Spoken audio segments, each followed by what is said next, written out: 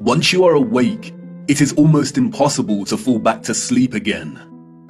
Once you discover that the Earth is not a spinning globe, but a flat and stationary plane with a firmament above it, everything changes. The trusted voices and satanic scientific priests who once shaped our reality and understanding of the world are no longer reliable. Our first-hand experience of the Earth as a stationary realm is at odds with their fabricated narrative of space and spinning planets. The scarring of our land and the barbaric mining of Earth's once majestic giant trees is at odds with the history books and geological narrative. And the awake are left wondering, what on earth happened? If they've lied about the Earth, space, and the destruction of our flat realm, then how can we trust the official, mainstream historical narrative? The historical narrative, like the heliocentric model, does not make sense. It doesn't add up. And all it takes is a closer examination, and their lies, which have governed our understanding of history and the world since our birth, begin to fall apart. Let's stir the mind with a few contemplations. We are told that the first true power tool was invented in 1895, when a German company combined an electric motor with a manual drill. The drill weighed 16.5 pounds and required multiple operators. It wasn't until 1957 that a company called Bosch began designing power tools in bulk that were both economical and powerful. So then how did our historical ancestors, a more primitive, underdeveloped people, design and build some of the structures we encounter? What about all the gigantic monolithic stones we encounter that have been cut with such precision? Ask yourself, could you repeat this today with the arsenal of equipment we have at our disposal? And what about the magnificent ancient stepwells of the East? Stepwells, we are told, were multi-storied wells built by our primitive ancestors as ways to preserve the water supply during droughts. But look at the intricacy and complexity of these structures. Look at the glory and the finesse. Look at the geometric precision. All dug out and crafted from using hand tools. Yeah, right. What about the gigantic canal networks we find all over the world? The Erie Canal in America was allegedly built between 1817 and 1825. There were no civil engineers in America at this time. The people responsible for planning construction were novices, we are told. The canal is 12 meters wide and 4 meters deep. The Erie Canal spans 363 miles. But this was not just a case of digging each day for the Irish immigrants and their oxen companions. They had to fell hundreds of trees as they passed through the virgin forest. They had to build complicated aqueducts and locks, and they had to pass through the Niagara Escarpment, an 80-foot high wall of hard limestone. They had to use black powder to blast through this, we are told, as dynamite had yet to be invented. The canal spans 363 miles and was constructed over an 8-year period. This means that on average, 1 mile was completed every 8 days. What a record, especially since those responsible were novices, and power tools and dynamite were yet to be invented. I can tell you now, the so-called early settlers of the Americas did not build these canal systems. And what of the grand and magnificent castles scattered across our realm? Did you know that most were designed and constructed without plumbing systems and methods to heat rooms properly? The royal and the elites of the past were content without having the accessible necessities of survival just as long as they could live within the grand and the glorious, while the peasants, in their modest abodes, enjoyed warmth throughout the long dark winters? I don't think so. And of course, there is the impossibility of the Great Giza Pyramid Complex. The pyramids, we are told, were constructed somewhere around 2500 BC.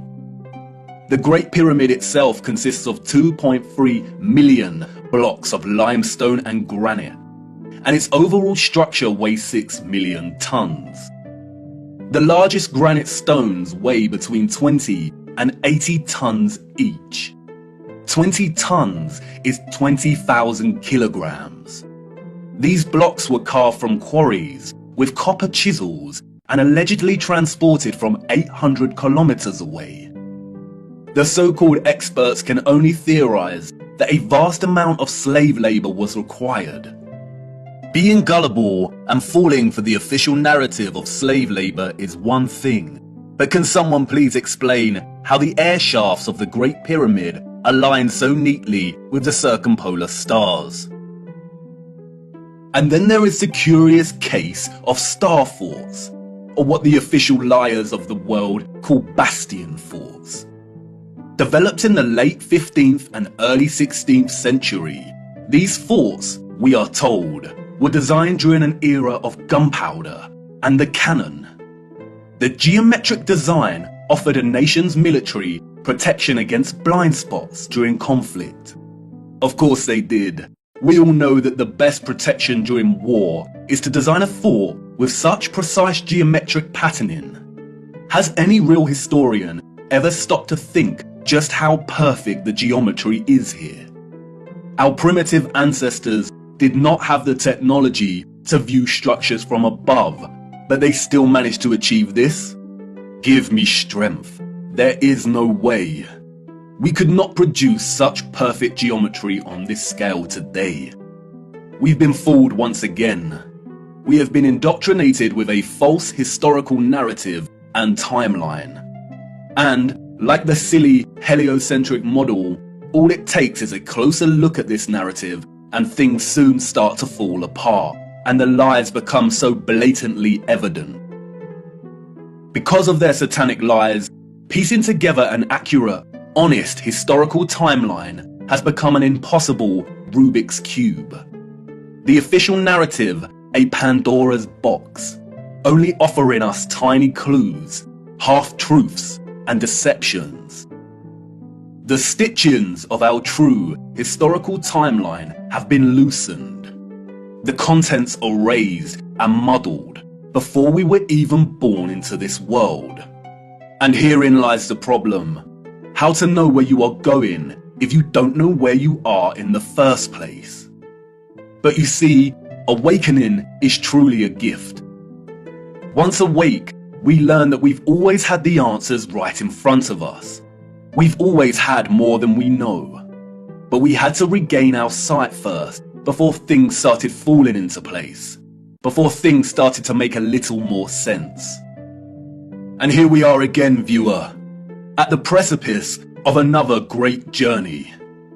What if I told you that before us there existed a civilization that was responsible for the most advanced technology ever developed, and that it was their understanding of the workings of our flat realm that was key to their innovation? And what if I told you that it is highly likely that our true history as a people only begun just over 200 years ago? Would you think of me as mad once again? Do I sound as preposterous as when I first told you that the earth is flat? Perhaps, and that's why I need to show you. What I hope to show you is one of the greatest cover-ups of all time. It is on par with the heliocentric lie in its enormity and the impact it has upon humanity. And, as I will try to show you, it is inextricable from the true nature of our flat realm Earth, and you cannot understand one without understanding the other. We cannot waste time, for we must journey in search of lost time. At its heart, this is a story about deception. It is also a story of endings and beginnings, of death and rebirth. And please bear with me. Due to the deceptions and falsities underpinning our historical narrative, this story cannot be told in a linear fashion. We need to go back and forth in time to really draw out something that brings us a little closer to the truth. It is also imperative to understand that, like much contemporary science, history as a discipline was corrupted a long time ago. At its most innocent, a lot of established historical narrative is guesswork. But at its worst, it is a set of lies agreed upon, as a so-called Napoleon put it so succinctly. We are going to be digging in the dark. No historian will be there to help us. We are alone in this journey. Our journey is a hunt for things buried in plain sight. And things may become a little uncomfortable at times, but it is necessary. We have been living a comfortable lie for far too long now. Come on, jump in and put your seatbelt on. For to understand our place in the world, we need to do the unthinkable. It's time for us to take a journey back to the future.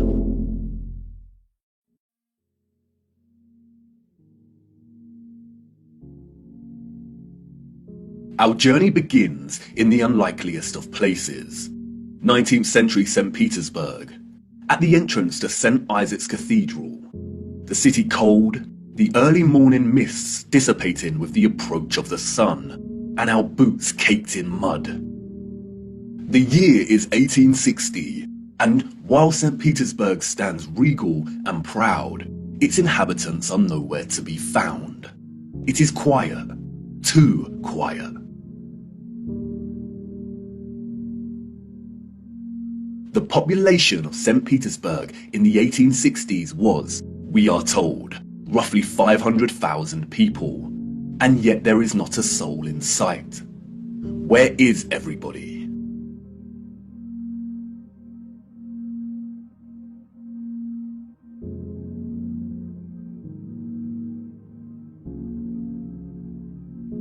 The long shadow of Alexander Column gives us a clue as to the time of the sun's journey above this region.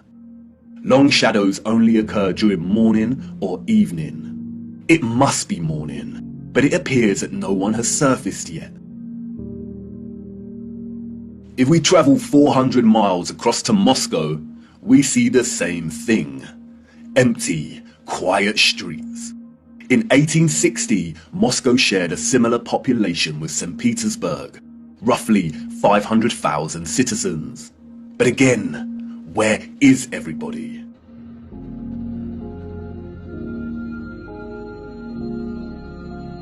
What about the rest of the world during this time period? Edinburgh, Scotland, 1840s.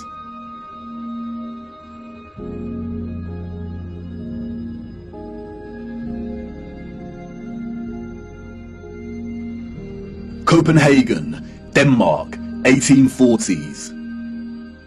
Dresden, Germany, 1860s. Rio in Brazil, 1860s. Toronto, Canada, 1860s.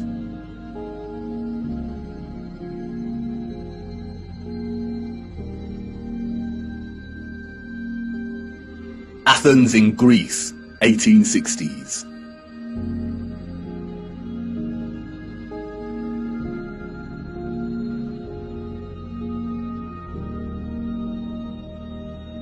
And then London, finally, people.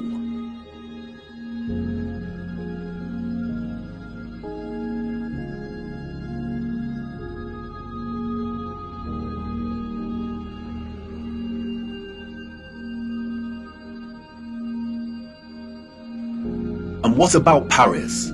People, life.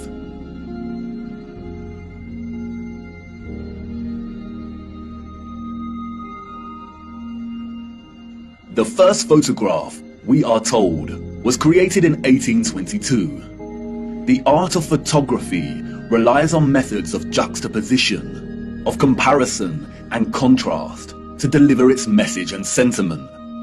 In these old photographs, we do not find the same deliberate techniques of juxtaposition that contemporary photographers craft into their art, but rather we find natural contrasts that are so important and central to navigating through our deceptive history. Contrast is a phenomenon, natural or artificial, in which meaning is generated and conveyed through the comparison of two opposing elements. When looking at 1860s Russia, there is an immediate contrast between the lack of population and the sheer size of these cities. Even in the 19th century, both Moscow and St. Petersburg are enormous. The infrastructure found in the photographs could hold a population well into the millions. Why are the cities so vast if the population was only 500,000 in each? Furthermore, the official narrative gives us a population that increases in a linear fashion from 1764. Many of the buildings we see here were built years before the photograph was taken. Did the Russians just plan well in advance? But it's when the population is introduced into these photographs that a new contrast emerges that is staggering. That is, between the people and the environment itself. It may be the reduced population numbers, or it may be the monochromatic starkness of the black and white images, but they present to us something that we've lived amongst our entire lives and never paid any mind to. That is, the enormity and impossibility of the architecture. As we engage with the industry and act of tourism, we journey from place to place and observe, taking it all in, learning, hearing, and being told what we are looking at and how it came to be. And standing in front of a structure like the Arc de Triomphe in Paris, we might even exclaim, "Wow, how did they do this?" But the moment, inextricably wrapped up in the busyness of the scene, perhaps prevents us from really asking that question with sincerity.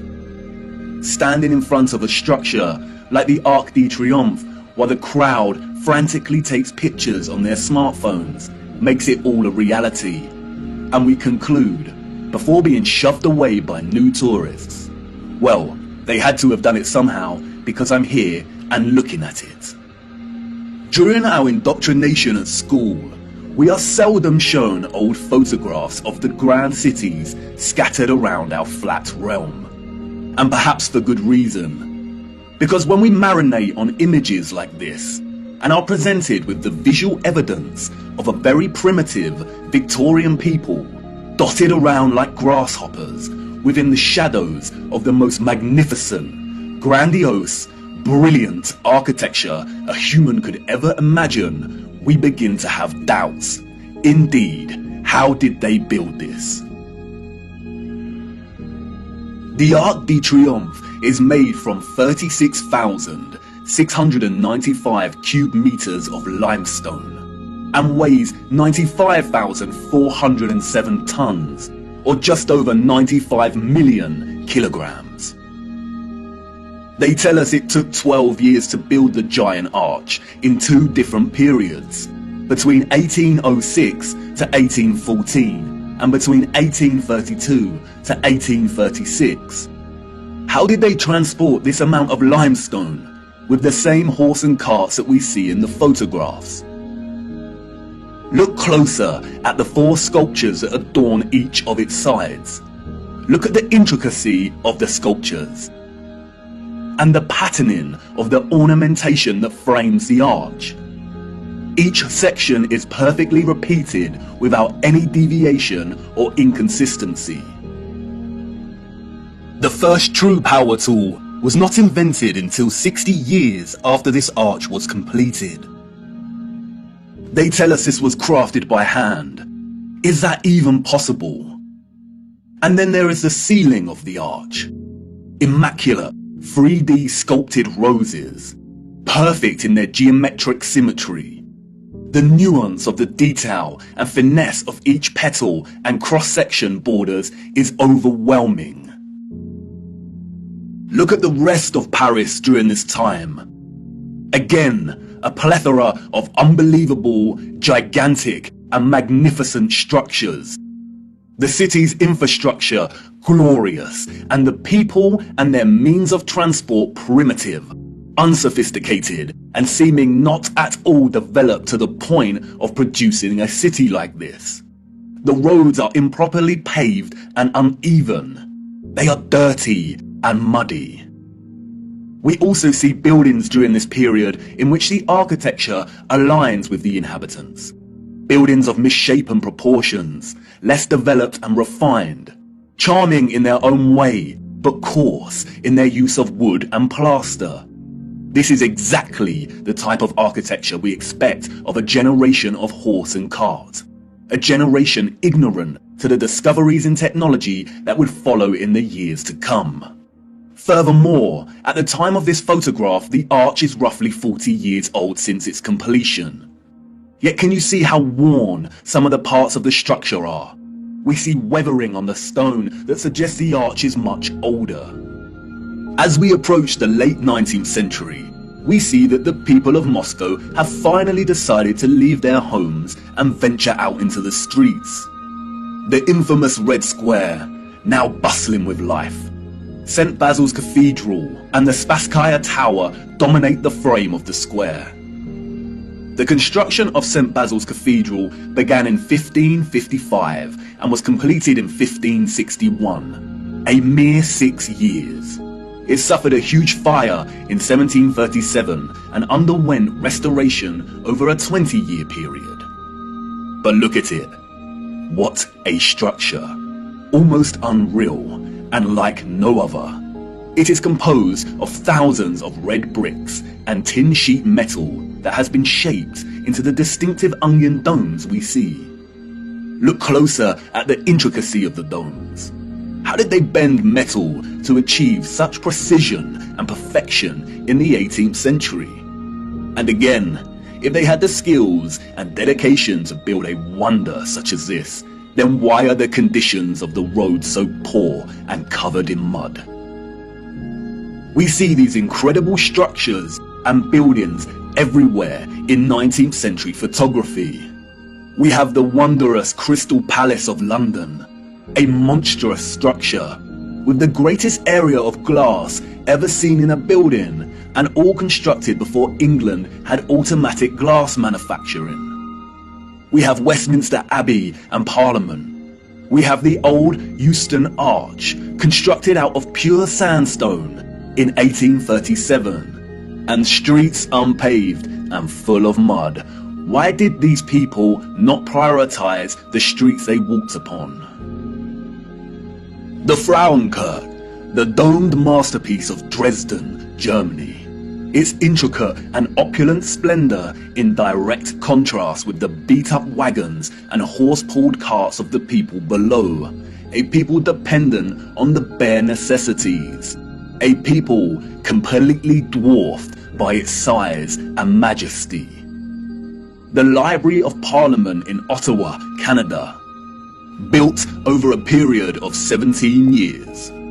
The first major settlers arrived in 1800, and at the time of construction, the city's population was under 20,000. Would a grand, glorious library really be a priority for settlers? Why does the building look like it's been cropped out of Europe and pasted into Canada?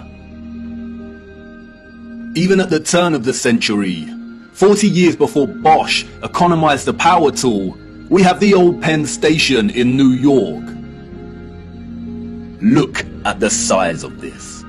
Completely mind-blowing proportions. As we can see here in the photograph, each octagonal, sculpted pattern on the arched dome ceiling is larger than one individual human. Look at the gigantic columns and detailed acanthus sleeves decorating the tops of each pillar. They tell us this station took 6 years to build. 6 whole years. Yeah, right. Why are we so gullible?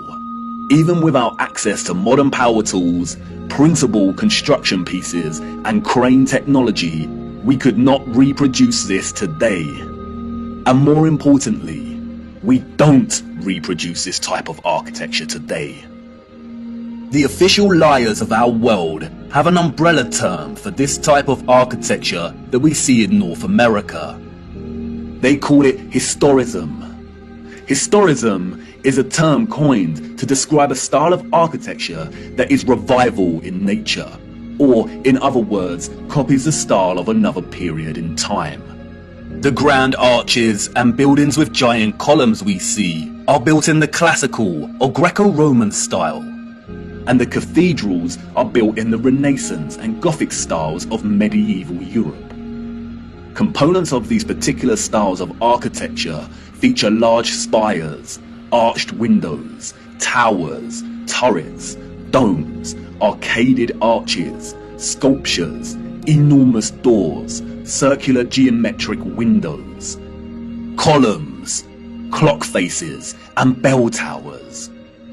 Traces of this impossible architecture are literally found everywhere, in every city and across our world today.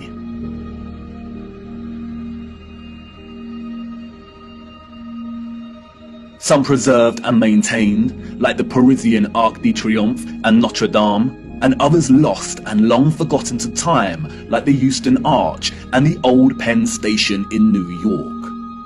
We as a people travel miles to take our own photographs of these wonders. But the photographers of the 19th century gift us with something they would never have expected to give a future generation: perspective. We see a primitive people against a backdrop of clearly advanced architectural infrastructure. The official historians of the world tell us tales of Darwinian evolution and progression between time periods. The people that came after were always more advanced in their ways, refining and redefining the methods of the generation that came before. If the height of innovation and industry during the 19th century was still the horse and car as a means of travel, then, as these photographs tell us, this style of architecture was just as impossible for those living in the centuries before it.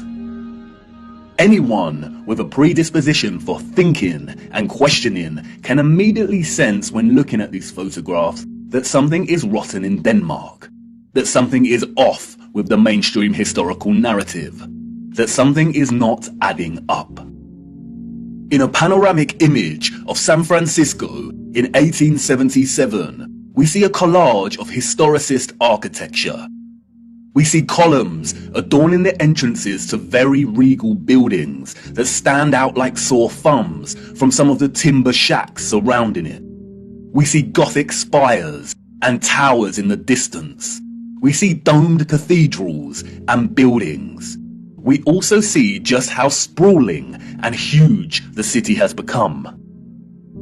In 1846, there were under 500 Mormon settlers living on the area of land in which we now call San Francisco.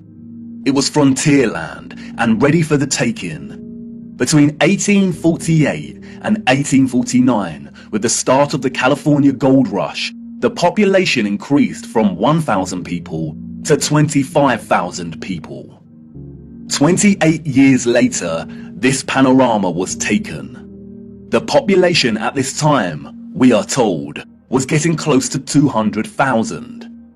Who in their right mind would believe this story? Does this look like a city of 200,000 people?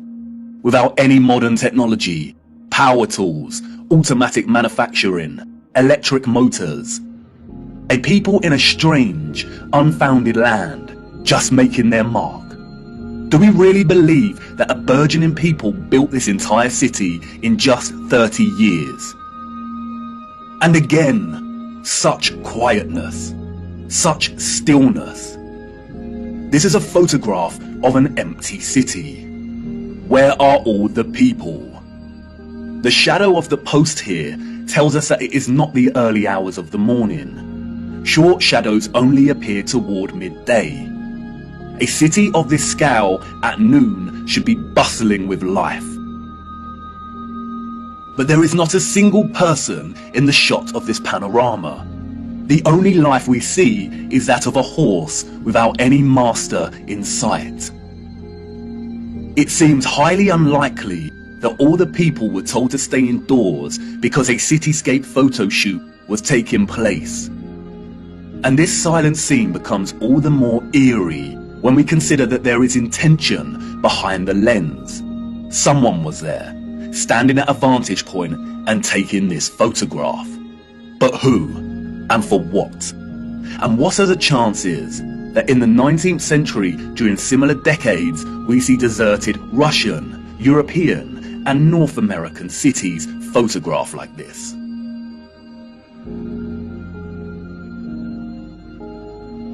And then only a few years later, we find the same locations bustling with people.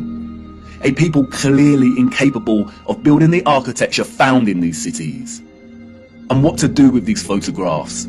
If we accept the narrative and these strange anomalies, then we stop here and get back to our busy lives. But the narrative we've received is not the truth. And we shouldn't accept any narrative, no matter how official and certified it is, unless it makes sense. The people we see in these photographs and their early ancestors could not have built the magnificent architecture we see. It is an impossibility. Come on, jump in. We must venture further into these cities and look a little closer. There must be some clues waiting to be uncovered that helps us understand why these cities are empty. Wait, what's that you say? You want to wipe the mud from your boots first? Do not bother, it's a waste of time. Come on, jump in and let's go. For it is the mud that offers us some small clues as to what could have occurred during this time period.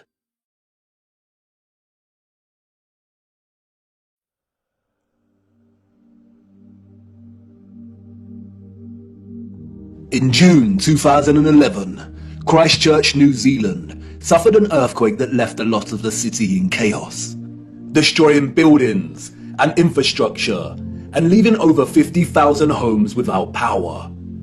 As a result, there were collapsed houses, ruptured water mains, flooding, and fires due to disrupted electrical lines. Due to the strong ground motions and intense shaking, part of the city experienced a strange phenomenon known as soil liquefaction. Sand boils emerged from asphalt roads, toppling and sinking cars, and causing boulders to fall from hills, resulting in more home damage. Soil liquefaction occurs when saturated soil loses its strength and stiffness in response to an applied stress, such as shaking, or other sudden changes, such as a strong explosion. Loose, saturated soil or sand has a tendency to compress when a load is applied. But in the event of a stress, such as shaking or an explosion, we see the opposite. The soil tends to dilute, and the result is treacherous quicksand or quick clay. The land turns to liquid, causing structures of heavy mass, such as buildings, infrastructure, and cars to start sinking, topple over, or collapse. It can also affect dams and bridges. Turbidity currents can also form huge landslides that are impossible to stop. In the worst case scenario, entire cities may be destroyed. As you can see, liquefaction can move entire areas of land. The mud can rise dramatically and rapidly, and its destructive force is unstoppable. It is a well-documented phenomenon. The 1964 earthquake in Nagata, Japan caused liquefaction, and we can see the effects very clearly in these photos. The same here with the 1964 Alaska earthquake. Buildings toppling, cars sinking, infrastructure collapsing. Once the stress has subsided, the soil begins to solidify once again, and we can see the aftermath. Uneven, muddy streets remain where there was once road paving. Returning to photographs of 19th century cities, we see a similar situation here. The roads are unrefined and full of mud. We see unsophisticated, uneven, coarse, and muddy roads everywhere against a backdrop of refined, sophisticated, and magnificent architecture. Could these cities have suffered the similar fate of soil liquefaction that we see in more recent times? Perhaps. But unfortunately, muddy roads is not enough evidence to base any conclusions on, is it? Children ask the most vital of questions, and adults, in their foggy stupor, usually provide the most unsatisfactory answers. often regurgitating learned nonsensical information that leave the child's imagination unfulfilled. Squelching along these muddy 19th century roads, observing their surroundings, a child may ask, why did they build the windows so low to the ground? And what an excellent question. Yes, why indeed did they build windows on ground level? For you see, the people we see in these photographs, sadly, did not build this architecture. And maybe some of them, at some point in their busy day-to-day life, ask the exact same question. We see it everywhere. Windows at ground level.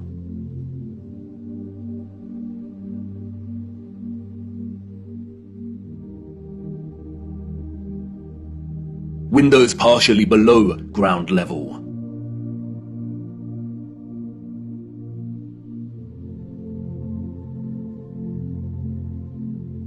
First floor entrances raised from the ground level.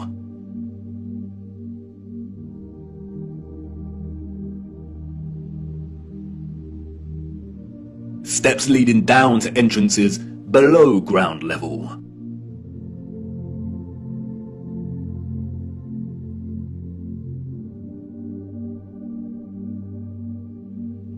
We can find this in almost every major city across our realm, in both old photographs and when we walk in the streets today.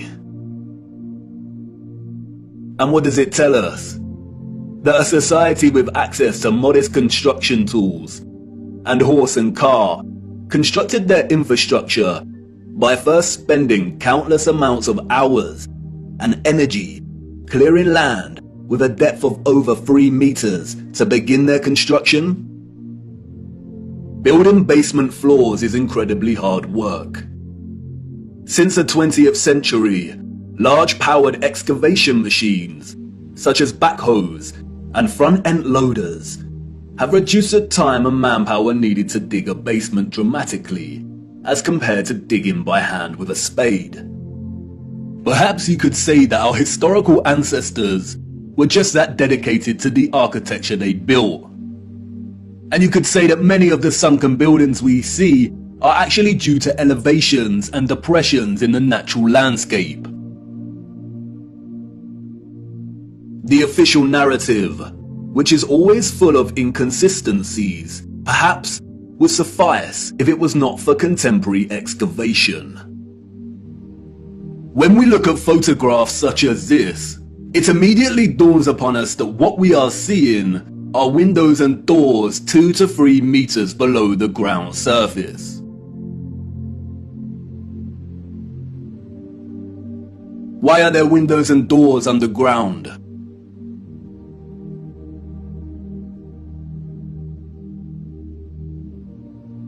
What is this that we see in our cities? Natural soil accumulation over time? Geologists have never been able to ascribe a consistent value to worldwide natural topsoil accumulation, because it is impossible. Some regions of our realm experience consistent topsoil accumulation, whereas other regions actually experience consistent erosion. Many historians and archaeologists have noted that many cities over the centuries have been destroyed through war and natural phenomena such as earthquakes, volcanic ash, and flooding.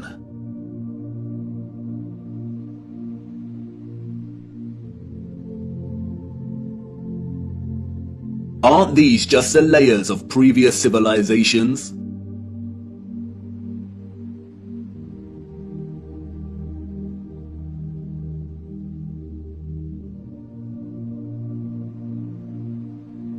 No, they are not. We see over and over again whole floors of buildings consistent with the architecture existing above the layer of ground.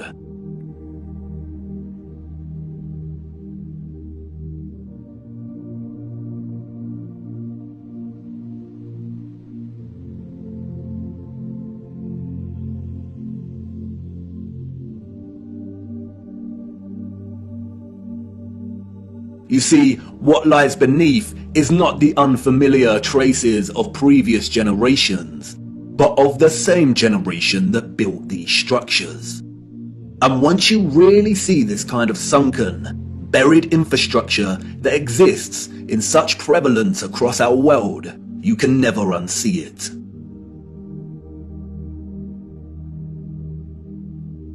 We see that the foundations of old churches are actually the original first floors, with consistent entrances and windows.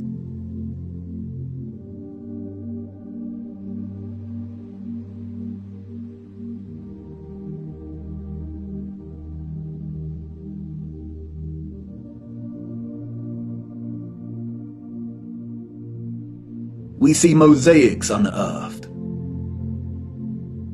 We see pillars, columns and arches that were originally much larger, and it was the layer of soil that reduced their size, as if they weren't big enough to begin with.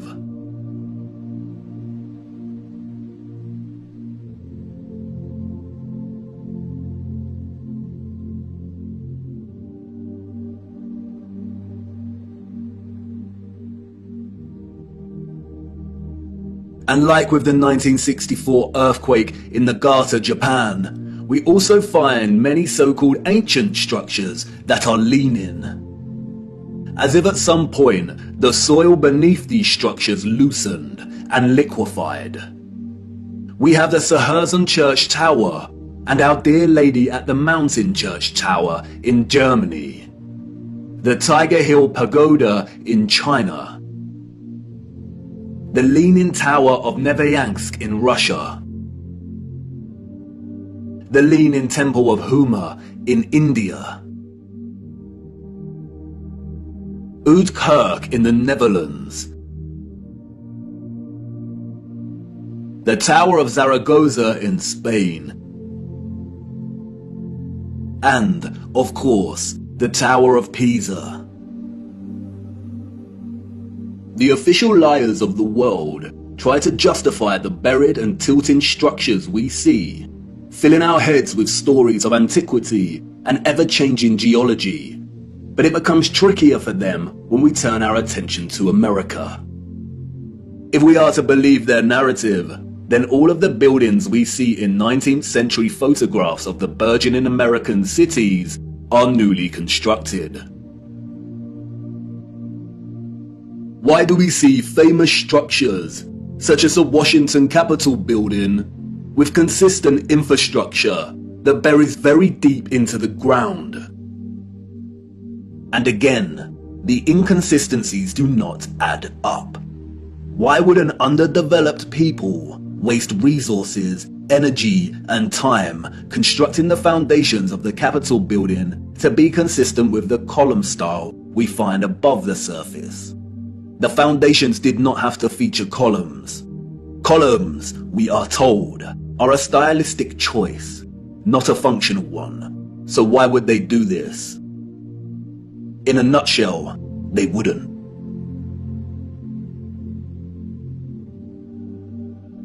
We see images that suggest that the people of the 19th century were actually concerned with moving a lot of the vast amount of mud we see, leveling the ground and excavating existing structures.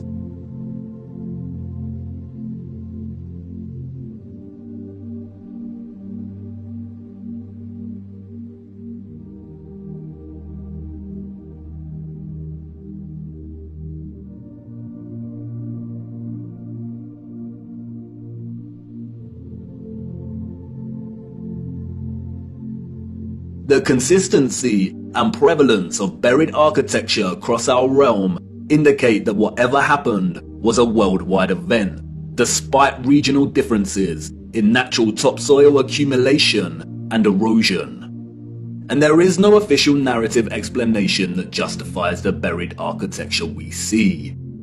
No explanation provided to justify the amount of mud we see in 19th century photographs of our cities. On the roads, mud piles from clearing, the roads uneven, the land ravaged, but the architecture grand, perfect, and intact. applauded by literary scholars for his use of fog as an opening simile and metaphor to paint a portrait of London as a corrupted hub amidst burgeoning industrialization.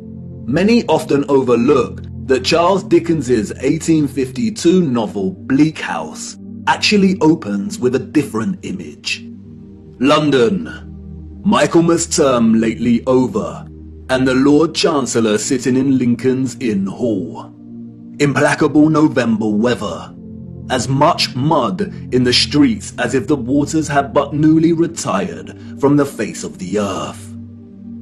Liquefaction caused havoc across Christchurch and the Garter. But these were isolated earthquake events, and only portions of each city were affected. It is not possible for there to have been huge, simultaneous earthquakes around the world during a similar period. Or is it? Even Wikipedia tells us that liquefaction can occur naturally or artificially, from an earthquake or other sudden change in stress condition. Even if this was the case, we do not see the same structural damage to the buildings in the 19th century like we do in cases such as Christchurch and the Garter. Most of the buried architecture we see is intact. It has either sunken or the ground level has been raised at least 3 meters, sometimes in a uniform manner, and other times partially buried in rolling mud hills, as if there were huge landslides. The strange case of the buried architecture provides the following conclusions: that what lies beneath are not the remains of previous civilizations. More often than not, the buried structures are consistent with the architecture we see above ground, that the structures are much larger than originally suspected, and therefore they are even more of a construction impossibility for a Victorian generation of horse and car, and those existing before them. That natural topsoil accumulation and soil liquefaction are not satisfactory explanations for what we see here. Whatever took place had to be something much larger and widespread, such as a natural or artificial earthly cataclysm of sorts. As many of the photographs show, many citizens of the 1800s were responsible for moving much of the mud, leveling the ground, and excavating buildings, which suggests that whatever happened had happened very recently in their past. The complete absence of a reasonable, mainstream justification for the buried architecture we see suggests that the controllers of our realm are deliberately trying to hide whatever happened. And what of the deserted cities we see in the earlier photographs? If these cities were truly empty, then we must ask why. We must also ask how all the people got there in the end. In the space of 30 or so years, we see a city go from barren to bustling. Interestingly, it is Charles Dickens and 19th century literature more generally that offers some clues. 2 central themes run throughout 19th century Victorian literature: that of marriage and female chastity, and that of orphans and adoption. Many of the fictional characters we've come to love over the years are orphans. We have Oliver Twist and Pip from Great Expectations. We have little orphan Jane Eyre and Heathcliff from Wuthering Heights. We have Mowgli from The Jungle Book, Cosette from Les Miserables. We have Heidi, Rapunzel, Peter Pan, Snow White. We have Tom Sawyer and Huckleberry Finn and Anne of Green Gables. And these books were of their time, as far as orphan prevalence goes. The only issue is that these novels romanticize the orphan as a figure dislocated from society by default, and therefore pave their life's path as one of unforeseen opportunity. This was not reality. The theme of marriage and chastity that we find in so many 19th century literary works, such as those by Jane Austen, the Brontes, George Eliot, Dickens, Thomas Hardy, Leo Tolstoy, Victor Hugo, and more, was nothing more than carefully disguised, well-written propaganda. with the sole purpose to solidify and justify a social value framework that would separate children from their mothers. Children born outside of marriage or wedlock were regarded as illegitimate, meaning they did not have a legal status. Illegitimate children was a serious stigma throughout the 19th century. The majority of employers would not hire women with an illegitimate child. Many unwed mothers with illegitimate children ended up without a home, in poor health, starving, exhausted. Their only place of refuge would be the workhouse, where they would carry out the most unpleasant duties.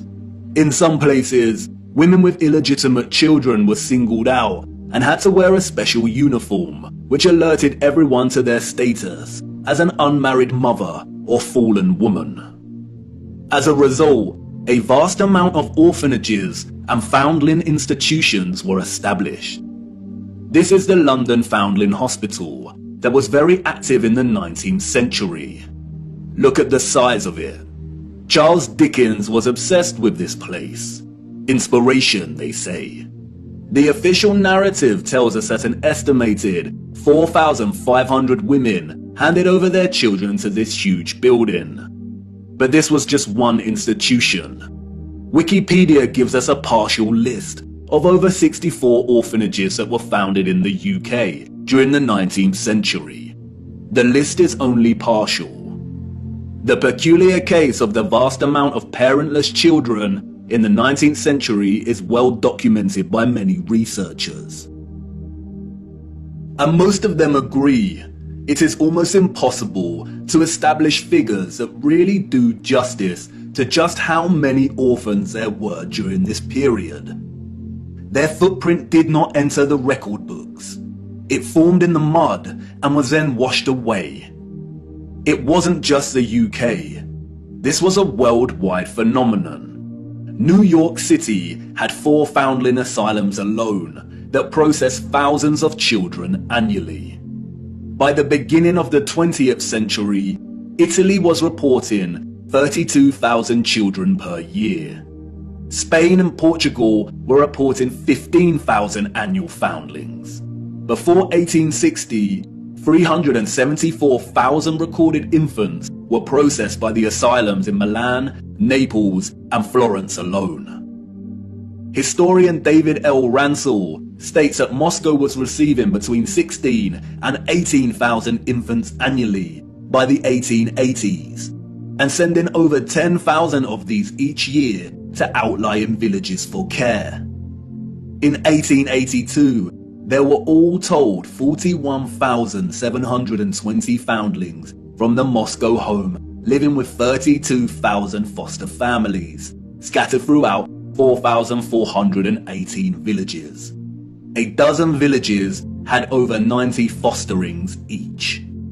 One thing that is often overlooked is that there were a series of laws passed in the 1800s, making it almost impossible for unwed mothers to keep their babies.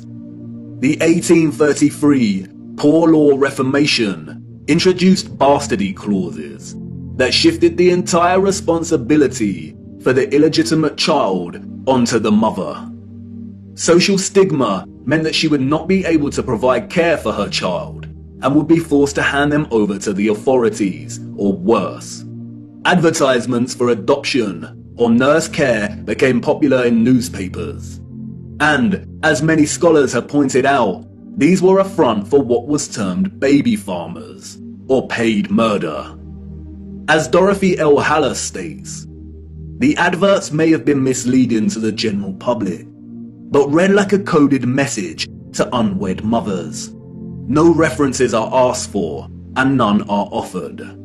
The sum of 15 shillings a week to keep an infant or a sickly child was inadequate, and a sickly child and an infant under 2 months were the least likely to survive, and the cheapest to bury. Infants were taken, no questions asked, and it was understood that for £12 no questions were expected to be asked. The transaction between the mother and the baby farmer usually took place in a public place, on public transportation, or through a second party.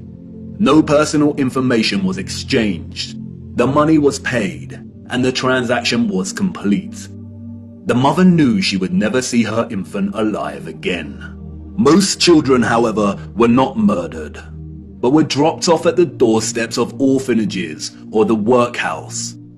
All children taken into these institutions were given entirely new identities. They were provided for with shelter, food, and clothing temporarily, and then sent off to workhouses or another location.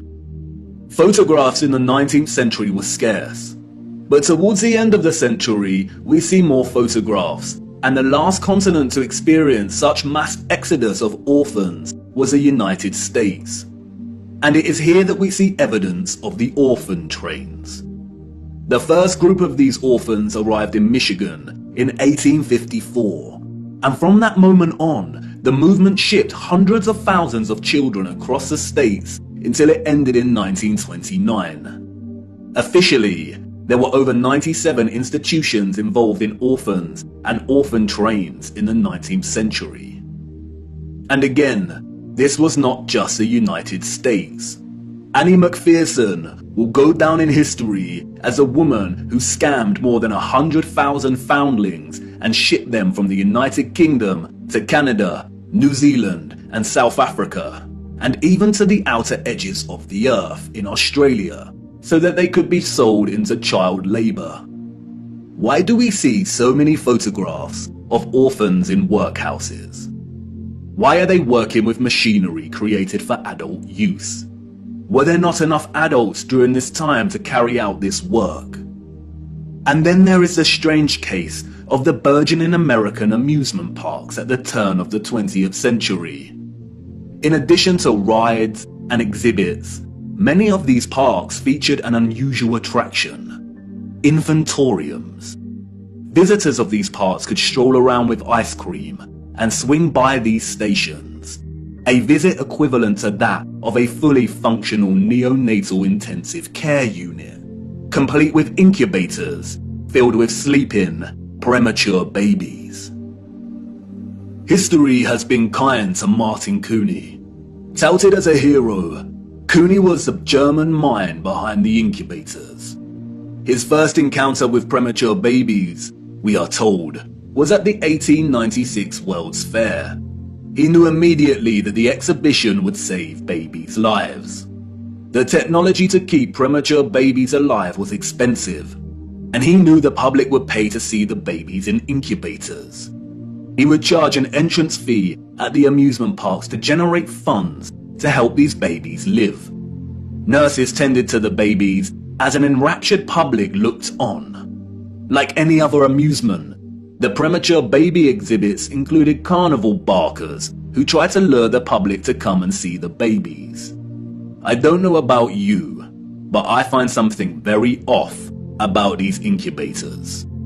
Advertised as featuring living babies, a lot of the fairs where Cooney showed his babies also featured eugenics exhibitions. Eugenics is a field of corrupted pseudoscience that endorses selective breeding to improve the genetic quality of the human population. Eugenics was inspired by Darwinism and was a driving ideology that fueled the Nazis. Why are people paying to see living babies, as if they had never seen a living infant before? Did people of the time not have their own babies? And where are these infants' parents? How did they have the technology in the 19th century to keep premature babies alive in such a way? Or is something off, once again, with the official narrative? There were 80,000 premature babies who were treated in these amusement park incubators. 80,000. The hundreds of thousands of orphans in the 19th century are just barely believable. Were women really that carefree? Did America even have the population numbers to justify 80,000 premature babies? We are not talking orphans here, but infants born prematurely. The narrative is not convincing or realistically fathomable. Where did these babies come from? More troubling is Cooney's background. As many historians have pointed out, he had no medical degree or training. His story is a very similar one of unconvincing philanthropy that we find surrounding some of our contemporary figures today that also do not have medical degrees. And then there is Marie Dressler, a Canadian silent film and Depression-era movie star. She adopted one of these incubator babies. Celebrities and adoption. The official narrative conveniently leaves this out of her story and tells us that she may have had a daughter who died as a small child. But the photographs suggest otherwise. Did she adopt her incubator baby at one of these fairs? Were the fairs a front for illicit adoption of premature babies?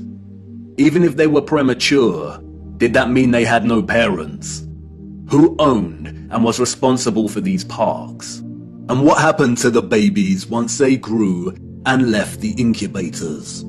If something feels eerily wrong about the entire narrative surrounding these parks and orphans, it's because we are not being told the truth. Why were there hundreds of thousands of parentless children in the 19th century? Where did they come from? They were relocated all over the world. Europe, America, Russia, Australia, Canada. Why? Especially when most still had a living parent. If pregnancy out of wedlock was such a social stigma that resulted in such trauma, why would so many people put themselves in that position in the first place? Did the government really care about social morality enough to pass laws? And all the effort to build and maintain orphanages and orphan relocation networks, would this not burden governmental finances and administration systems? It certainly would have. But you see, there was a greater purpose behind the government's worldwide agenda: repopulation. The social narrative of chastity was nothing more than propaganda and justification for stealing children. The reason we see empty cities in the early 19th century is because they were in fact empty, void of population. And the reason they are bustling 30 years later is because orphans were shipped into these cities to repopulate them. You see, in the early 19th century, there was a worldwide reset of sorts through depopulation and then repopulation. The people we see in these photographs did not build this architecture. They inherited it, along with a lot of mud. Not only did they inherit it without a clue as to what it actually was and who it belonged to, but they were unknowingly complicit in repurposing pretty much all of these structures. I know, none of this is making much sense at the minute. You are probably wondering why on earth these cities were empty and full of mud. What happened that meant governments needed to repopulate the earth? And I know what you're thinking. This is all very intriguing, but what does this have to do with flat earth? You want to know more about the firmament, the sun and moon, and our stationary plane. Do not worry. Everything will become clearer as we continue our journey. The prevalent evidence of buried infrastructure, coupled with deserted cities and a burgeoning industry of orphans, is just a start. These are all necessary clues, hinting at some kind of cataclysm, but the real story hasn't truly begun yet. The stage had to be set first, and now it is ready. And even if you cannot see it yet, I know you feel it, viewer. The deserted cities, the buried architecture, and orphans all signal a looming darkness.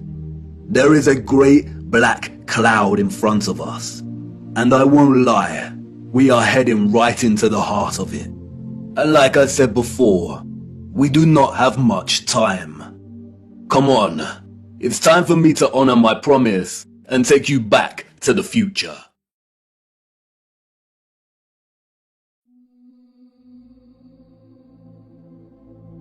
Water, an inorganic, transparent and odorless chemical substance that covers 70% of the known Earth's surface. It is the driving life force behind the carbon-based organisms that flourish on our Earth.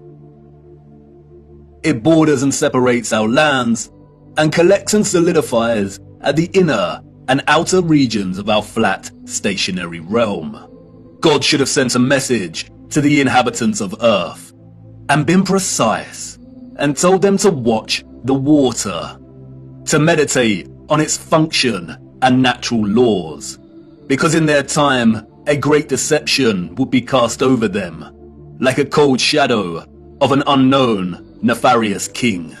And maybe God did send this message in the form of a flood, but its truth was mythologized and buried, and the lie propagated in spite of it. Resting water does not curve and convex. The natural laws of a resting body of water insist that it takes the exact shape of the container it fills, and always finds and maintains a flat level. Resting water always rests flat, and watching the water when we sit at vantage points, when journeying above in planes, and before we take a sip from our drink, we must remember to never forget this law. Most of us instinctively understand the laws of water, and yet many continue their day-to-day willfully participating in the nonsensical, heliocentric hoax.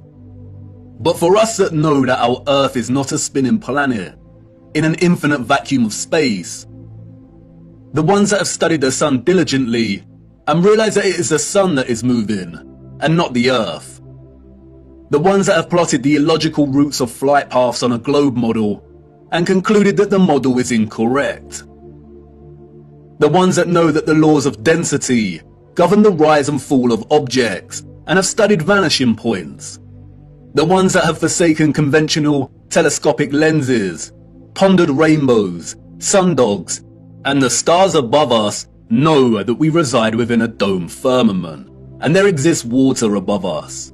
And the ones that understand that our entire enclosed Earth system is governed by electromagnetism, frequency, and vibration that emanates from a central magnetic North Pole. We are the ones that scratch our heads and wonder how on earth we got in this heliocentric mess in the first place. And if meditating on the stars in the water beyond our firmament long enough, and on the electromagnetism, frequencies and vibrations that make them twinkle through so many shades of vibrant colors and geometric patterns, one might perhaps, just perhaps, ask, is there something more to electromagnetism? Something that has been missed or overlooked? Something untold or hidden? Electromagnetism is a fundamental force of Earth.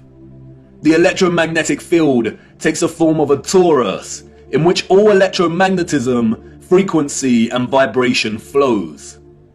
A toroid is a revolving surface that takes the shape of a donut. Toroidal inductors and transformers are central to generating electric energy. There are many ways in which electromagnetism can be produced. We've looked at some before. We know that a magnetic field can produce electricity, and that electricity can produce a magnetic field. It works both ways. Magnetism and electricity are inextricable. It is a dance of polarity. Electric charges either repel or attract each other. Magnetic poles attract or repel one another. For every North Pole, there is a corresponding South Pole. An electric current passing inside a wire creates a corresponding magnetic field outside of the wire. And an electric current is created in a loop of wire when it is moved toward or away from a magnetic field. Horseshoe magnets are powerful permanent magnets. Due to their shape, in which both magnetic poles are close together, a powerful, strong magnetic field is produced. The horseshoe magnet can also function as an electromagnet. The first ever electromagnet was invented in 1824, we are told, and was in the form of a horseshoe magnet. Its power was evident from the beginning. It weighed only 200 grams, but could lift 4 kilograms of iron. The key to the horseshoe magnet's power is the placement of its poles. You can see the magnetic field here, represented by the vector lines.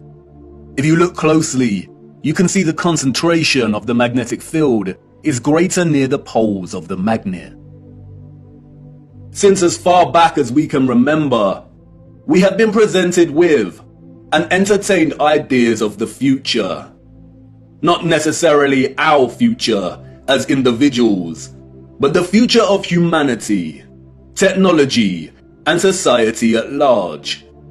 Whether it is in the form of Hollywood movies, you know the ones, the action films, the science fiction sagas, and the animated kind, or literature, music, and art exhibitions. In these, we see our technology taken to its limits. Crafts fly, computers live, robots help out, holographic screens decorate every room. Cities continue to grow upward into dominating skylines. Some can teleport, and space travel is now possible and the accepted norm. Outside of fiction, we also have sobering documentaries telling us where we are heading, usually featuring narration by an old man, lamenting the unstoppable path we are on. It's all very serious. We are destroying our planet, the only one we have. And we have political parties, non-governmental organizations, and the trusted voices and scientific, award-winning geniuses sharing similar messages. And really, when you look closer at both the fiction and the alleged facts, they all share the same underlying premise and principles. We are becoming so technologically advanced that the planet we reside on is no longer enough, or can no longer sustain our activity. The advanced artificial intelligence systems, the flying crafts, the breakthroughs in cloning and medical beds mean that the natural world has suffered as a consequence. And depending on the type of genre you are entertaining, the solution is either 1. For humanity to perish as a result, perhaps destroyed by the very artificial intelligence systems it created in the first place, or perhaps by a natural, lung-choking virus that has mutated and is sweeping the earth to restore natural balance. Or 2. For humans to say goodbye to their lonely little blue ball and head off into space in search of a new home. But you see, there is no globular planet, and there is no space, and therefore all visions of the future are purely fictional, and not particularly innocent. What we don't see emphasized in these visions of the future, however, is the potential of electromagnetism to transform all human life, technology, and society. Which is strange when you consider that all life, and the Earth itself, is impossible without electromagnetism. Why wouldn't visionaries want to explore this in more detail? Could it be that they are not allowed to? Could it be that they are afraid of something? Afraid of us connecting one too many dots, perhaps? And again, horseshoe magnets can act as powerful electromagnets. If a civilization was to advance technologically through the use of electromagnetism, then the horseshoe magnet would certainly have a tremendous role to play in that development. Yes, it certainly would. And it certainly did. The horseshoe magnet. The Arc de Triomphe. Yes, one of the most powerful electromagnets ever constructed.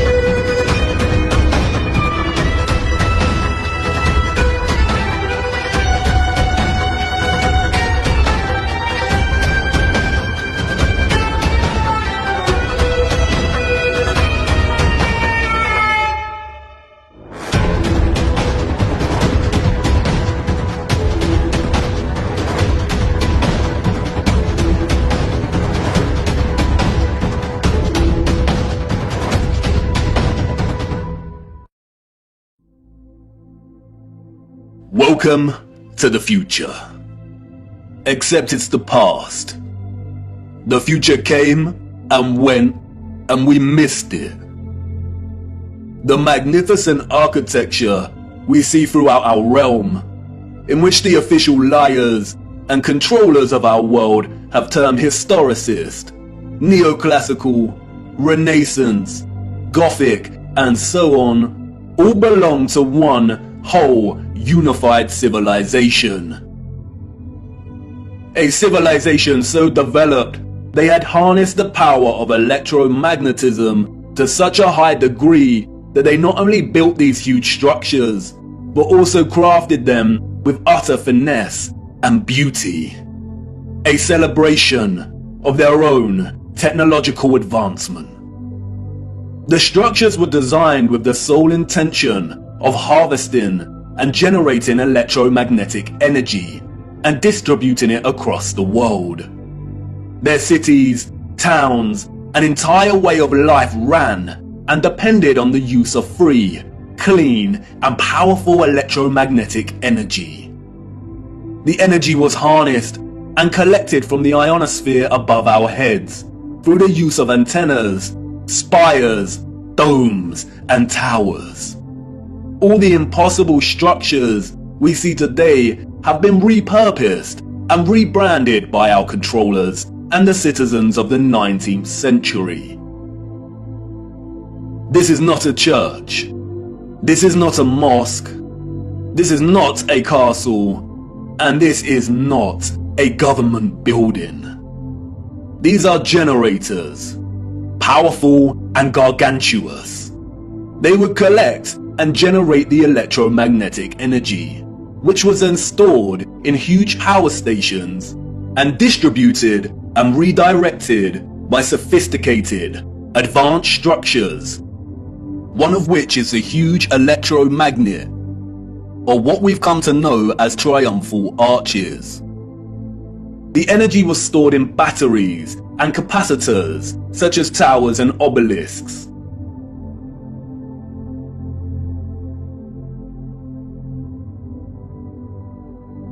All cities were constructed across our realm in the form of one big, interconnected power grid, much like a huge computer motherboard.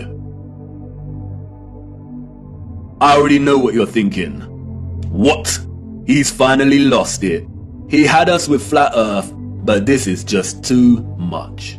I know. The backup programming is kicking in. But before you turn away to leave and cast aside your muddy boots, let me show you how it worked. As you know, we live on a flat stationary plane. At the center is a source of magnetism at the North Pole, and directly above this is Polaris, fixed at the central and highest point of a wondrous crystalline dome firmament. Beneath the firmament, different layers of atmosphere exist at different heights.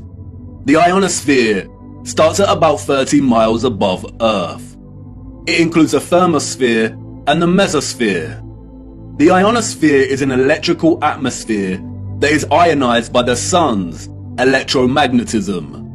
It also forms the inner edge of the magnetosphere. I know, a lot of big words and abstract concepts, but you are familiar with this process and have been witness to it every day for the entirety of your lives.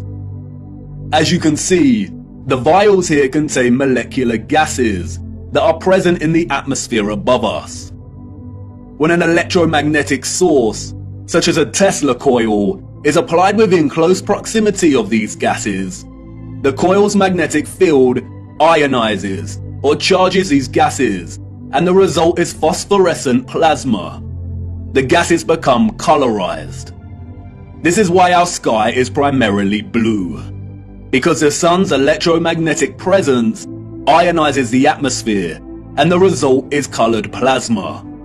When the sun is entering or exiting our region, or what the liars of the world call sunrise and sunset, we see a variety of color gradients due to its distance from the ionosphere above us. When the sun is no longer journeying above our region, the sky loses its color and we can see the stars in the firmament beyond. Although the official scientists designate the ionosphere as an atmospheric layer, it is actually an ethereal layer. Ether is the fabric or element that carries electromagnetism. It connects everything in our realm. It is the fabric that makes the sun and moon and their concentric journey above our disk possible in the first place. Ether is the mysterious fifth element. It connects everything electromagnetically through vibrational energy. It is the glue, the web, the driving force behind absolutely everything. The four other elements, air, fire, water, and earth, only exist because of the ether. They are expressions of ether's vibrations. Cymatics is a good example of ether's presence. The frequencies fed through the Chladni plate make the sand or salt form precise and complex geometric shapes. The higher the frequency, the more complex the geometric pattern. But what is the conduit that takes the frequency's vibrations and allows the sand to take such shape? That is the ether at work. That's why we see fruits and vegetables that closely resemble cymatic patterns. It is the ether at work. All matter is ethereal, and the shape and form of that matter are different expressions of the ether, determined by frequency and vibration. Ether is the bridge between electromagnetic frequency and vibrational energy and the form of matter itself. You could call it the Holy Spirit of God. The historical and scientific discourse of ether is a deliberately manipulated one. The enemy introduced the truth only to discredit and subsequently bury it. Some of the alleged figures of the past have written on ether. The so-called Aristotle called it the fifth element. James Clerk Maxwell, the so-called father of electromagnetism, spoke of the ether, stating, "In several parts of this treatise, an attempt has been made to explain electromagnetic phenomena by means of mechanical action, transmitted from one body to another by means of a medium occupying the space between them. The undulatory theory of light also assumes the existence of a medium. We have now to show that the properties of the electromagnetic medium are identical with those of the luminiferous medium. The medium he refers to here is the ether." Albert Einstein and others successfully solidified the heliocentric model through fraudulent schools of scientific thought. But even Einstein could not deny the presence of ether. According to the general theory of relativity, space is endowed with physical qualities. In this sense, therefore, there exists an ether. According to the general theory of relativity, space without ether is unthinkable. For in such space there would not only be no propagation of light, but also no possibility of existence for the standards of space and time, measuring rods and clocks, nor therefore any space-time intervals in the physical sense. Even contemporary scientists, under the spell of heliocentrism, admit it is nonsensical to deny ether's existence. Today, the vacuum is recognized as a rich physical medium. A general theory of the vacuum is thus a theory of everything. a universal theory. It would be appropriate to call the vacuum ether once again. Returning to the ethereal ionosphere. As I said, this layer of ether above our heads is a constant sea of electromagnetism, and is responsible for the colored plasma above that we call the sky. The source of its electromagnetism is the sun. It is because of this ionized layer that we get ionospheric lightning in the form of sprites, which in turn influence the thunderstorms below. An ion is a particle, atom, or molecule with a net electrical charge. Electricity is a continuous flow of ions. The electrolytes in our body are ionized. Everything is connected by electromagnetism and the ether. Our highly developed and sophisticated historical ancestors not only understood the workings of the ionosphere and the ether, but they had developed methods to masterfully harvest it as a fuel to power the entire Earth. And while the exact process by which they were able to extract the ether is deliberately hidden from us and remains unknown, the structural remains that humanity has since repurposed and reused as architecture offer us many clues as to how it all worked. The evidence is everywhere for those with eyes to see. And once you see it, it becomes so glaringly obvious that you'll kick yourself for never noticing in the first place. The matter is very complex, and it will take time to really flesh out. So for now, let's have a closer look at some of these structures, and I will introduce some basic concepts. As we continue our journey, we will explore everything in more detail. We see them everywhere. On top of all these magnificent structures, towers, spires, and pinnacles that rise into piercing antennas. It was through these complex antennas that the ether was harvested. You see, after the Great Reset of the 1800s, the enemy fractured the old world's unified understanding of God and created multiple religions to try and hide God and justify the existence of such grand and beautiful technological structures. And I know this may trigger some people, but stay with me, I will not let you down. But for now, it is critical to understand that a lot of the religious icons that adorn and make up these antennas were never indicators of different religions in the old world, nor were they intended to be.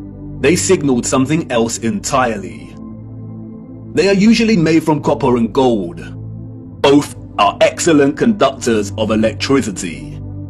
In many of the structures we call cathedrals, the symmetrical spikes on the pinnacles worked in a similar fashion, extracting ether from the ionosphere. Once harvested, the energy would inevitably have been drawn down into the top larger portion of these domed structures. When examining many of the interiors of these domes, we come to realize that they rely heavily on symmetrical ornamentation. This is achieved by indentation or cavities in the masonry. In the world of electromagnetism, a cavity resonator works through symmetry to produce oscillation or vibration of energetic particles. Symmetrical shapes force energetic particles, or ions, to vibrate in a constant manner. Is this why we see perfect symmetrical ornamentation within the ceiling of many domed structures? It no doubt sounds absurd, but the majority of these structures also feature a smaller type of cavity resonator, or what is more appropriately termed cavity magnetrons, that offer some clarity as to the real function of these structures. A cavity magnetron is a high-powered vacuum tube that generates microwaves using the interaction of a stream of ions with a magnetic field while in the cavity resonator. A magnetron operates through a hollowed, symmetrical vacuum.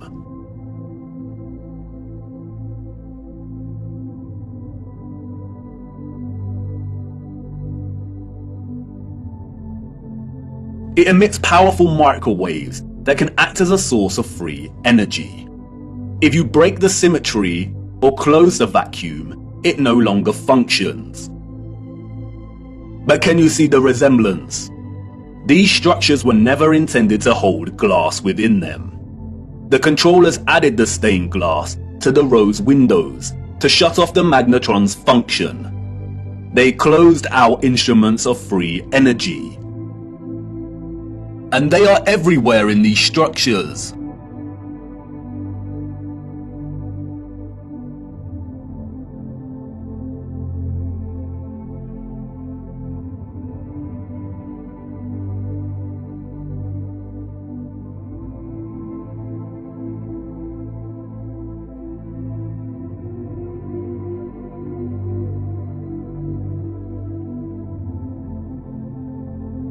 Interestingly, if you look at the geometry of entire sections of the structures themselves, then it becomes very evident that they functioned in their entirety like a cavity magnetron to generate energy. All cavity magnetrons consist of a central heated circular metal chamber in which the current leaves, and it's called a cathode. Look at that word, cathode. Does it remind you of another word? Cathedral. Cathode. Like with everything else, they corrupt the truth and hide things in plain sight. The controllers removed most of the cathodes integral to these cavity magnetrons, but there are some structures today in which you can see traces of the old cathodes still present. The heavy reliance on symmetry and cavities within these structures is not coincidental. The symmetrical ornamentation would have worked in a similar manner, causing the energetic particles to vibrate in a constant manner. The flowers within the squares can be understood as similar to acoustic resonators, working to vibrate the ions. It is here that the energy would have been continually manipulated into vibrational and electromagnetic energy of specific frequencies. Really look at these magnificent acoustic resonators. Could you craft one of these by hand today? And at such height? Why would an underdeveloped people spend so much of their time crafting such perfect symmetrical ornamentation, especially if it had no function and was purely aesthetic? They wouldn't. The cavity resonators and magnetrons would have had to have worked in partnership with a central engine or reactor contained within all these structures. Both resonator and reactor are interesting words. Just like the words conductor, generator, creator, and the name Mercator, they all contain the word Tor within their linguistic structure. They hold a linguistic memory and pay homage to the torus or toroidal field. The torus is the flow of electromagnetism. Without this flow of energy, there would be no life on Earth. No one can really know for sure, but some have suggested that the engine was probably similar to a fusion reactor. The traces of these engines can be found within all of the larger generators. The empty shell of where the engine used to reside is usually, but not always, octagonal. It's been right in front of our faces the whole time. The controllers remove the engines, sometimes repurposing the space as baptistries and bandstands, sometimes just leaving the base either barren or attempting to cover them up. We see these octagonal structures in cathedrals, government buildings, mosques, and detached bandstands. And unless they have been repurposed, these structures seem to hold no overall function. They do not contribute to the overall structure. They appear superfluous and unnecessary. Theories have surfaced that the engines or central technological mechanism was similar to a tokamak. And while I do not subscribe to this idea, which will become evident as to why later in our journey, for now we will use it for illustrative purposes. A tokamak is a powerful device that uses a magnetic field to produce plasma in the form of a torus. The contemporary tokamaks we see are used in thermonuclear fusion power. The tokamak's toroidal field, in conjunction with the vibrating ions from the ether, would have produced a highly conductive electromagnetic field of gases called plasma, just like our sun and ionosphere. If those of the old world used anything closely resembling a tokamak's capability, then the result would have been an abundance of free, powerful, clean electromagnetic energy that could fuel entire cities and the entire Earth. These were never churches, cathedrals, castles, and parliament buildings. They were all huge engine generators.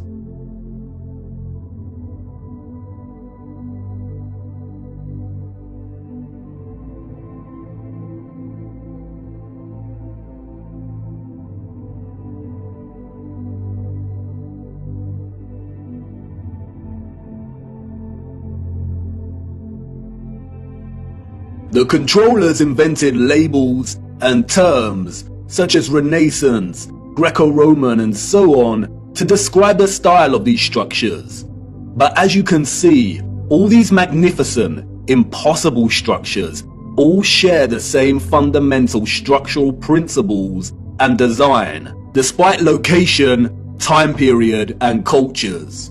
And this is because they were created with the sole purpose of generating energy.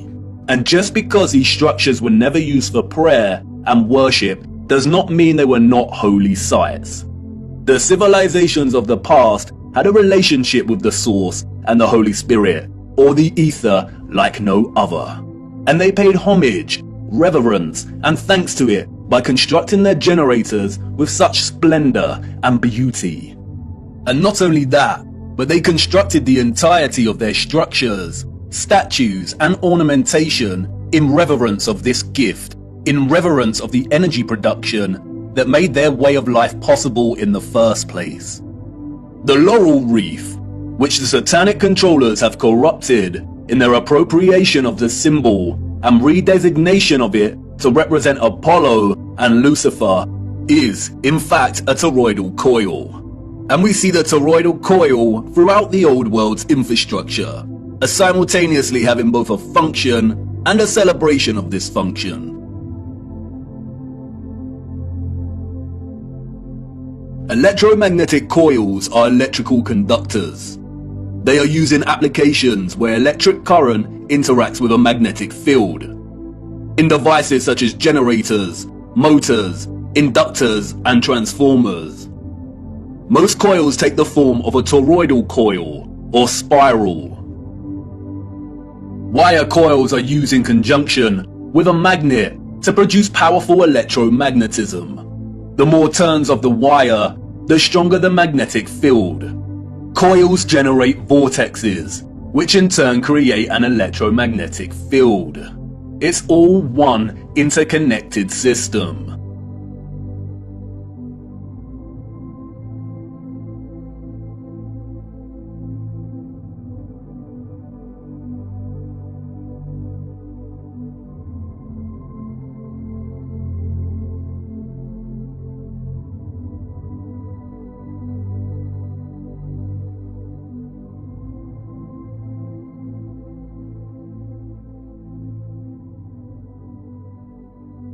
And we see it everywhere.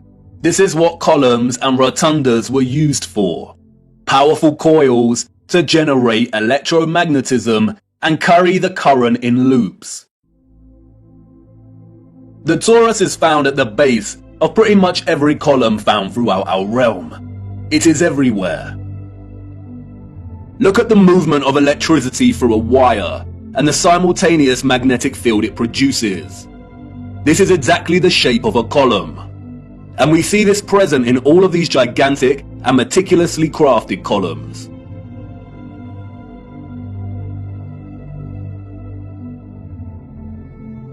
This is why we see the magnetic field represented at the top of a lot of columns. It's the movement of the ions in the magnetic field. It's the movement of the toroid and the toroidal vortex.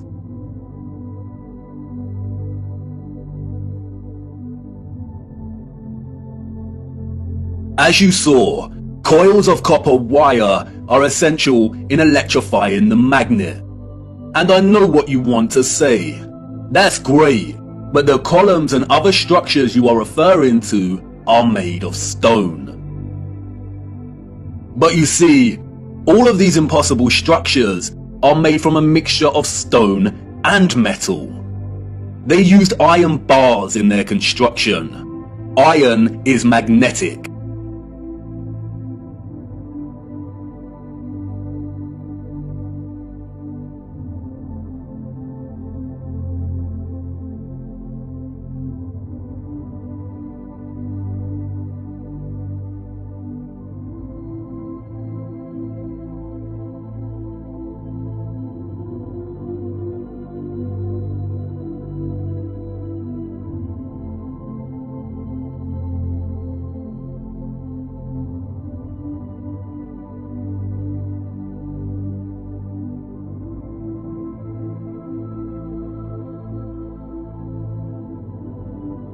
These iron rods run throughout the stone infrastructure and are complemented with copper and gold roofing. Copper and gold are strong conductors of electricity.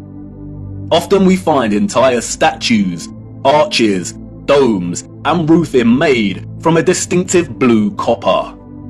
Furthermore, the limestone, granite, and dolomite stone is mixed with crystal silicon or quartz. Quartz has strong electric potential. The colonnades and arches we see everywhere were at once integral components to the overall electromagnetic infrastructure, while also constructed in geometric forms that mirror the flow of electromagnetic energy, such as coil loops, horseshoe magnetic fields, and toroidal vortexes. As with everything else constructed in the old world, they were both functional and crafted as a homage to that function. A lot of ethereal energy was stored in structures constructed from red bricks and concrete. Red bricks and concrete are excellent conductors of electricity. They operated as huge capacitors or batteries. According to new research, red bricks can be converted into energy storage units that can be charged to hold electricity, like a battery, and can store energy until required for powering devices. The key to this battery-like function inherent within red brick is the iron oxide. The development and use of red brick is so important, and we will be returning to this subject much later in our journey. The really big red brick power stations and batteries were designated and recognizable by their white stripes, such as St Pancras Railway Station in London, and many other famous structures. We still carry this red and white stripe designation of power stations today, and it is also an indicator for the magnet. Some were constructed of blue, black, and brown with white stripes. Towers, obelisks, and small clock towers functioned as the intermediate capacitors or batteries to store, distribute, and provide energy throughout the grid. The entire flat realm Earth was connected as one whole grid, a complex interconnected system of free energy production, distribution, and consumption. And this entire grid was destabilized and deactivated somewhere between the 17th and 19th century. Power grids like this do not function on a spherical mass. Our historical ancestors knew that the earth they walked upon was flat. This type of futuristic technological advancement is the result of a civilization knowing exactly what type of earth they lived upon. They were not subject to the same satanic deceptions and abuses as we are. They were not raised believing they existed on a lonely globular rock spinning in the vacuum of space. The true, ethereal, electromagnetic properties of the earth were not hidden from them. They knew there was a domed firmament above their heads. They studied it, they imitated its properties, and understood its central relationship with the entire ethereal existence of electromagnetism. They revered the magnificence of its craft, and showed utmost gratitude to the Source, to God, and the ethereal Holy Spirit for giving them everything they needed. Look. Domes.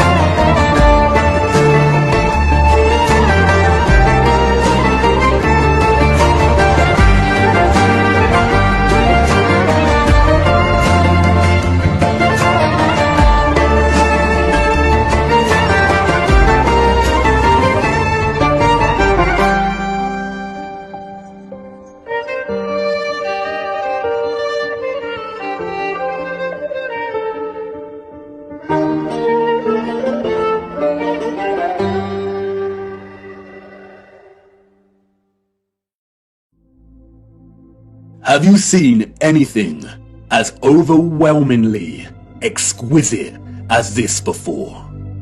How have we lived our entire lives and not seriously considered the impossibility of these structures? How have we lived our entire lives walking amongst the skeletons of the future long forgotten? I know this is all a lot to take in. And I know that the picture has not formed properly in your mind yet.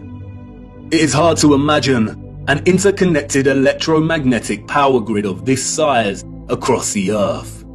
And the technical nature of electromagnetism doesn't help. And I know that you're full of questions. Who were these people or beings that built these structures? Where did they go? And why were the power grids deactivated? What about all the religious iconography and art we see inside of the cathedrals and mosques? What about all the histories and photographs we have of the construction of these structures? What about the Romans and the Greeks? What about some of the grand mosques that have been constructed in recent times?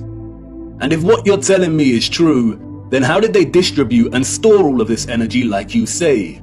Was it similar to our Wi-Fi and radio signals? We will get to all of these in good time. We have barely scratched the surface. But for now, it is the last question that is important.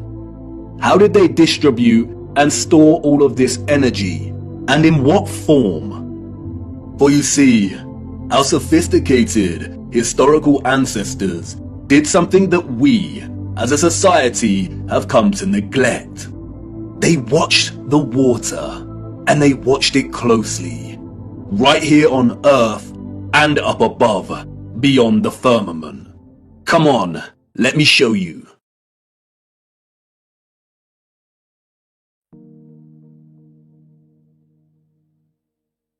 Tip-tap goes the rain, spitting on my window pane. Drip-drip from the trees, sodden earthy and soggy leaves. Splosh, splash, puddle pools, jumping on their way to schools. Onomatopoeia, the formation or use of words that imitate the sounds associated with the object or actions they refer to. The property of a word of sounding like what it represents. Water has many. The interdependent relationship between water and sound is so fundamental to our connection and understanding of water. The rain patters and drums, the waves roar, the brook murmurs and whispers, the puddles of mud squelch, that it is intrinsically woven into the very linguistic code of our language. Many have explored the powerful connection between sound and water. We have Masaru Emoto and his study exploring the impact of sound on the molecular structure of water. We have those that like to play around with cymatics. There is Peter Davey, a saxophone player who invented a device that boils water with sonic waves. The innovative use of sound coupled with water seems to have no end. So much so that in recent times, biologists are discovering that ultrasonic water can even treat the most resistant of infections and heal wounds at rapid pace. And in a future where electromagnetism was harnessed with the utmost innovation, water, sound and frequency had to have a major role to play. And of course it did. They wanted us to know that it did. And not just the water here on Earth. They were telling us to look up and above. They wanted us to know that what they had achieved right here on Earth was only possible because they had studied what existed above. In the beginning, God created the heaven and the earth was without form and void, and darkness was upon the face of the deep, and the Spirit of God moved upon the face of the waters. And God said, "Let there be light," and there was light. And God said, "Let there be a firmament in the midst of the waters, and let it divide the waters from the waters." And God made the firmament, and divided the waters which were under the firmament from the waters which were above the firmament. And it was so. Some criticize the King James translation of the Bible for its use of the word firmament. But in the original Hebrew, the word is rakia, which translates directly as firmament. In the New International Version, it is called the vault. In the English Standard Version, it is an expanse. In the Good News Translation, it is dome. What is important, however, is that in all translations, and in the original Hebrew, the notion of the firmament or vault separating the waters above from the waters below does not change and remains consistent. There is water above our realm.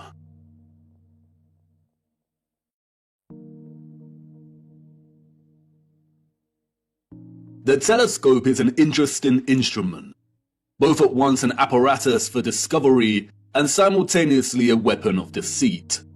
There are two primary types of telescope, the refractor and the reflector.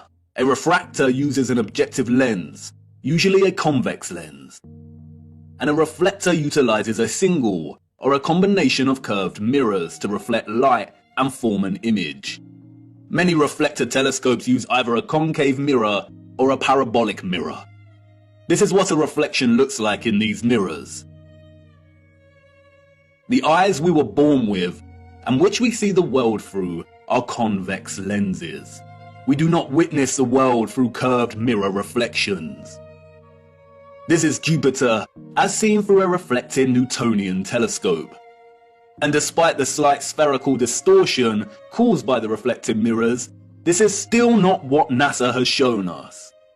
Your mind immediately sees a planet, because you have been programmed, since birth, to associate an image like this with the notion of a planet. Just in the same way you associate the moon with a ball of rock by default.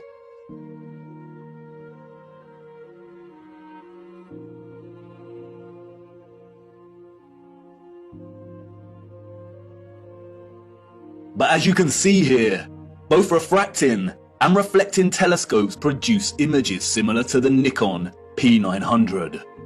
The Nikon lenses have been criticized by some astronomers as lacking the power to really see the luminaries above. But as you can see here, there is not much difference between the Nikon and both types of telescope. And in each we see that Jupiter is radiating some kind of light of its own. Both amateur and professional astronomers present footage such as this.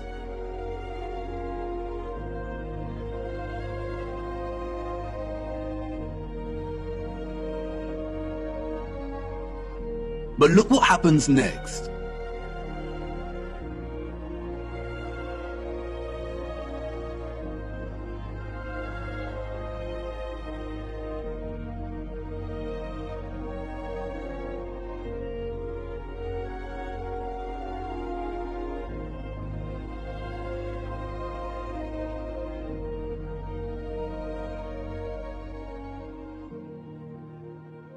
The astronomers here are using imaging processing software to turn their raw images and footage, which display a circular object in the sky above us radiating its own light, into a NASA-style planet. And this type of doctored, processed image is not what we see with our own eyes through these lenses. I am not saying that this is deliberate deception. Astronomy is a practice of its own. But it is very important to never confuse the highly edited images and footage we receive with reality. And it is also worth being mindful of those that are being very manipulative. They are usually the astronomers with the paid sponsorship from magazines and websites. It is also important to note that what we call planets are not actually planets. They are wandering stars, and all of the wandering stars are of a similar nature to the moon. Unlike the rest of the stars above our firmament, their course and journey above us is not fixed and consistent. Their paths deviate from the concentric paths that the rest of the stars consistently make around Polaris. And the reason for this is because they are not located within the waters beyond the firmament. They are very different, and their function is way more occult, and their significance to life here on Earth much more important than we realize. We will be returning to the true nature of the so-called planets and moon later. Back to the waters. Arcturus is one of the brightest stars in the sky. Here is Science magazine's artistic impression of the star. And now here is Arcturus as seen through a refracting telescope. There is no resemblance. What we see through this telescope footage is really similar to what we see when you zoom in on the stars above with a powerful Nikon camera. Many criticize the refracting telescope because it can produce chromatic aberration. Chromatic aberration is a failure of the lens to focus all color to the same point.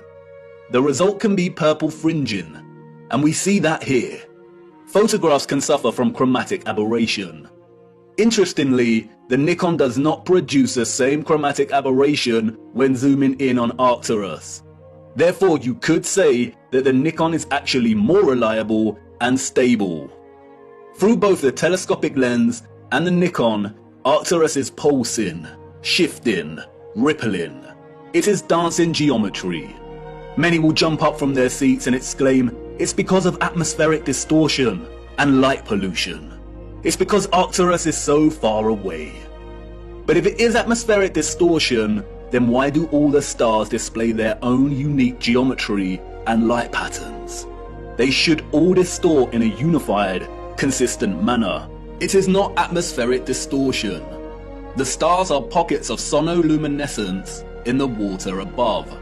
They are self-illuminating, radiating their own light and frequencies in the waters above. Our own convex lensed eyes tell us that there is some kind of water above. We see it in the stars and when rockets accidentally hit the firmament.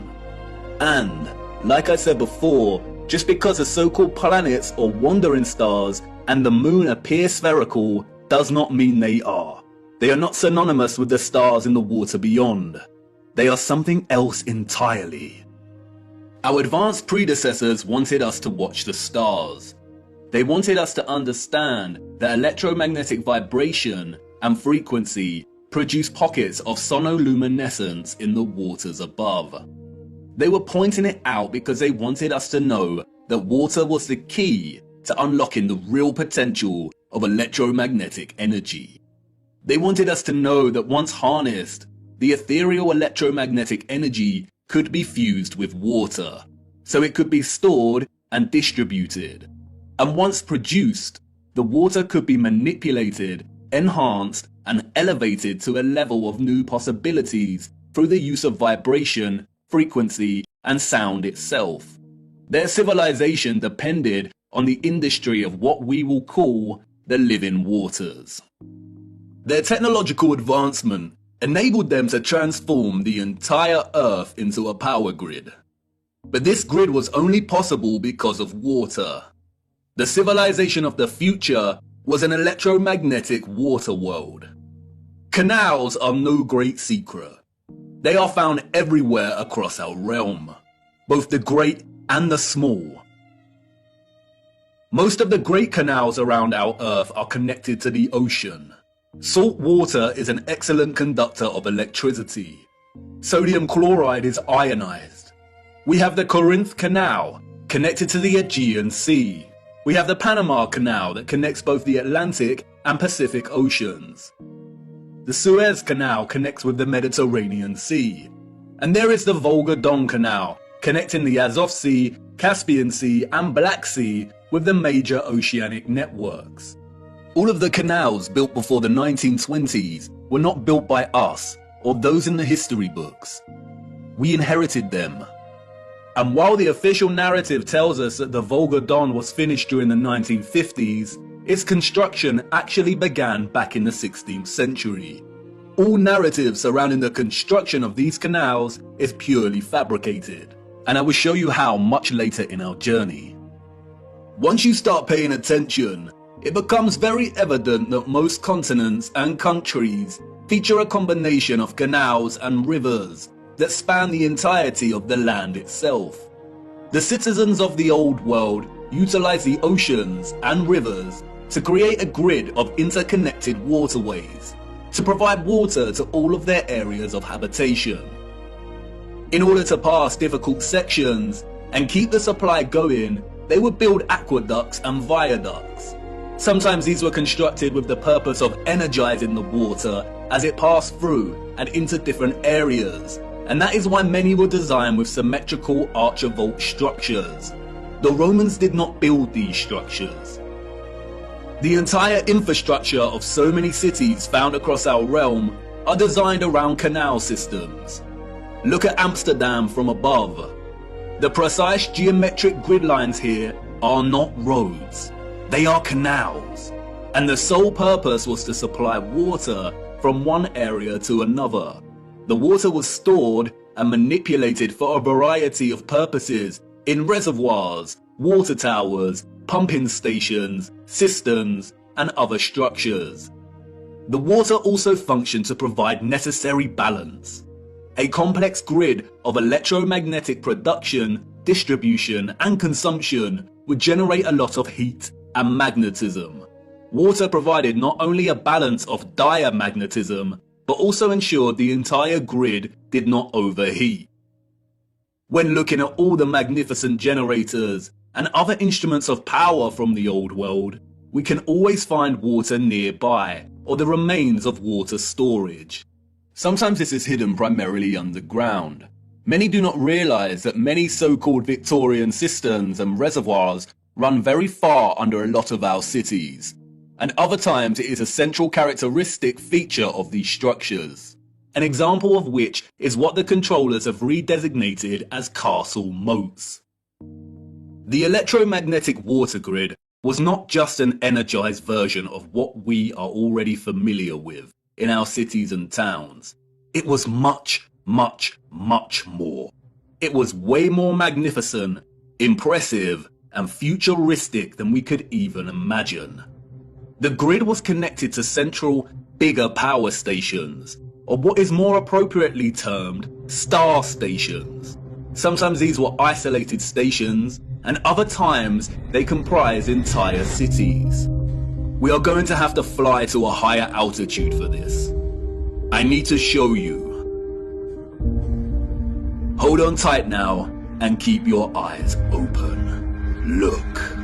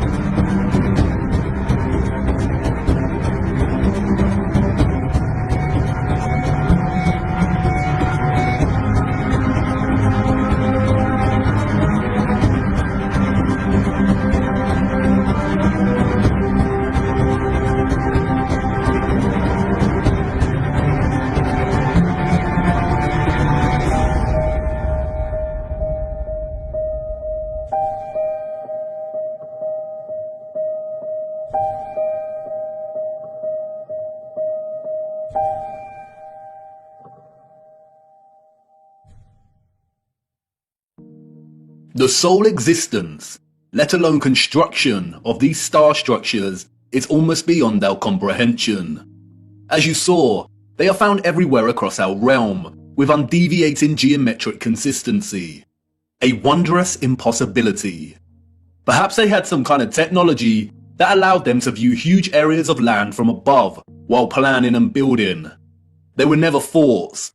That is a fairy tale invented by our controllers. The stunning geometric precision and symmetry of the star structures would most likely have functioned to enhance the power of the generators and to etherize the water, or turn the water into living, energized water. We can see from comparing some of these ruined sites, and some left a little more intact, that water would have been present throughout the structure. Before the controllers destroyed and drained most of these structures, they were full of water. They were connected to rivers and canals and the oceans. They were a key component of the entire power grid. The star structures are fractals of symmetrical geometry, just like many of the ceilings of these huge energy generators. And, like the acoustic cavity magnetrons and resonators, the symmetrical sharp diagonal walls would have caused the ions to perpetually vibrate. Old plans and illustrations, which have no doubt been edited or manipulated in some way or another, offer suggestion as to how complex, integrated, and essential the star geometry was to the entire grid. Look at Paris here. It isn't obvious at first glance, but upon closer inspection, we come to realize that the entirety of Paris was itself a star station, or a star city. And like with everything else constructed in the old world, these structures were at once functional and a celebration of the source of their innovation. Look closer at the star geometry here. Can you see the resemblance? The snowflake. Do you remember what happened in Masaru Emoto's experiment on water? Ethereal vibration expressing itself through water's molecular structure. Those of the old world had perfected this science. They knew the key to releasing electromagnetism's potential was through sound and water. Just imagine what they were able to achieve. Sound, vibration, and frequency was just as integral to the success of their technology as water was. Those of the old world did not hide their adoration for sound. Traces of this love for sound are everywhere. These structures were literally instruments of power. Or as the so-called Goethe put it so succinctly elsewhere, music is liquid architecture. Architecture is frozen music. This is why so many generators, capacitors, power stations, and intermediates feature holes, pediments, dentils, indentations, and complex 3D ornamentation. They were structural openings to manipulate sound waves, the vibrations and acoustics, so they could tune the electromagnetic energy in conjunction with the water in a variety of ways to achieve different results. They were similar to the aerophone instruments such as the flute, the pipe, the recorder, the bassoon, and the trumpet. The old world revered the geometry of the star because it was through the study of the stars in the waters above that they learned the power of fusing electromagnetism, vibration, and frequency with water itself. They all work harmoniously and in concert with one another. This interconnected and interdependent energetic relationship is what makes the stars and all life itself possible in the first place. Look a little closer at the dancing geometry of the sonoluminescent stars beyond the firmament. Do they remind you of something else? That's right, all of the magnetrons, or what we've come to call rose windows, were designed to mirror the cymatic patterns of ether's vibrations in water itself. Artist Tanya Harris was onto something in 2013 when she turned her attention to studying and recording the silent resonant frequency of churches. By placing water inside of a loudspeaker, she was able to discover the hidden geometry of these resonant frequencies. The results showed that even the silence within these structures produced strong cymatic patterns. And again, can you see the resemblance? Others have applied the same technique and studied the cymatic patterns displayed when bells chimed within the structures.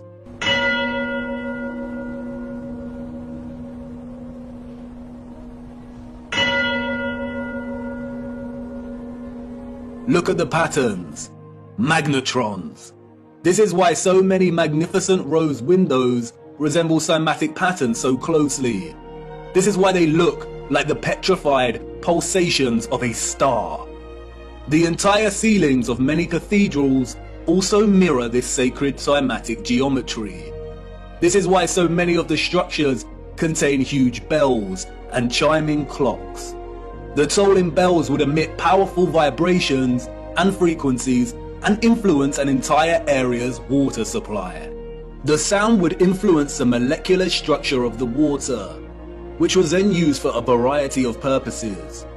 And that's not all. Many of these structures also housed another wonder of the world, the king of sound, the organ.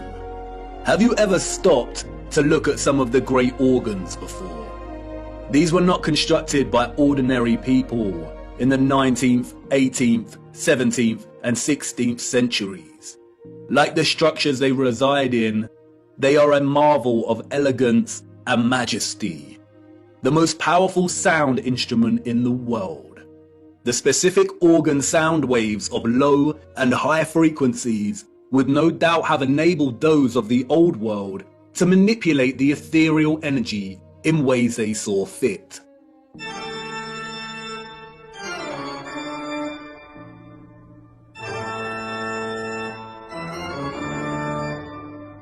The magnetron rose windows that would not have contained glass would amplify these sound waves, which in turn would influence the molecular structure and properties of the etherized living water. Organs would have had multiple uses, perhaps providing entire towns with specific resonant frequencies for good health and prosperity. The specific functions of the organ have been deliberately hidden and withheld from our knowledge. Interestingly, the official history states that the first organs of the world were water organs, in which the power source pushing the air is derived by water from a natural source or by a manual pump. No doubt a deceptive half-truth disguising the instrument's true interaction with water. And like I said before, most of these structures had areas nearby to store and hold large quantities of water. Many of the structures feature underground cavities or huge cisterns, some of which have been drained and some kept intact. Sometimes the cistern was located apart from and outside of the structure. The controllers have redesignated many of these areas as Roman baths. That's why Bath Cathedral in England is located right next to the Roman baths. The water was also stored in red brick power stations, capacitors, or water towers. Open rectangular sites, reservoirs, wells, and step wells. This is why step wells were constructed with precise geometric patterns. Again, the symmetrical structures here work to encourage oscillation or vibration of the ions. They kept the water electromagnetically charged, and the aqueducts and viaducts would have worked in a similar fashion. It is likely that a lot of the huge electromagnets we see scattered across our realm would have actually straddled passing water, much like we see on the Volga-Don Canal, even though it's unlikely that the Volga Arch is original, and that many roads themselves were constructed during the Great Reset. It is likely that the inheritors of the 19th century were instructed to drain and fill many of the tributaries that once carried water. That's why we see drained castle moats and star stations. Perhaps that's what a lot of the surplus mud we see during this period was used for. Perhaps a lot of homes and buildings were constructed with underground chambers to store their own personal supply of living water, and these areas were destroyed, filled in, and forever hidden with vast amounts of mud during the 19th century. The use of electromagnetism, sound waves, and water would have had endless applications and uses in the old world, most of which we will never know about. But many structural remains do offer a lot of clues. The abundance of remarkable and impossible stately homes, halls, and manors found throughout our realm all point to the mass-scale farming practices of the old world. We travel miles to marvel at their beauty and grandeur. But more impressive than the structures themselves are their gardens and water gardens. We have the Palace of Versailles, Schwetzingen Palace, the Royal Palace of Caserta, Nymphenburg Palace, Herrenhausen Palace. Even today, they still retain much of their splendor and brilliance. But it's when we look at some of the old plans of these areas that we realize just how otherworldly these sites were. They were never constructed to house the elite. They were the farms of old. Look at the gardens. They are cymatic gardens. Even from these old illustrated plans, we can see just how gargantuous these farms were. Microcosmic grid systems, suggestive of the entire larger power grid itself. The cymatic gardens were likely grids cultivated with sound and the living water to grow food, herbs, and who knows what else. Even contemporary scientists openly acknowledge that sound waves strongly influence the growth of fruit, vegetables, and crops. And to this day, some of these structures retain a lot of their glory when viewed from above. The Palace of Versailles, a wondrous geometric marvel, a collection of impossible structures, extraordinary cymatic gardens, and water systems. Let's venture closer into the Palace of Versailles and have a look. Hold on now. Wait, what? This is not the Palace of Versailles. I really need to fix this thing. It's been acting up a lot lately. Where are we? Wait a minute. I recognize this place. Memories from a long time ago. This is Chatsworth House in the Peak District, England. Oh well, this should do. Come on, let's see what we can find. Chatsworth House was completed in 1708, we are told. Its story, much like the story of the entire Peak District, is a fabrication, a complete lie. The place has changed much over the years. It is situated beneath two large bodies of water, the Emperor and Swiss Lake.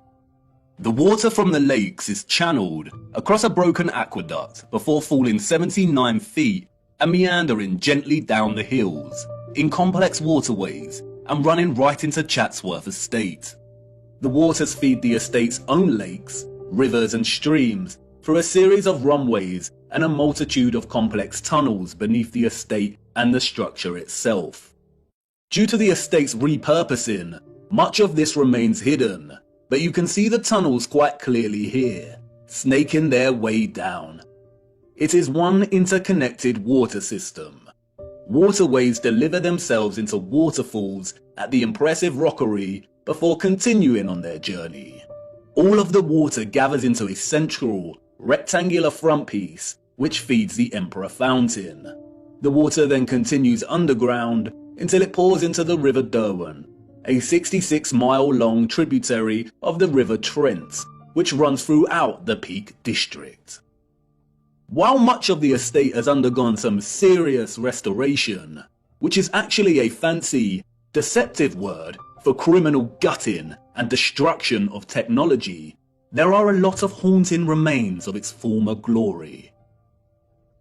It is important to note that unlike many of the huge energy generators, Chatsworth House was probably partially occupied.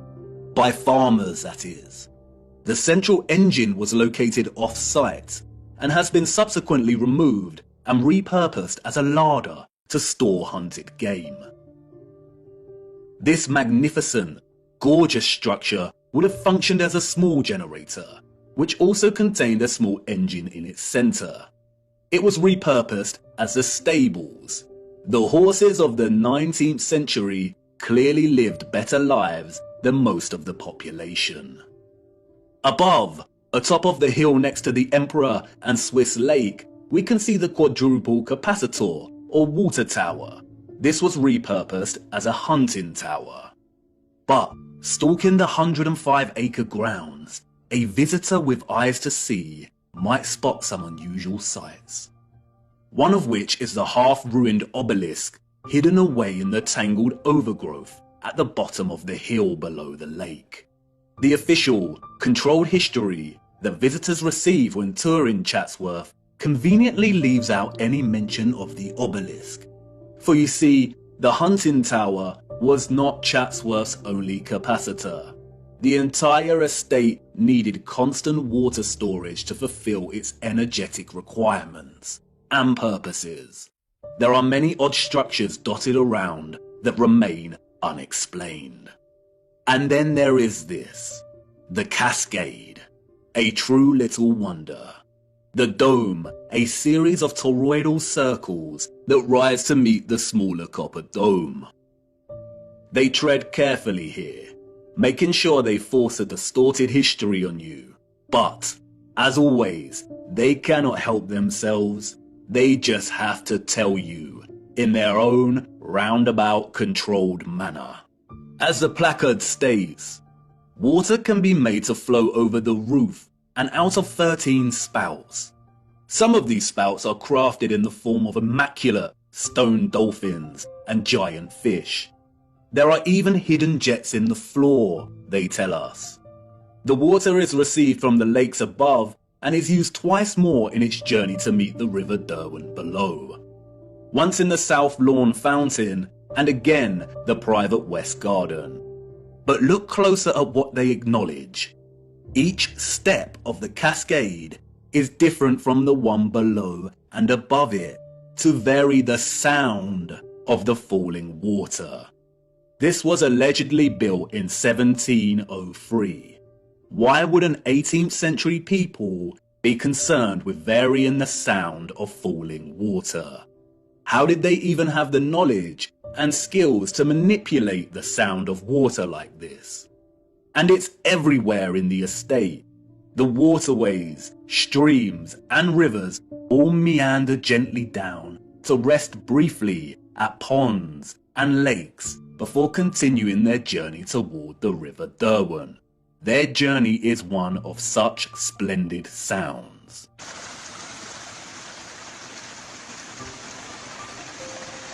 As you begin to traverse the labyrinthine passages of our corrupted history, you will inevitably meet the lithographs, renderings, engravings, illustrations and paintings.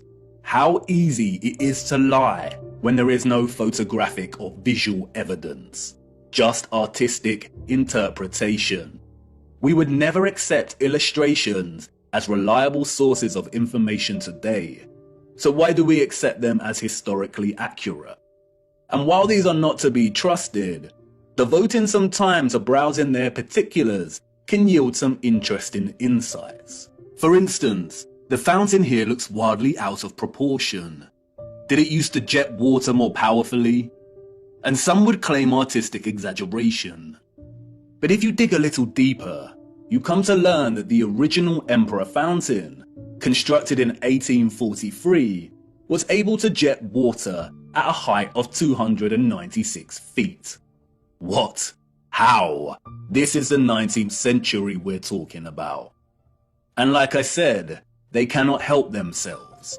Even Wikipedia states that the water power of the fountain found a practical use in generating Chatsworth's electricity.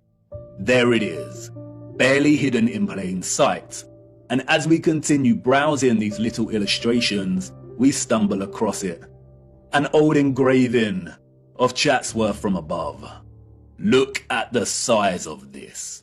Cymatic gardens, rows and rows of crops, large bodies of water that are no longer there. And again, many would claim artistic exaggeration, the unreliability and inaccuracy of illustrations, and rightly so. But when we look at Chatsworth from above on Google Earth, what is this we find? Shadows on the ground across from the river? No, these are the markings of old infrastructure that was torn down. The markings suggest there was once a bridge here, a bridge we see in the illustration.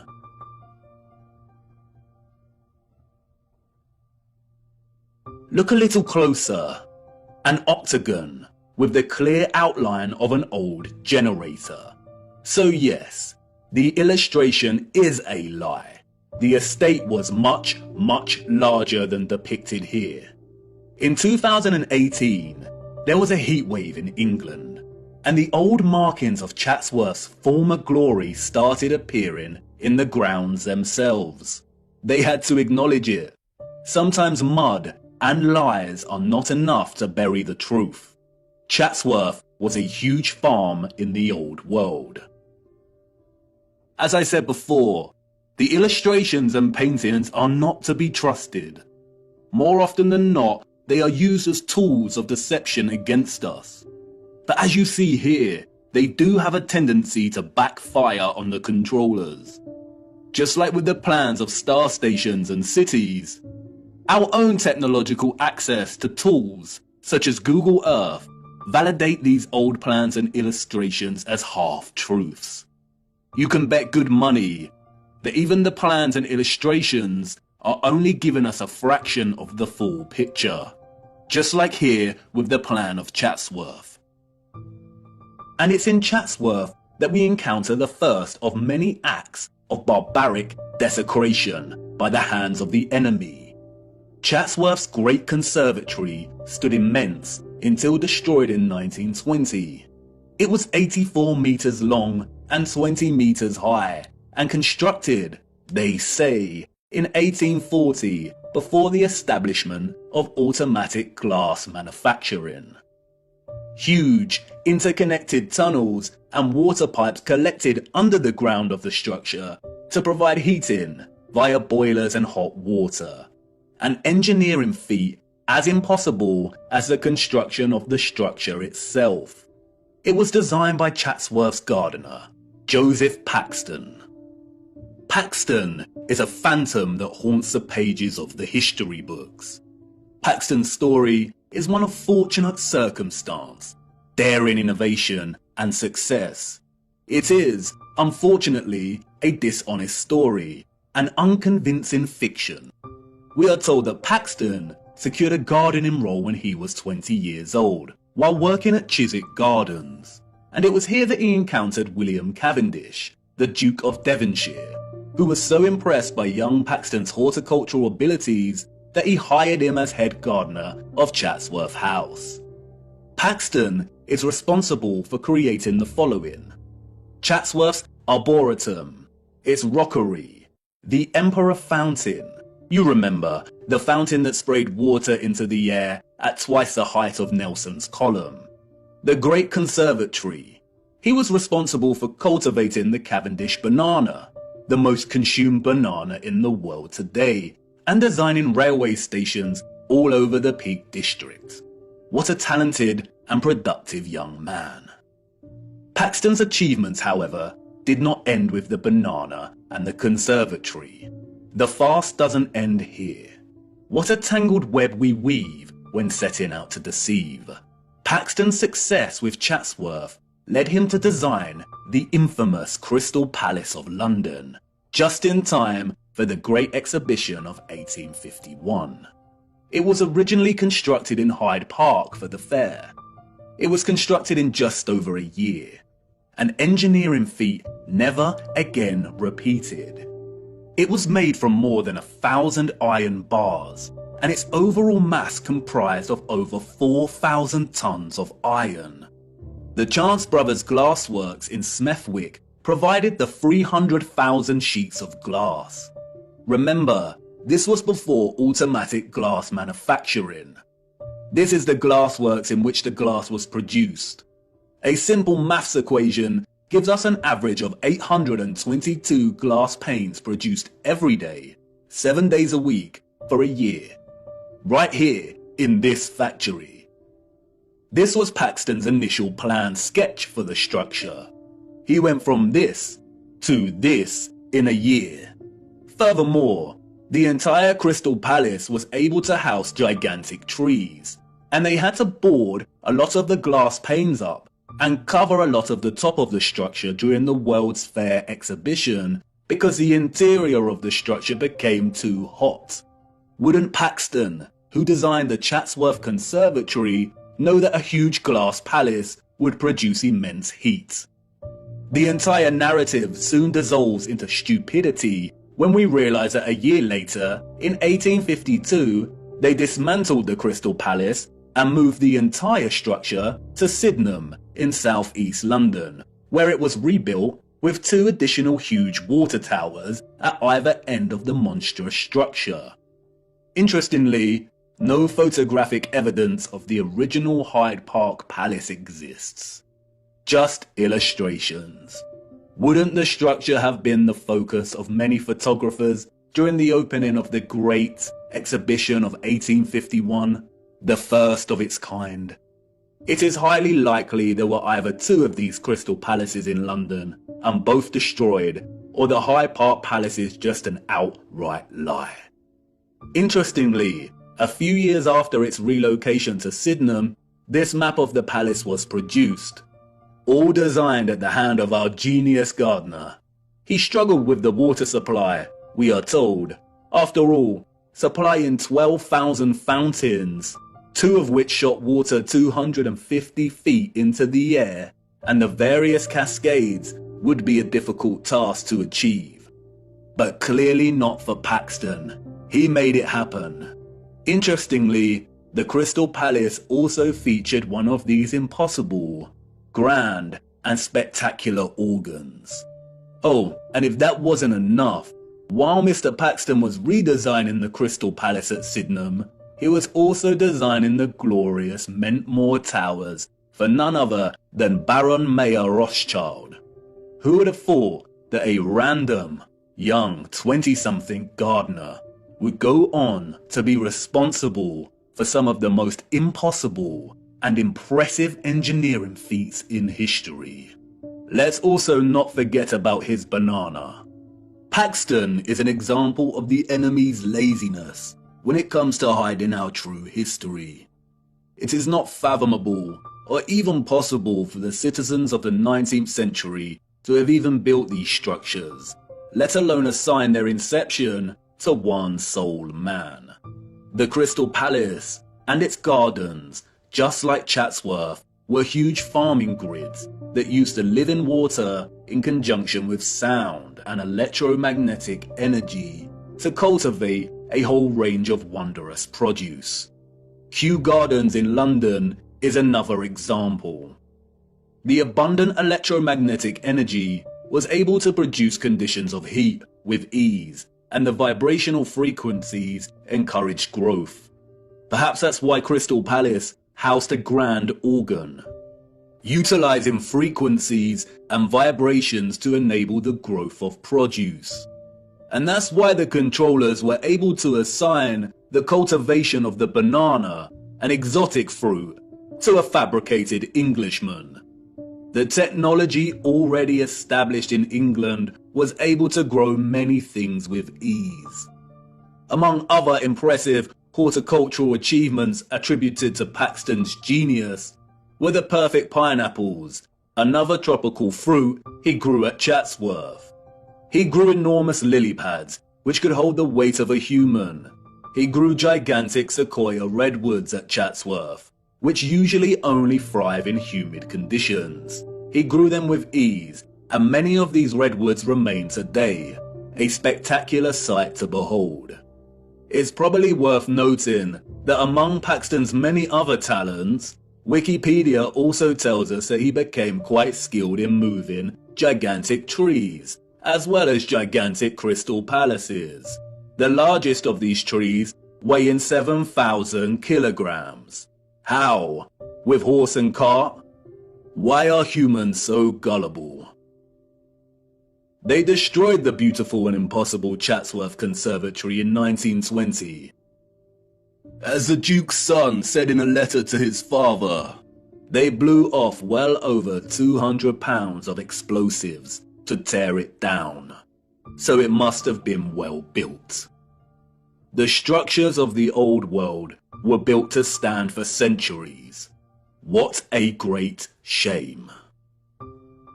The lies surrounding the Peak District do not end with Paxton. The entire national park was one gigantic interconnected electromagnetic water system of the old world. It was most likely one of Britain's primary suppliers of farming goods. The national park boasts one of the largest collections of stately homes, halls and manors, all of which would have functioned as huge farms. It was also a regional retreat that specialized in healing. Yes, that's right, healing. The Peak District is home to two large towns, Matlock and Buxton. Buxton is famous for its bottled water, and Matlock is renowned for its historical baths. Even today, both towns boast an enviable collection of old world structures. We see an abundance of old generators, domed pavilion structures, capacitors, colonnades, columns, bandstands, gardens and water systems. Overlooking the town of Matlock is River Castle. Its silhouetted frame and turrets stand regal in the distance. It is a derelict structure and has been derelict for over a century. The curious public are not allowed near the structure. They tell us it was built very quickly by a Mr. John Smedley. Smedley was, we are told, an industrialist. By the 1850s, he had become the driving force behind Matlock's hydropathic industry. Hydropathy is the practice of healing and curing diseases through the use of water. The official narrative states that Smedley built Smedley's Hydro, which sits on Smedley Street in Matlock. It is now a government council building. Smedley's Hydro was just one of the hydropathies in the region. At one point, we are told, there were over 20 hydropathic establishments in the region. Just look at these structures. Smedley did not build the Hydro. Its structure, an immense water tower, evades his capabilities and the capabilities of all the 19th century citizens. The citizens of the 19th century Peak District inherited all of this infrastructure, and the controllers of our realm knew that they needed to squash any possibility of it being used for its original intended purposes, or for any of the inheritors to discover the truth. It was just too obvious, and soon someone amongst the crowd might start putting two and two together. So they did what they do best and employed a puppet. But unlike Paxton, who was able to achieve fame and fortune for taking all of the credit, Smedley had a different role to play. A role that many puppets in our society today still play. His mission was to carefully control the introduction of hydropathy, only for it to be declared primitive or fraudulent, and then subsequently buried and eradicated as a serious practice. His story is a very similar story to another enemy puppet that has gained a lot more attention over the years. I too once fell for the lies surrounding this man's story. The hydropathies were able to accommodate hundreds of patients, and they were tremendously successful in curing a whole host of diseases and issues, ranging from inflammation and bilious attacks to paralysis, rheumatism, and fevers. This was conducted through an array of different bathing techniques, applying dripping sheets as bandages, and fusing electricity, sound waves, and water. There were, as one newspaper reported, electric bells throughout the buildings. No doubt the actual potential of hydropathy was never fully expressed in Smedley's array of hydros, but they nonetheless helped people tremendously. And they were a huge success, so the controllers temporarily profited financially. The hydros healed and increased the well-being of people through water and its fusion with sound, vibration, frequency, and electricity. Look at the electric treatment menu from one of the old brochures. Options for high-powered parabolic reflector, electric ionization, and high-frequency treatment. Smedley also demonstrated the ability of etherized water to heat entire rooms in a profound way. The fernery at the hydro had a water heating system built into its walls and always maintained a constant temperature of 65 degrees, even when the room was filled with a crowd of 350 or so visitors. The temperature never deviated. How was this kind of technology available in the 19th century, and yet today we do not have access to this kind of sophisticated heating? Historians and journalists of the time would deliberately smear Smedley, casting hydropathy as pseudoscience, comparable with homeopathy. Smedley had many battles with the burgeoning medical industry, and after his death, the hydros were purchased and the structural alterations began. Like Tesla, Smedley played his role and successfully introduced the science of the old world to have it debunked, tarnished, and sidelined forever. Hydropathy today is regarded as nothing more than a relaxing spa venture. All of its original applications of frequency and electricity have been eradicated from the practice. Smedley's role-playing allowed the controllers to justify the entire water grid system of the Peak District, successfully preventing the current 19th century and further subsequent generations from questioning its presence. The remains of the grid today are so evident. You can sit and relax to the soothing sound of water falling over the turreted regal Derwent Reservoir, which connects the entire region through its branching rivers and canals.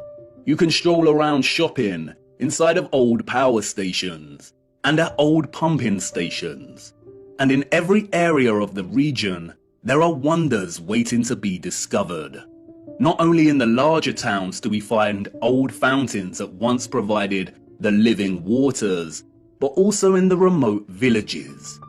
Tucked away, we find an old dry fountain. Look, the Lord's gift, a bittersweet joy to behold.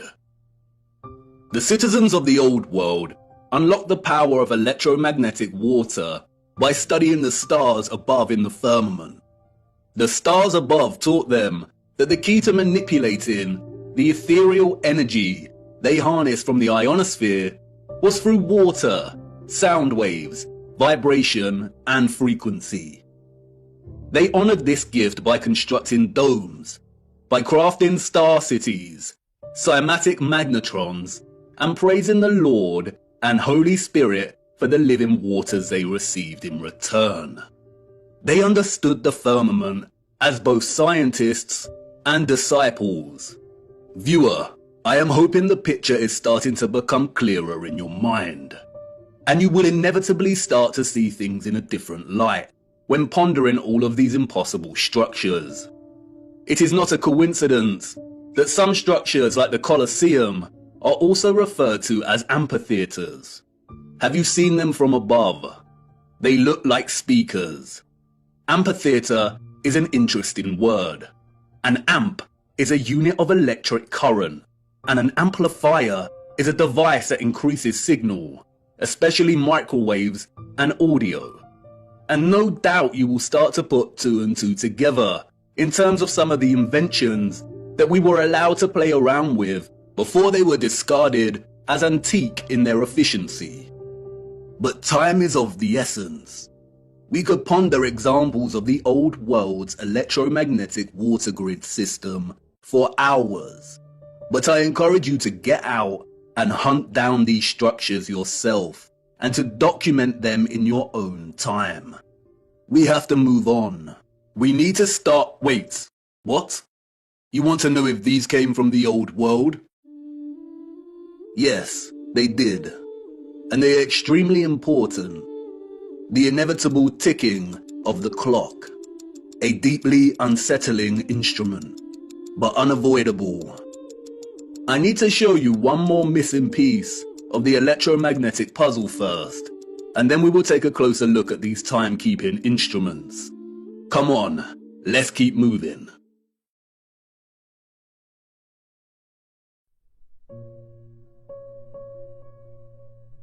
a missing piece of the puzzle. When observing the old world structures today, there is a great sense of absence and alteration. Structures have evidently been altered and changed drastically over the last 200 or so years. And when journeying across our realm and studying these structures, a tremendous sense of absence persists. Something is missing. The concept of ethereal harvesting through these wondrous antennas is not enough. It is not concrete enough to complete the picture. Something else was once present that made the entire technological grid possible. This, of course, is the key technological component of these structures, the engine, and the central mechanisms that made them function in the first place. The engines were, of course, not tokamaks. A tokamak is a crude and base instrument. It is a design of the New World. It does not belong in the Old World. It would have had no place in their structures. Their sophistication and finesse would not have relied on such ugliness, on such primitiveness. What is undeniable, however, are the parallels between the tokamak's fundamental octagonal form and the Old World's love for the octagon. It is very likely that the octagonal formation is an essential component when generating a toroidal vortex. We see the octagon everywhere in the Old World. Octagonal geometry underpins many of the structure's fundamental formations. And the peculiar octagonal structures everywhere are not by mistake. They are what they seem, empty shells that once housed something else. This sense of emptiness is everywhere and remains unexplained. So many towers and domes rise to smaller, hollow domed cupolas. Why are they hollow? Why would an earlier civilization waste so much time and energy constructing such a seemingly superfluous and useless structure? But they didn't, did they? A lot of these empty areas are always directly below the antennas. And although not all of these crucial empty structures are octagonal, most are, and they are always situated in key areas, like under central antennas, beneath domed resonators, in the center of closed, symmetrical courtyards, or detached and just outside the bigger generators. And when reflecting on such perfectly wrought geometry, the absence is tangible. There used to be some kind of cylinder or apparatus contained within this space.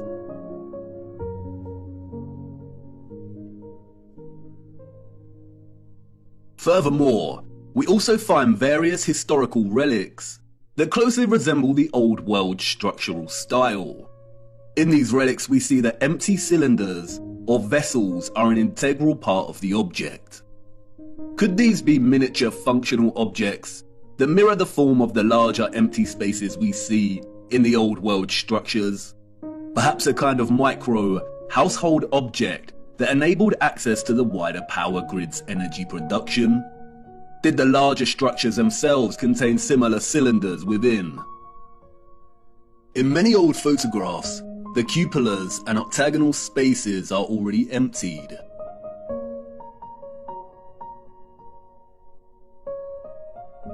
But there do remain a few images and illustrations that can offer a little insight as to what was present before.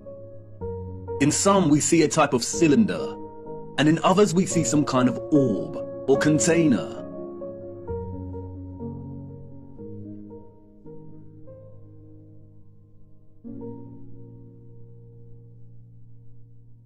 Due to the lack of images, it is hard to present a consistent finding. And so much has been altered, and in ways that are almost impossible to recognize. For instance, this is an 1880 illustration of the so-called completion of Cologne Cathedral. It focuses on the top of one of these spires. The wooden boards here are scaffolding. As you can see, the tops of these spires open. revealing some kind of cylinder. This is a model of the area of the spire that we see in the illustration. It was put outside of the cathedral to give tourists an idea as to just how large these spires are.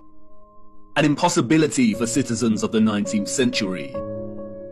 The men in this illustration are not completing the final spire of the cathedral.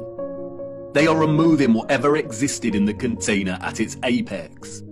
And it begs the question as to how many other aspects and features of these structures open in similar ways. And why do they open? What did they contain? Interestingly, it is the esoteric and occult that provide some clues. Alchemy was an arcane natural philosophy or proto-scientific tradition.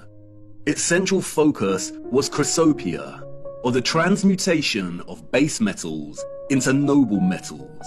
From its inception in ancient Egyptian, Greek, Indian, and Middle Eastern culture, the field of alchemy, we are told, was obsessed with turning base metals into gold, and a maniacal obsession with creating the elixir of life to achieve immortality. We have all heard of the medieval Nicholas Flamel and the Philosopher's Stone. It is a field of inquiry steeped in a rich fabric of occultism, Kabbalah mysticism, and magic. It wasn't until the mid-18th century that alchemy was divorced from its occultism and transformed into the burgeoning field of chemistry. But there was a small occult revival during the 19th century that continued into the 20th century. In 1922, a mysterious text was written by an equally mysterious figure. The Mystery of the Cathedrals by Fulcanelli, a French alchemist, we are told. To this day, the identity of Fulcanelli is still debated. No one knows who he truly was. And like many mysterious figures in the history books, his name appears to be an anagrammatic play on words. Fulcan is a reference to Vulcan, the Roman god of fire, and Eli, a reference to El, the Canaanite word for God. It is evidently a work of one or more Freemasons. But nonetheless, its alchemical reading of the wondrous and magnificent structures we call cathedrals is potently original and offers many insights and half-truths. And it's in Fulcanelli's reading of the statue of Offerus that was taken from Notre Dame Cathedral and destroyed that he begins to offer the reader some truths. As the legend goes, Offerus was a strong giant, but with a dull mind. His intentions were always good. He wanted to serve the most powerful king on earth. He was sent to the court of a mighty king to serve him. One day, the king, hearing a singer say the devil's name, made a sign of the cross with terror. "Why do you make that sign?" Offerus asked. "Because I fear the devil," the king replied. "If you fear him, you are not as powerful as him," Offerus reasoned. "I want to serve the devil." And so he did, and enrolled among Satan's servants. One day, the servants met a cross by the side of the road, and the devil ordered them to turn around. "Why is that?" the curious Offerus asked. "Because I fear the image of Christ," the devil replied. "If you fear him, you are not as powerful as him," Offerus reasoned. "I want to enter the service of Christ," Offerus exclaimed, and passed by the cross and went on his way. On his way, Offerus met a hermit. He asked the hermit where he could find Christ. "Everywhere," the hermit replied. The hermit knew the type of dull giant he was dealing with, and he knew he would not take to prayer. So he led Offerus to a violent river and said, "The poor people who have crossed this water have drowned. Stay here and carry them on your strong shoulders. If you do this, Christ will recognize you as his servant." And so he did. Offerus spent his days and nights carrying people across the river. One night, overwhelmed with fatigue, Offerus received a knock on his door. It was a child who wanted to cross. Offerus took him on his shoulders and began crossing the river. But as he reached the middle, the river became a furious torrent. The waves swelled, and Offerus began to buckle. In fear of letting the child fall, Offerus uprooted a tree to lean on, but the child was becoming heavier and heavier. Offerus began to fear the child would drown. He lifted his head up and asked, "Child, why do you make yourself so heavy? It seems to me that I carry the world." The child replied, "Not only do you carry the world, you carry the one that made the world. I am Christ.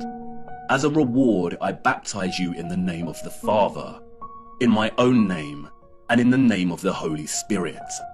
From now on, you will be called Christopher." Christopher walked the earth for the rest of his days to teach the word of Christ. Christopher, the one who bears Christ for the masses. In his focus on Offerus, however, Falconelli reveals a certain key to unlock another layer of meaning in the legend's symbolic expression.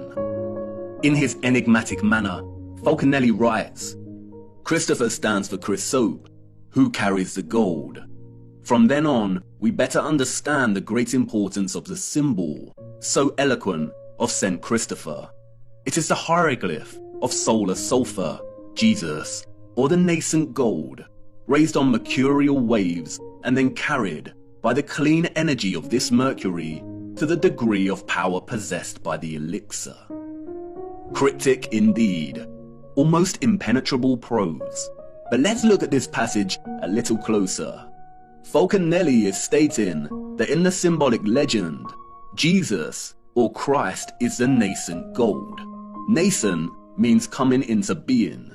The word's etymological roots stem from the concept of beginning or birth.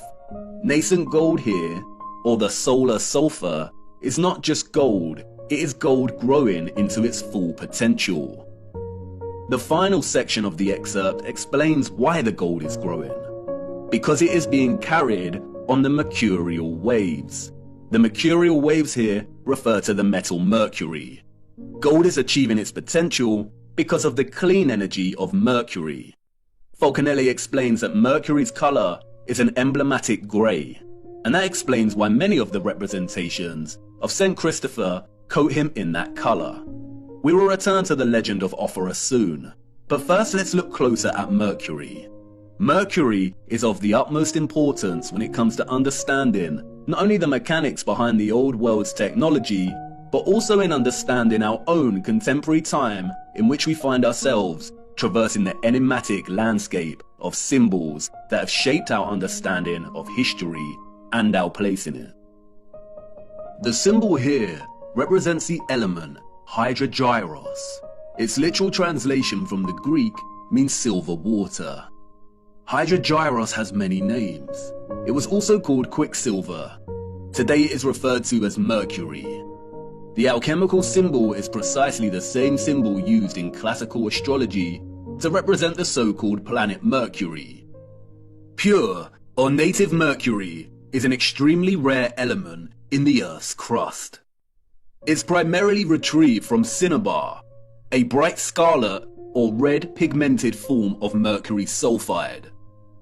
Cinnabar is the most common source ore for refining mercury. Both Wikipedia and World Atlas tell us that mercury is the 66th most abundant element in Earth's crust. In its pure state, mercury is a silver-like liquid. It is the only metal that is liquid at standard temperature and pressure.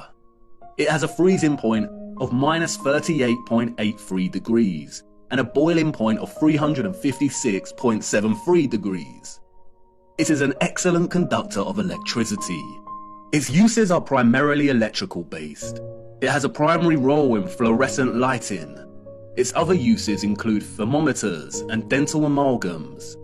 Mercury dissolves all metals, including gold and silver, to form amalgams. The only exception is iron. It is also used in vaccines. Governmental, medical, and pharmaceutical industries declared mercury toxic in the early 21st century, gradually phasing out its use in medicine and leading some countries to completely ban the element. In some countries, it is illegal to trade mercury. Before this, mercury was a staple in certain traditional medical treatments, such as a traditional Chinese medicine. And while I do not dispute mercury's potential toxicity when injected into the body, the concerns surrounding its hazardous potential are largely overblown. All metals, especially when injected and taken in excess, are toxic. High iron, copper, zinc, and aluminium levels in the body contribute towards a whole host of disease, arguably more so than mercury. And yet the governments of our world have not banned aluminium foil. They have not stopped fortifying grains with iron oxide, and zinc and copper supplements are available to purchase with ease and without constraint on the value of dosage a person can expose themselves to with such supplements. Could there be other undisclosed reasons for demonizing and restricting mercury? Let's look a little closer at this extraordinary element's electromagnetic potential. Mercury is an electrically conductive liquid, and because of this, it has historically been applied to create light switches, electrodes in some batteries, as a gas to create fluorescent lighting, and, most interestingly, it was used, we are told, in lighthouses. According to the mainstream historical narrative, lighthouse keepers were responsible for keeping the massive lens at the top of the lighthouse spinning all day, every day. A spinning lens turning at a set speed made the light flash. They usually achieve this by setting the lens on wheels or bearings attached to clockworks that the keeper would periodically wind. In the late 19th century, some keepers, sick to death with having to keep winding the clockwork, began floating their lenses in liquid mercury. The lens's metal base spun more easily in the mercury, which helped the light rotate faster with less frequent winding. It is a practice still in use in some lighthouses today. It is evident from its structure that the lighthouse's sole function was not just to light the way for ships. It was either one of its functions among many others, or just an inherited act of repurposement. Many lighthouses are constructed in the familiar octagonal structure. Many have the red and white stripes, indicative of power stations. Many still have their antennas, and they were situated right next to the water.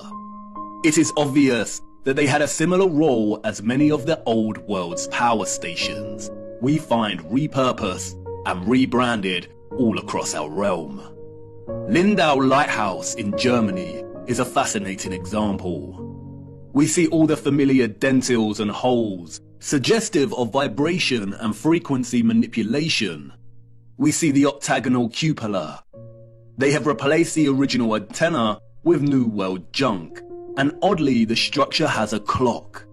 And although those of the old world made the most advanced clocks ever seen, the presence of a clock face here appears superfluous.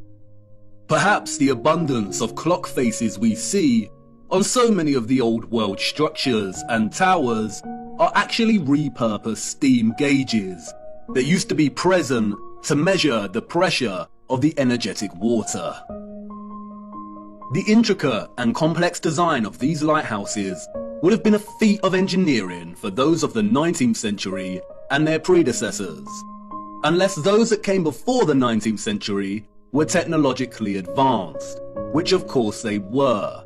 Mercury's role in lens rotation is a subtle example of repurposement. It is very likely that the complex apparatus at the top of these lighthouses were modified as illuminated lenses during the Great Reset, and what existed before operated to extract ethereal energy.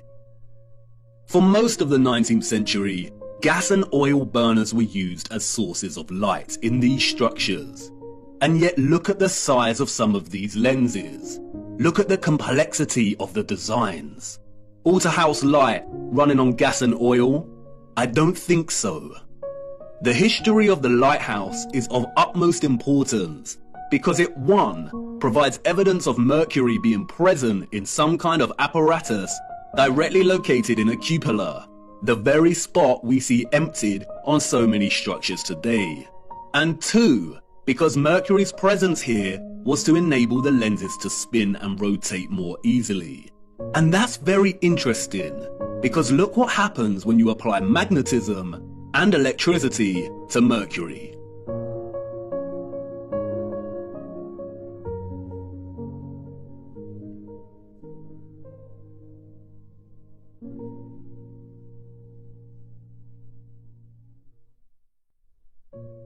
It rotates and creates a vortex, either clockwise or anti-clockwise, depending on the application of the current. A vortex, as you know, is an integral expression of a toroidal field. There are three main types of vortexes: electrical, magnetic, and electromagnetic. In addition to Mercury's electromagnetic potential and its susceptibility to form a vortex when under the influence of current, the silver water also has another unrecognized application. Look.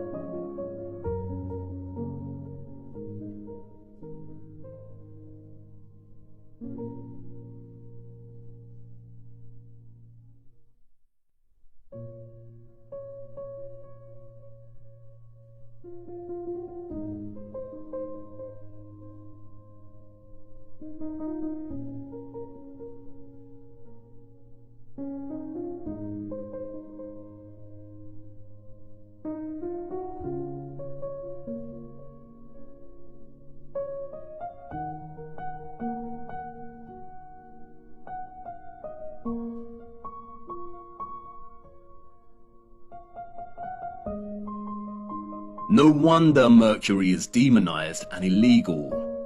As you can see, Mercury is able to provide even a homemade television antenna with the ability to convert radio frequency alternating currents to extract a television signal.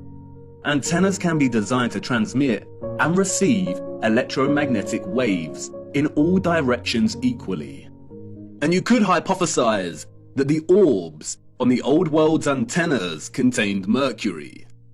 But again, it is no secret that mercury amalgamates with gold and other metals. An amalgam is an alloy of mercury and another metal. Mercury strongly amalgamates with gold, copper, silver, and many other metals. The only common exception is iron. The orbs could not have contained mercury because, as you saw, mercury would have scavenged the gold, silver, and copper and amalgamated with the metals. We do not see any evidence of that here. They function strictly as aerial antennas. But if all of these structures contain some type of engine or apparatus, similar to the Fresnel lenses we see in lighthouses, with mercury continually forming a vortex, then we would have a setup that enabled the antennas to extract ethereal energy and transmit strong electromagnetic signals. Just as Falconelli reveals in his reading of St. Christopher, it was the mercury that enabled the gold to achieve its potential. It is highly likely that the absent cylinders, vessels, and containers that were removed from these structures, and which were usually present within the octagonal geometric structures, contained mercury. And it raises the question, if some lighthouses are still running their lenses off of mercury today, wouldn't they still extract ethereal energy? No, they would not. And once again, Falconelli tells us why. As Falconelli states elsewhere in The Mystery of the Cathedrals, the dissolution of sulfur, or in other words, its absorption by mercury, provided the pretext for very different emblems. But the resulting body, homogeneous and perfectly prepared, retains the name philosophical mercury. It is the first-class matter, or compound, which requires only a gradual cooking process to transform itself first into red sulfur, then into elixir, and then, in the third time, into the universal medicine. As Falconelli makes clear, transforming pure mercury into a red, sulfurous state is the first step. And as mentioned previously, cinnabar, or mercury sulfide, is red. And as we see here on representations of St. Christopher's robes, he wears one half grey to indicate mercury and another half red, which is indicative of the red sulfur. It is the transformed state of mercury that allows the gold, here represented as Christ, to achieve its full potential, or, to keep it consistent with the legend, to reach the masses. What Falconelli is actually telling us is that in able to distribute this clean electromagnetic energy via golden orbed finials or antennas, a special kind of mercury had to be present. This is what was contained within the vessels and engines. And it is likely that it was this unique mercury that enabled the extraction of the ethereal energy from above in the first place. Perhaps it is just a coincidence, if you believe in such a thing, but it is interesting that many of the smaller vessel-like relics we see have markings inside the containers that are red, perhaps a homage to the substance they once contained. Now I know what you want to say. Come on, you are turning a molehill into a mountain. You're basing this off a few passages from the ramblings of a Masonic deceiver. How do we really know that those of the old world were the alchemists of old, and that mercury was central to their advanced technology? Bear with me, I will expose this so-called Falconelli for the Masonic deceiver he is further down the line. But, like I said before, there are many half-truths here that we can extract, and you must ask, why this cryptic text about the mystery of the cathedrals focuses primarily on explaining the structures and their symbolism in alchemical terms. For you see, St. Christopher is not the only symbolic expression of Mercury and gold's relationship. Like with their adoration of sound and water, the old world expressed this alchemical relationship in many symbols. In fact, the symbols were so prevalent that the enemy had to appropriate them and use them as weapons of control and deceit, otherwise the great reset of the 19th century would have failed. The enemy's genius stems from its appropriation, redesignation, and deliberate obscuring of symbols, to the point where tracing the history and true meaning of one symbol in particular becomes a monumental feat. The abundance of lions and eagles we see throughout the old world, primarily in the form of statues, relates to the elements of gold and mercury. As Falconelli states, the lion is the sign of gold. It represents a terrestrial and fixed force, while the eagle represents the airy and volatile force, or the mercury. When the two champions come together, they attack, repel, and tear each other apart with energy, until the antagonists become one body, the animated mercury. The fusion of the fixed gold and the volatile mercury create the griffin, in which the lion, or the gold, represented the fixed, basic part of the compound, which in contact with the adverse volatility loses the best part of itself, the part that is characterized its shape, that is, in hieroglyphic language, the head. And like the lion and eagle, we see the griffin everywhere in the old world. Like St. Christopher, the griffin is symbolic of the alchemical concoction and combination of mercury and gold that powered the old world's technology. The symbolic association of animals and beasts with alchemy has been eradicated from history, primarily due to the appropriation of these animals as heraldic symbols of royalty and nobility. These are the animals that adorn national imperial seals, as we see attributed to the Roman Empire, the British Imperial Empire, the United States, and so on. an act of post-colonial domination over the old world, the appropriation of its symbolism and eradication of its history through falsified narrative. Furthermore, the chemical, alchemical, and cosmological symbol used to represent Mercury is immediately recognizable for its conflation of two of the most widely used symbols throughout history and culture. That is, the cross and the crescent moon. It is openly acknowledged that at one point, all religious symbolism predated its current religious use and application, and belonged to another culture and represented something different during different historical eras. But just because this is openly declared does not mean it makes any sense. Were our historical ancestors and their own historical ancestors really that uninspired that they needed to recycle already established symbols, or are we not being told the truth once again?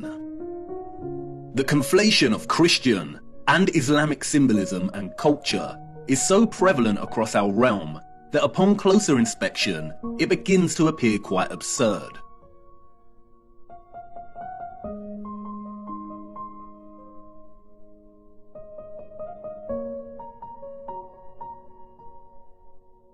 If we are to believe the official historical narrative, that is. If we believe the narrative of the Crusades and Ottoman Habsburg Wars, of the continual warring between West and East, then the presence of the crescent symbolism displayed on many so-called medieval European coats of arms and crests indeed makes no sense. Perhaps this is just more cultural appropriation, but the narrative becomes very unconvincing when we turn our attention to the structures themselves. Why was the Hagia Sophia Holy Grand Mosque originally constructed as the Church of Hagia Sophia by the so-called Roman Empire? It remained a church, we are told, for almost 1,000 years. Its 4 minarets were constructed after the Ottoman Empire took the region. But look at its original design. It does not resemble a traditional cathedral whatsoever. And we see this over and over again. The Cathedral of Cordoba in Spain, originally erected as a mosque in the 8th century, and then converted to a cathedral in the 13th century. We see right here the conflation of both styles of East and West. Interestingly, the structure also features the red and white striped arches, indicative of power stations that we find throughout so many impossible structures. And even without their unconvincing narratives of structures passing between cultures, we still see the presence of both styles in many structures that do not have this narrative attached to them. St. Mark's Basilica and the Doge's Palace in Venice look extremely Eastern, as does the Brighton Pavilion in England. These structures were impossible for all of those, East and West, in the official narrative, unless they had advanced technology, which the narrative tells us they did not. The official narrative tells us tales of architects being inspired and influenced by the structures of East and West alike. But remember, at the time these structures were built, the people didn't have accessible transportation. Journeying between continents and countries took weeks, and they had no cameras to document the structures in order to be able to replicate them with such accuracy in the first place. Why don't synagogues have their own unique particular style, like mosques and cathedrals? We see this fusion of architectural style everywhere. We see water pumping stations that resemble cathedrals. We see water towers that resemble castle turrets. We see cathedrals that also resemble official government buildings. All these structures belong to one whole, unified civilization. That's why we find so many ruined cathedrals in the Middle East. They were destroyed and ruined during the Great Reset and after to solidify the falsified narrative. That's why we see the crescent moon in old 19th century photographs in areas it should not be. This is Brazil. Look closer. Even today, Brazil's Muslim population comprises a total of 1% of the country. So why is this crescent present at the top of one of these antennas in the 19th century? Why is it present in San Francisco in 1905? Why do we see many structural antennas composed of both the cross and crescent moon. In many of the old photographs, we see many structures without any religious symbolism, but just standard antennas. And what about all the unusual antennas we see? Many of the antennas functioned as symmetrical instruments to enhance ether extraction and to transmit energy to other antennas. They were never signs of different religious factions in the old world. They were most likely later designated these meanings to fracture the unification of the old world and its understanding of God. Even the mainstream narrative admits that it was not until the 19th century that the crescent moon even became associated with the Ottoman Empire, and it wasn't until 1950 that the symbol became the emblem of Islam. The symbols of the crescent and cross are much more complex than most realize.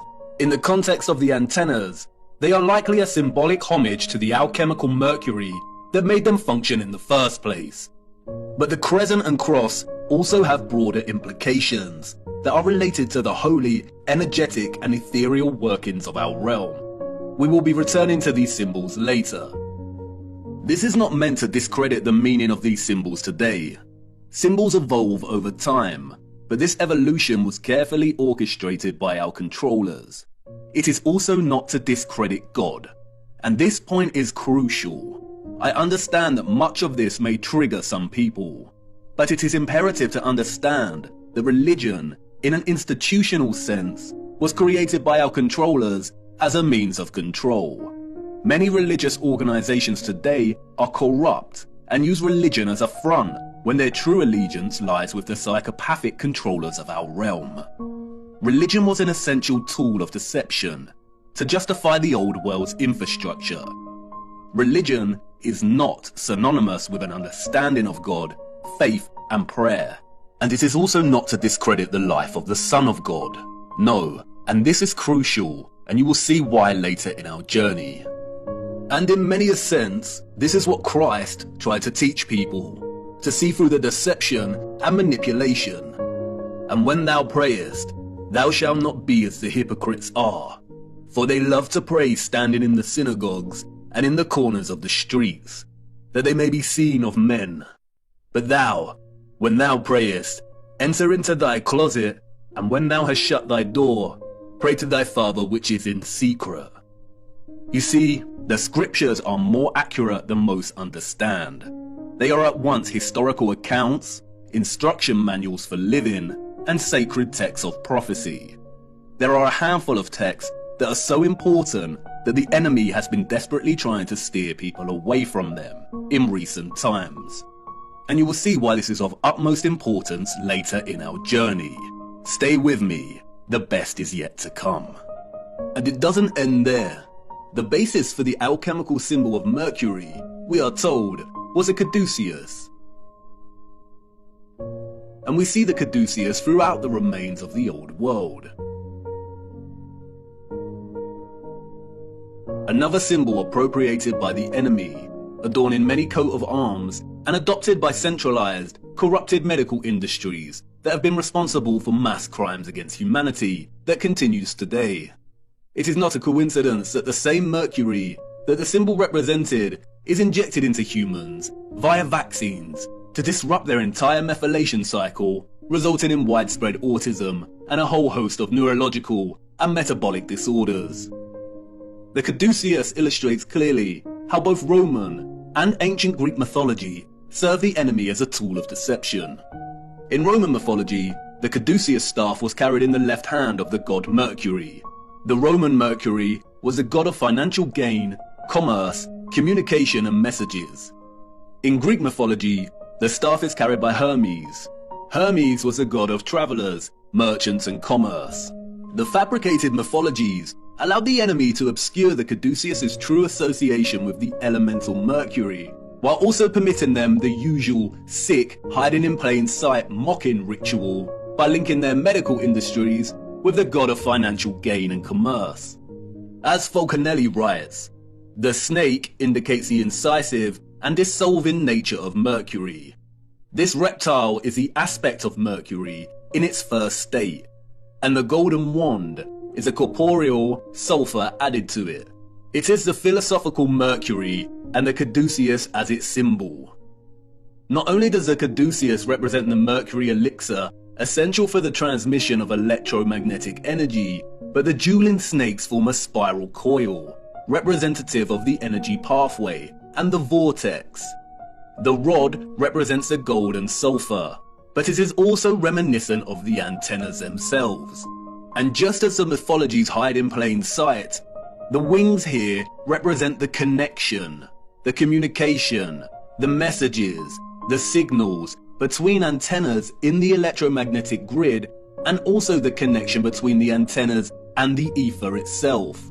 After all, the Roman god Mercury was known as the messenger of the gods. And it's hiding in plain sight throughout alchemical art and illustration. We see the eagle and the lion, we see the caduceus, and we see similar geometries and objects that adorn the top of the old world structures. And yet it is still difficult to imagine the energy grid. And even more difficult to imagine is the level of labor required to remove all the engines and vessels, to destroy and hide enough of the old world, and to begin rewriting history in order for the Great Reset to have been a success. What we are seeing in the 19th and early 20th century is the final stages of the reset. There was a transitory period, and like any transition phase, the period still utilized some of the old world's technology that it was trying to phase out. And like I said, the enemy is lazy. They really should have done away with these photographs and footage. Look.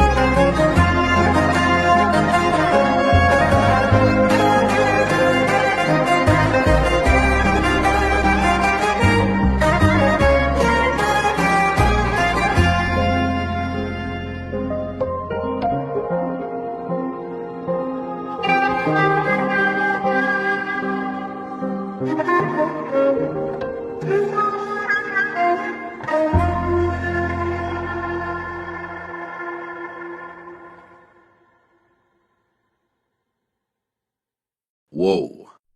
Most of these images were taken during the world's fairs of the 19th century, and at the turn of the 20th century. Any electrician will testify to just how impossible illumination in this time period and on this scale would be. What an absolute nightmare to wire. But they didn't need complex wiring, did they? How did they have moving sidewalks during this period? We also see this technology on display in the burgeoning American amusement parks of the early 20th century. There is a reason they called them electric parks. In fact, the reference to electricity can be found everywhere amongst repurposed old world sites, even in the unlikeliest of places. Even in this transition phase of the reset, these environments look glorious. This is with most of the water grid already destroyed. Just imagine what they were able to achieve. So many of the major symbolic icons of our time can be traced back to the Mercury that made this electromagnetic, technological old world possible in the first place. Interestingly, in his reading of Orpheus, or St. Christopher, as a mercurial carrier, Falconelli takes his Masonic trickery of half-truths and deceptions to the limit. He begins discussing Orpheus's belt as depicted by Julian Champagne, whose painting of Orpheus hangs in Jean Lamant's mansion, what Falconelli calls one of the most attractive and rare philosophical residences. The painting depicts Orpheus wearing a belt stitched with crisscross lines. It is important to note that none of the other famous artistic renditions of Orpheus depict him wearing this belt. Falconelli exclaims that the artist did even better than the rest. Under the inspiration of the Hermetic scientist who has commissioned the painting, the artist depicted Orpheus tightened by a wide belt at the level of his abdomen. It is this belt, Falconelli writes, that gives St. Christopher his true esoteric character. Listen very carefully to what he states next. According to some documents kept in the archives of the Lallement mansion, we know that Jean Lallement belonged to the alchemical brotherhood of the Knights of the Round Table. What we are going to say here cannot be taught. Orpheus's belt is the sign that all philosophers recognize as the external mark that indicates the extreme, intrinsic purity of their mercurial substance. It is a sign that the old authors called the Seal of Hermes, the Star of the Magi, the Bear Cub, the constellation in which the pole star is found. Comparing Orpheus's belt and the Bear constellation by the pole star, or what is known as Ursa Major, or the Big Dipper, at first provides no insight as to what Falconelli is referring to. Is this just a rambling of an insane cryptic mason, or are we missing something? But if you begin to trace the pattern on the belt, then another hidden and familiar pattern begins to emerge within the pattern itself. When documented throughout the year, at each season, the Big Dipper constellation also forms this pattern, the symbol of the swastika. A now infamous symbol of evil. What many do not know is that according to the official narrative, the swastika was one of the most widely used symbols throughout history and different cultures. It is an important symbol in Asian countries, representing Hinduism, Jainism, and Buddhism. It was used by the so-called ancient Greeks and Romans, the Druids, the Celts, Native Americans, early Christians, and so on. We see it in mosaics, rock churches, bracelets, rose windows, crosses, pottery, clothing, and flags. We see it everywhere throughout time and culture. Interestingly, Swedish and Norwegian power companies used the symbol in the late 1800s and early 1900s to represent electric power stations and hydroelectric stations. This connection cannot be purely coincidental. The task of erasing memory and history is not an easy feat. It takes time. Out of all the symbols, this is the one that the enemy had to corrupt and dilute the most by appropriation. Not just because of its now lost association with electromagnetism, but because, as Falconelli let slip, its original association with Mercury's involvement in the old world's power grid. Like the caduceus's spiraling snakes, it depicts a vortex that Mercury produces in the presence of electromagnetism. The swastika is the vortex. It also represents another vortex, the one below Polaris and the Big Dipper, at the center. The same vortex that NASA has teased hiding in plain sight here on Earth and in their representation of other planets' poles. It is the same vortex that Mercator and others documented in maps and writing. The whirlpool surrounding Rupes Nigra and located at the North Pole. Interestingly, scientists have recently discovered large natural stores of the so-called toxin mercury at the North Pole. They are worried about it melting and causing toxicity. Of course they are. As Kevin Schaefer writes in the National Geographic article, it turns out that not only is there mercury in permafrost, but the Arctic is also the biggest pool of mercury on the planet. Is this another mocking on their behalf, or is there actually a vast amount of mercury at the north? We will return to this much later in our journey. The noble metals and their original location on Earth are very important, and it is the scriptures that hold the answer. The old world knew. They knew the Earth they walked upon better than anyone else. They knew the alchemical metals, gold, iron, copper, mercury, and so on, could be fused in ways that allowed them to access the ethereal electromagnetic energy. They knew that Ophorus, the alchemical mercury, could elevate the Christ, the alchemical gold, and carry him to the masses. It is not a coincidence that the path Ophorus carried Christ was across the river, across water. The legend of Ophorus is a symbolic and metaphoric totality of the old world's energy system. You have a question, and I have a feeling I know what you're going to say. You want to ask about the maps, Mercator and such. If they have fabricated history, distorted so much symbolic meaning, and lied about those that came before, how can we trust these old maps and accounts of the North? How do we know that Hyperborea is a real place and that there is a vortex in the center? That's the spirit, an important question. Unfortunately, we cannot trust the maps, and I need to show you why. And it's now time to talk about the clocks. For you see, there is another map, hidden and long forgotten, the oldest map of them all. And it's not perfect by any means, but it's all we have. Come, it's time to lift another veil.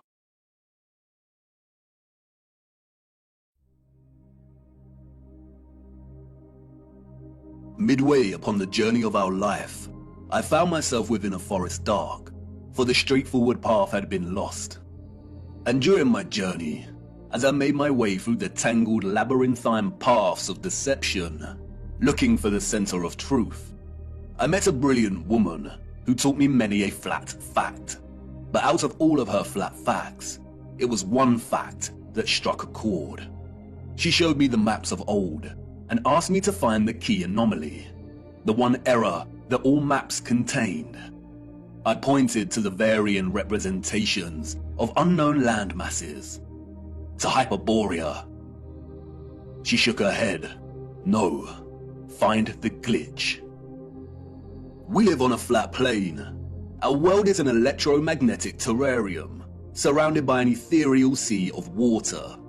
And like all terrariums, after initial creation, they begin to form their own self-sustaining atmosphere. The sun and the moon journey above our flat realm in concentric spirals. There are 5 prominent circles of latitude, we are told.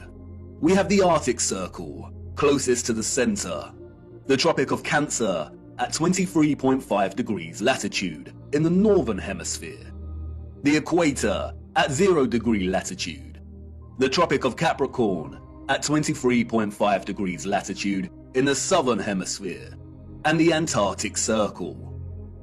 The sun journeys from the equator at the March equinox up in concentric spirals to the Tropic of Cancer.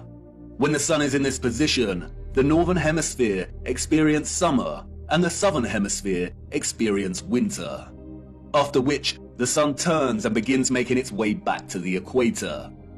The word tropic stems from the Latin word tropicus, which means pertaining to a turn. The sun journeys back, taking the same concentric spiral path, and reaches the equator again. It then keeps going and reaches the Tropic of Capricorn. When the sun is in this position, the southern hemisphere experiences summer, and the northern hemisphere experience winter.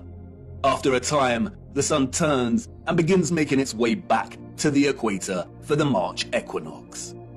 The equinox occurs when the sun is journeying the circle of the equator, and those living along this line of latitude will see the sun directly overhead at a 90-degree angle at solar noon. The March equinox marks a season of spring in the northern hemisphere, and the September equinox marks a season of autumn. If you live in the southern hemisphere, this is reversed, and the September equinox marks spring and the March equinox autumn. It is important to note that the sun never reaches the Arctic Circle, nor does it reach the Antarctic Circle. It never reaches the poles. It journeys to the tropic circles and then turns back. The point at which the sun reaches its most northerly and southerly excursion relative to the equator is called the solstice. Solstice comes from the Latin word solstitium, which means point at which the sun seems to stand still. And indeed, many do note that the sun seems to stop on the solstices. And this is because, in a sense, it does. It reaches the most northerly and southerly excursion and turns back. But why the Tropic of Cancer and Capricorn? Who names these circles of latitude? Our historical ancestors did. They had clocks that not only told them the seconds of the hour, the hours in the day, but also the moment of dusk and dawn and the current phase of the moon. Their clocks understood the true time, the bigger picture. They understood the celestial clock. The stars above us, beyond our firmament, and in the waters above, revolve at a constant 1 degree every 4 minutes, from east to west, that is, anti-clockwise. This means they revolve at 15 degrees each hour. 15 degrees multiplied by 24 hours is 360, a full circle. The stars above are fixed. They do not stray from their anti-clockwise journey, but revolve and complete a full circle every day. Our ancient, historical ancestors knew this. They assigned the stars above into fixed constellations. They divided the 360-degree circle of the sky above into 12 divisional arcs of 30 degrees, in which each constellation of the zodiac resides in. They designated each constellation in each 30-degree arc with an anthropomorphic symbol, most of which are animals. Zodiac is an interesting word. Zodiac, the arcs of the zoo. Yes, the parallels with Noah's Ark are strikingly obvious. Each constellation of the zodiac moves from its fixed position in the waters above at 1 degree every 72 years. The stars in the circle above us are fixed in their positions, but every 72 years, the entire circle shifts 1 degree. This is what is called the precession of the equinox. Remember, each arc is 30 degrees. If we multiply 72 with 30, we get 2,160 years. It takes 2,160 years for the circle above to shift 1 whole arc. Astronomers call this an age, and this is what is meant by entering or the dawn of a new age. As Wikipedia tells us, the Tropic of Cancer and Capricorn were named such because many years ago, in the days before Christ, the days before BC, the sun was in the constellation of Cancer at the June solstice, and the sun was in the constellation of Capricorn at the December solstice. What does it mean for the sun to be in a given constellation during the solstice? It means a position of the sun in the sky at solar noon. Of course, during solar noon, we would not actually be able to see the stars in the firmament beyond. Therefore, to discern the sun's position relative to the constellations requires either 1, a thorough understanding of the stars and their positions above. Our ancient ancestors, we are told, created star charts and used devices such as astrolabes. Or 2, computer technology that is able to map and overlap the sun's position against the backdrop of the stars and constellations at solar noon. The sun's presence in the constellation of a given zodiac sign means exactly as it sounds. At solar noon, on the day of the solstice, the sun should be in front of a given constellation. Look closer at the zodiac wheel featured on the dial of these clocks. Here we see that both the constellations of Cancer and Capricorn are polar opposites to one another. These are the names of the two lines of latitude on the maps, and that we use to discern the sun's most northerly and southerly excursion above our flat plane. All historical cartographic world maps display both these circles of latitude as Cancer and Capricorn. We see it here on Mercator's maps, on the Ortelius, on the Rouge, on the Urbano Monte. Cartographic maps combine so-called science with aesthetics to communicate spatial information effectively. They strive to be accurate. And we still use this designation of Cancer and Capricorn for these circles of latitude on our cartographic maps today. Google Earth also uses these designations. But why? As Wikipedia states, when this line of latitude was named in the last centuries BC, the sun was in the constellation Cancer at the June solstice, the time each year that the sun reaches its zenith at this latitude. Similarly, when the Tropic of Capricorn was named, the sun was in the constellation of Capricorn at the December solstice. And the wheel of the zodiac makes this very easy to understand. For instance, if the sun is in any given constellation at solar noon on the June solstice, then its counterpart on the December solstice will always be in the constellation opposite to the June sign. And this is represented with a straight vertical line. If, for instance, the sun was in the constellation of Aries at the June solstice, then it will appear in the constellation of Libra in the December solstice. If the sun was in the constellation of Pisces at the June solstice, then it would be in the constellation of Virgo during the December solstice. These signs are, in a sense, bound in their opposition to one another. And this is where it becomes interesting. The vertical line here represents the tropic circles and their respective constellations during the solstices. But they are governed by another circle of latitude, the equator. On the wheel, this is represented by the horizontal line. And you'll see that the lines form a cross. The equator and the tropic circles are bound in unison by this cross. Remember, the zodiac is the clock face of the circle of stars above us. When one turns anti-clockwise, the rest follow. And just like the signs of the solstices, the left hand of the horizontal line here represents the constellation the sun is in during the March equinox, and the right hand side representative of the sign during the September equinox. And it is the left hand side of the cross, the March equinox, or what is referred to as the vernal equinox, and its zodiac sign, which acts as a reference point for the entire celestial coordinate system. It's called the first point of Aries. The naming of this reference point after the sign Aries is arbitrary, or so they say. We also use it as a reference point for naming the age we are in. And if we start in the age of Aries, we can illustrate the precession of the equinox and the designation of constellations to their corresponding circles of latitude quite clearly.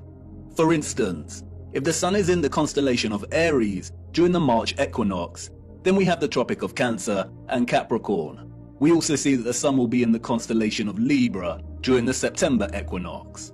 Now the stars above us are revolving anti-clockwise from their usual fixed positions at 1 degree every 72 years, and a whole zodiac arc every 2,160 years. So let's jump 2,160 years to the age of Pisces. The sun is, of course, in Pisces during the March equinox. We have the Tropic of Gemini and Sagittarius, and the sun in Virgo during the September equinox. You'll no doubt have noticed that the wheel represented here turns clockwise, and that's because it's a representation of the constellations, as if your view was outside of the firmament and looking down on the stars. If you were standing underneath this wheel and looking up, it would rotate anti-clockwise. I am using the clockwise representation because it is the best way to illustrate the precession of the equinox. This rotation keeps shifting one arc every 2,160 years until the wheel makes a full circle, or what is known as a great year. Why is this important? What we see here, and what the mainstream narrative confirms, is that the tropics of Cancer and Capricorn occurred during the age of Aries. For the last 2,000 years or so, we have been in the age of Pisces. Remember, an age lasts for roughly 2,160 years. And we are now on the cusp of entering into the age of Aquarius. On June 2020, during the solstice, the sun entered the border of Taurus, and therefore the transition has already begun. And Google will tell you this yourself if you search. A new age, or a precession of 30 degrees into a new constellation on the March equinox, is not some new age, pseudo-spiritual fantasy of astrologists and yogis alike. It is an astronomical law of the stars above in the firmament, and you can track it yourself every equinox and solstice. It is a critical and integral component in the function of our realm. If we are entering the age of Aquarius, then that means that the sun has not been in the constellation of Cancer or Capricorn during the solstice for over 2,000 years, when our realm was in the age of Aries. All the old and current cartographic maps, and even Google Earth, represent these circles of latitude as a tropic of Cancer and Capricorn. There are no maps that present the tropic lines correctly as they should be in the age of Pisces, our current age. Wikipedia and other mainstream narratives of deception tell us that our ancient historical ancestors of horse and cart and copper chisels named these circles of latitude in the times of BC, and no one in the course of history that followed bothered to change the names of the tropics to their accurate designation. We are in the age of Pisces, and have been for over 2,000 years. The circles of latitude should be called the Tropic of Gemini and the Tropic of Sagittarius. And so what? What's in a name? But this brilliant lady, who taught me this flat fact, was patient. What's in a name? Everything. And until she said it, I didn't realize how stupid I'd been to overlook this. Maps are not just pretty projections of the landmass on Earth. They are practical instruments of navigation. Our ancient historical ancestors, we are told, depended on celestial navigation, on the position of the stars in the firmament above to guide their way when at sea. Follow the North Star. And if perchance their compasses failed, then knowing the map of the stars above would be critical. Believing that our ancestors just continued to use the designation of Cancer and Capricorn for the tropics that was established by their own historical ancestors, who belong to a different age entirely, is absurd. Celestial navigation would have been an essential skill set for anyone navigating their way across the oceans. And if they did have advanced technology, like we have our computers and GPS systems, then would they really be that lazy and neglectful to not bother designating the tropic circles to their correct constellation titles? Did they really invest so much time building the most advanced astronomical clocks only to neglect their maps? No, they did not. All these historical maps present designations for the tropic circles of latitude that are well over 2,000 years old. Why? And why are we still using this designation today? For you see, these maps, and all our maps, including Google Earth, are tools of deception. Where are the maps from the age of Pisces? The maps of the last 2,000 years? And could these maps actually be over 2,000 years old? It seems like someone does not want us to know the age we reside in, or wants to distract us from finding out just how important the precession of the equinox really is. This brilliant lady's flat fact leaves us with the following conclusions. The maps, all of them, Mercator and so on, are either 1. Original maps that belong to a period that occurred thousands of years ago and have been given false dates and narratives surrounding their creation. 2. Manipulated copies and versions of original maps that were created over 2,160 years ago. Or 3. They are all fake and created during the Great Reset of the last few hundred years to generate a false history and timeline and solidify the false historical narrative and the rise of Galilean heliocentricity. Out of all of these options, the second and the third are most likely. Cartographic world maps are not easy documents to create and establish. They require a solid understanding of our Earth's size and shape. They require a thorough understanding of the circles of latitude that are integral to the workings of our world. They require a complex understanding of the continents and land masses. These maps are likely manipulated duplications of maps thousands of years old, or completely fake. And we do see signs of manipulation, especially in regard to the landmass known as Hyperborea. We see Hyperborea in various maps of varying styles, and we are told that these are from the 16th century. But towards the 17th century, we see Hyperborea start to be erased from the maps. We see unknown land masses that are present in some of these old maps vanish entirely. And then it dawned on me, the message of this flat fact. We have no trustworthy maps, not a single one. We have no reliable source to show us the bigger picture of the realm we inhabit. I continued my journey, and as I ventured deeper into the forest, the path to the center that led me thus far was gone, and I could not turn back, and there lay no path in front of me. I became truly lost. How to know where you are going if you don't know where you are in the first place, if you don't have a map? All historical waymarks that I had invested some degree of trust in before were now completely unreliable and questionable. How much had been edited by the controllers? How much truth was left? What if all the maps were fake? Why are they hiding the maps of the last 2,000 years? We do not have one single accurate or honest world map. And like in all moments of being lost, right before despair takes hold, an unforeseen circumstance arose that set me back on course. I stumbled through thick overgrowth and out into a moonlit clearing with a small lake. At this clearing, I met a mysterious figure named Sturgios. I told him I was lost, and he told me to come and look into the lake. He told me to watch the water. What did I see? He asked. Myself, I replied, my reflection rippling and glistening in the moonlight. Mirror, mirror, look beyond yourself, he said. What do you see? And there it was, just as it had always been. Mirror, mirror, way up high. Mirror, mirror, in the sky. Mirror, mirror, oh how they lie.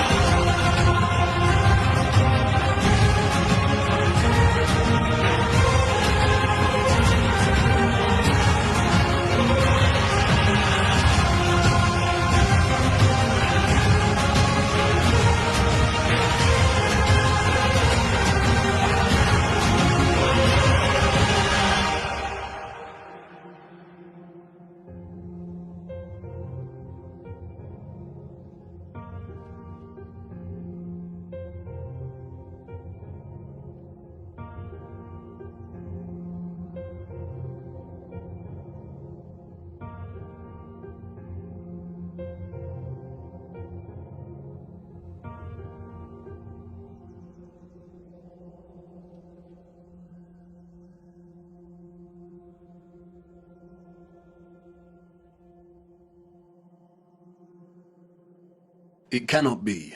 All this time, hiding in plain sight. A distorted, unreliable yet steadfast reflection, a quasi-photographic image of both our known world and what is this? This is the unknown world. Thank you, Sturgios, for all your work. Sturgios has mapped out each continent to the minutest detail. His work is meticulous. He has mapped time zones, seasons, flight paths, and distances. The first true flat Earth map, and it is of utmost importance primarily due to the unknown landmass over here that Sturgios has named Terra Vista, after the Urbano Monte landmass of the same name. Why have we never heard of this land before? If the area here is our known world, then the realm is absolutely enormous. But wait a minute, Sturgios' presentation of our known world here maps the 5 prominent circles of latitude. We see the Arctic Circle, the tropics, the equator, and the Antarctic Circle. And Sturgios has mapped the sun's concentric journey around these circles of latitude, mapping seasons and time zones with the utmost precision and accuracy. So what's going on? The sun and moon cannot journey the entirety of the landmasses presented here because it would take too long. Does this landmass not have its own sun? Or perhaps the moon is not a map of the greater realm after all. But not so fast. We need to spend some time breaking down Sturgios' discovery here. How the image on the face of the moon was and is formed, when it was formed, and why are all questions that no one can answer. Nobody knows apart from the deceivers in higher places. But there are a lot of things hidden in plain sight that bring us a little closer to having a better understanding of this mysterious phenomenon. First of all is the nature of this image. It is a composite image. You are witnessing multiple images simultaneously when looking at the face of the moon. And these images are akin to a type of X-ray photography. There is also evidently a lot of distortion and optical illusion present in these images. No one can offer an explanation as to how this composite image has formed, nor has anyone ever provided a satisfactory answer as to what exactly the moon is. And rightly so, for if they could, we would not be in this mess in the first place. While most alternative views of the moon's true nature are rooted in nonsensical theories, such as those dreamt up by many deceivers and boys who never grew up, and who like the idea that aliens created the moon and there exist underground bases deep within its craters. There is one man, however, who spoke of the moon in the years leading up to the space race in the 60s, and who offered a very sensible insight. In 1965, Professor R. Foster challenged the corrupt scientific complex by stating that landing on the moon was an impossibility. It is an impossibility, according to Foster, because the moon is plasma and not solid. Here is what he said in an interview. What is your theory? Well, it is by now rather more than a theory. 10 or 11 years ago, I stated to various scientists that the moon is not a piece of rock, but it is a plasma phenomenon, a cosmic plasma, and that this fact will eventually be confirmed. I made certain predictions which were already confirmed in 1958, and the situation now is coming close to a complete confirmation. Scientific views expressed all over the world now that the moon seems to be of a quite different nature from what was assumed. But the Americans and Russians are thinking of landing men on it. Well, that will never happen. Not on the moon. On Mars, on Venus, and other planets, yes, but the moon is definitely, as I assert, a plasma. Like most that speak out, Foster was most likely controlled opposition. Notice that he says it is possible to land on other planets, but not the moon. It is likely that it was his task to introduce a half-truth, that the moon is a plasma phenomenon, only for his claims to be, quote, debunked and proved wrong, unquote, a few years later, after they staged the moon landings. Since Foster's claim, however, our own access to technology in recent years has allowed us to investigate the moon in more detail. And through this we see over and over again varying instances of the moon behaving in a way that debunks a lie that it is a ball of rock. We see with our own eyes a semi-transparent moon, either at night or while there is still daylight. We see the sky through the moon. Sometimes it is even possible to see stars directly through the moon. Many have repeatedly demonstrated that moonlight is colder than the shade at night, and therefore it cannot be reflected sunlight as it possesses no residual warmth.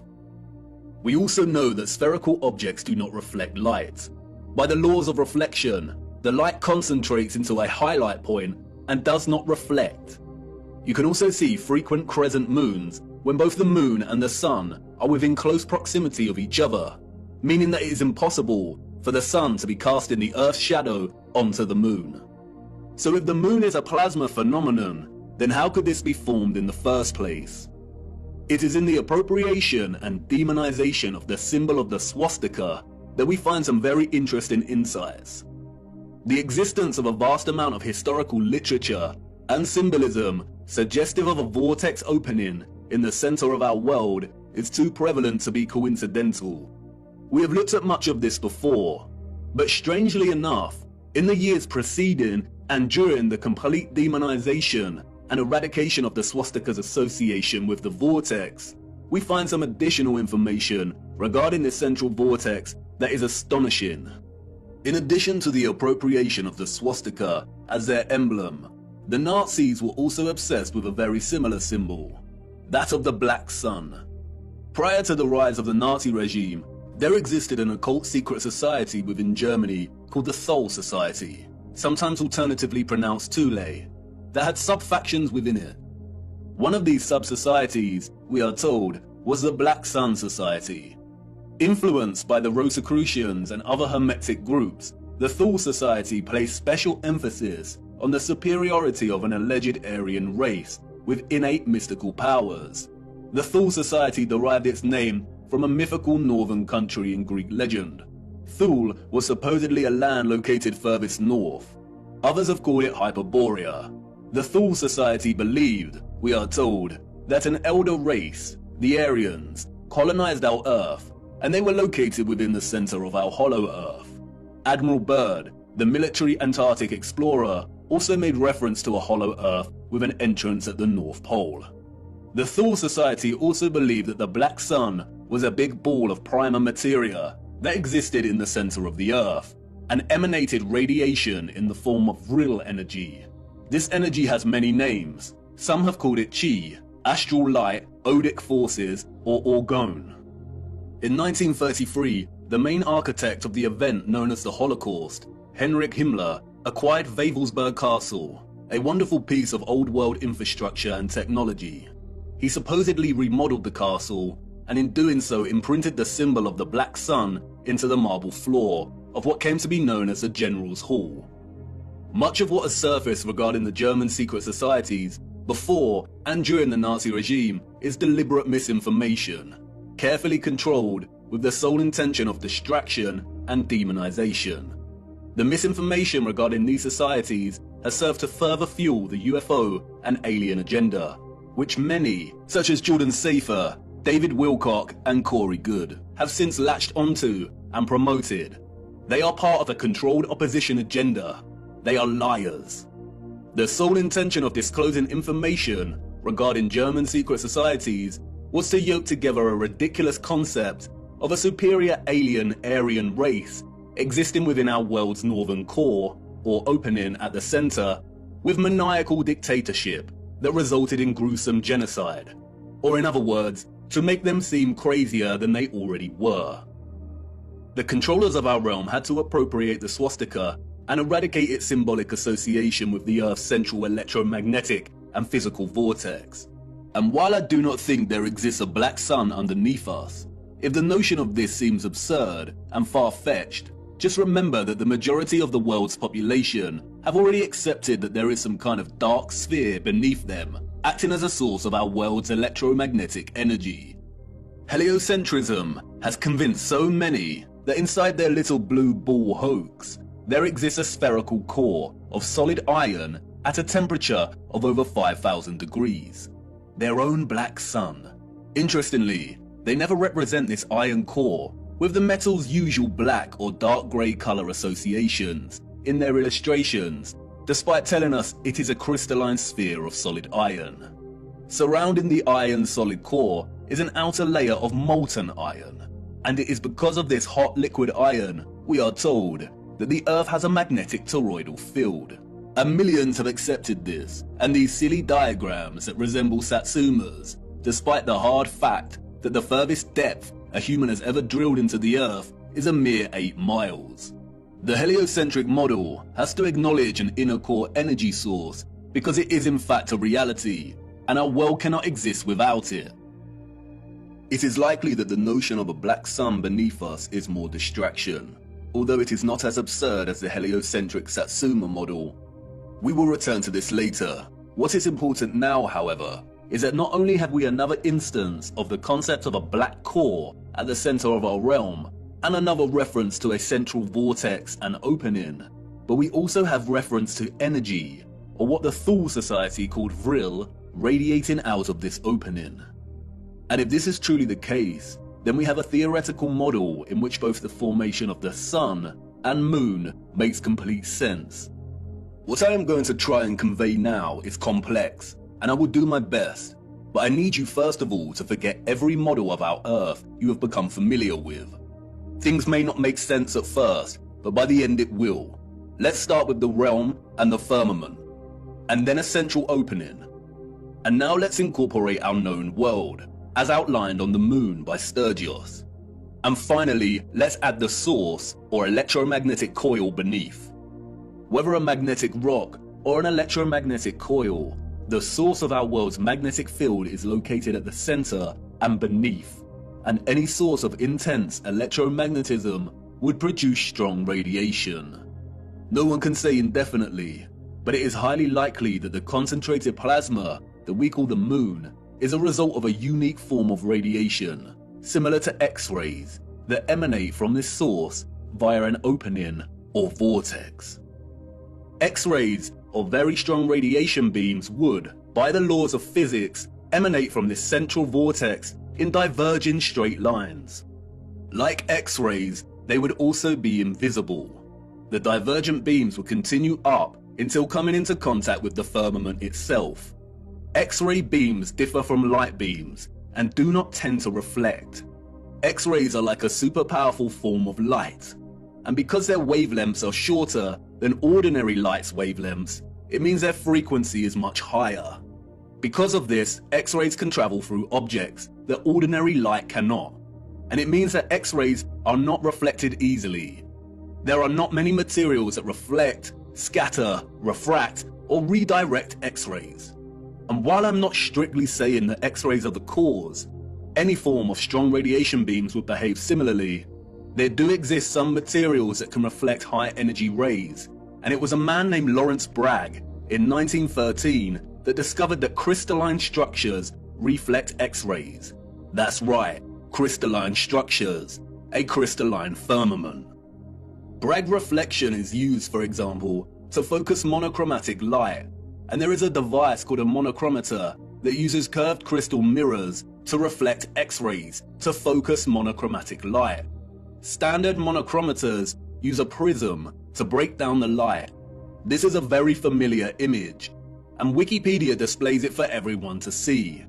It is now associated with an infamous music album. What is the title of that album? They are telling us. This means we're right on track. Radiation beams reflected off of the crystal firmament would likely be redirected down, off-center, and into the ionosphere above our heads. The same ionosphere in which the ethereal electromagnetic energy was harvested from. It is here that the beams will converge and concentrate and generate the plasma phenomenon we call the moon.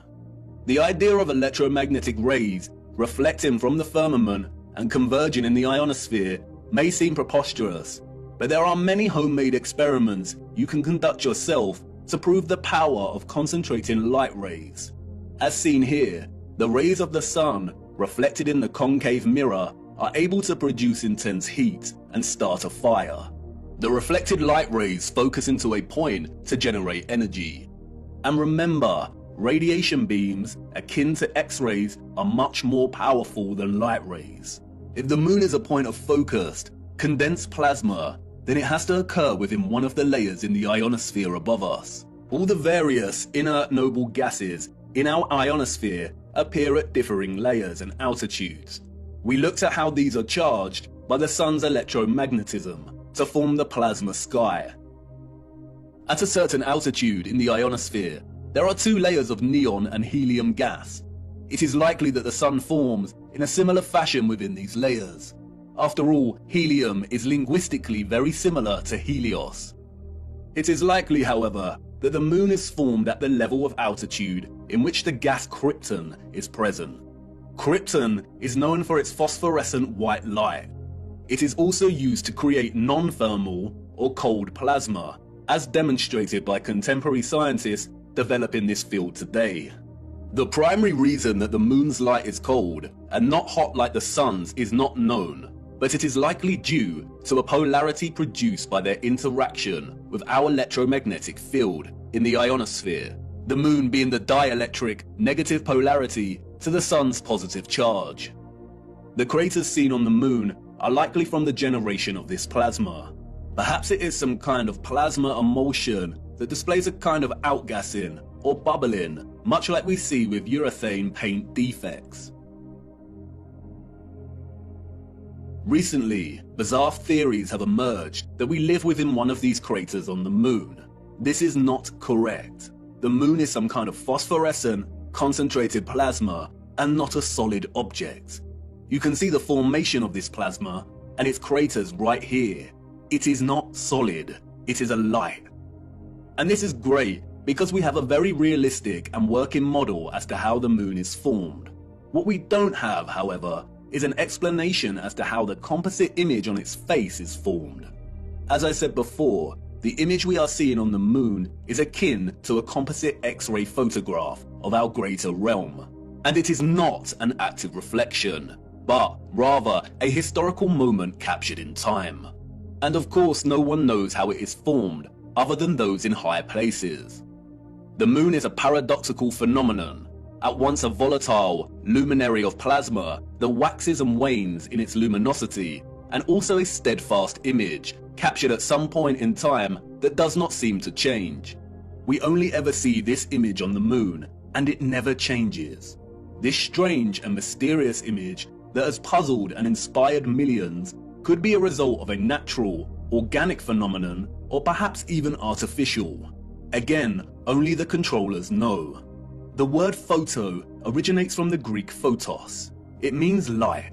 Hence we have words such as photosynthesis, which means the synthesis of light, in which plants harvest light energy and convert it into chemical energy. A photon is the quantum of the electromagnetic field, including electromagnetic radiation, such as light. A huge misconception is the notion that photographic imaging is not a natural, organic phenomenon. This is not correct. The word photograph means light drawing. The concept of natural light-sensitive material is well understood. Our bodies begin to darken when exposed to too much sunlight. Depending on the exposure to the UV, our bodies can develop tan lines. The light literally draws on us. Certain textures and textiles can fade or come to the surface when exposed to light, and there exist natural camera obscuras. A natural camera obscura occurs when a darkened space with a hole permits light rays to enter from outside the space, resulting in a projected image of the space outside inside the darkened area. We can even see projected images of a solar eclipse here on the ground underneath a leaf canopy due to the holes in the leaves. Natural camera obscura was, of course, the inspiration for the early development of photographic technology. Interestingly, the noble gas krypton, the same gas present in our ionosphere, has been used for years, we are told, as an integral component in camera flashes for high-speed photography. It is also an essential component in hyperpolarized MRI scanners.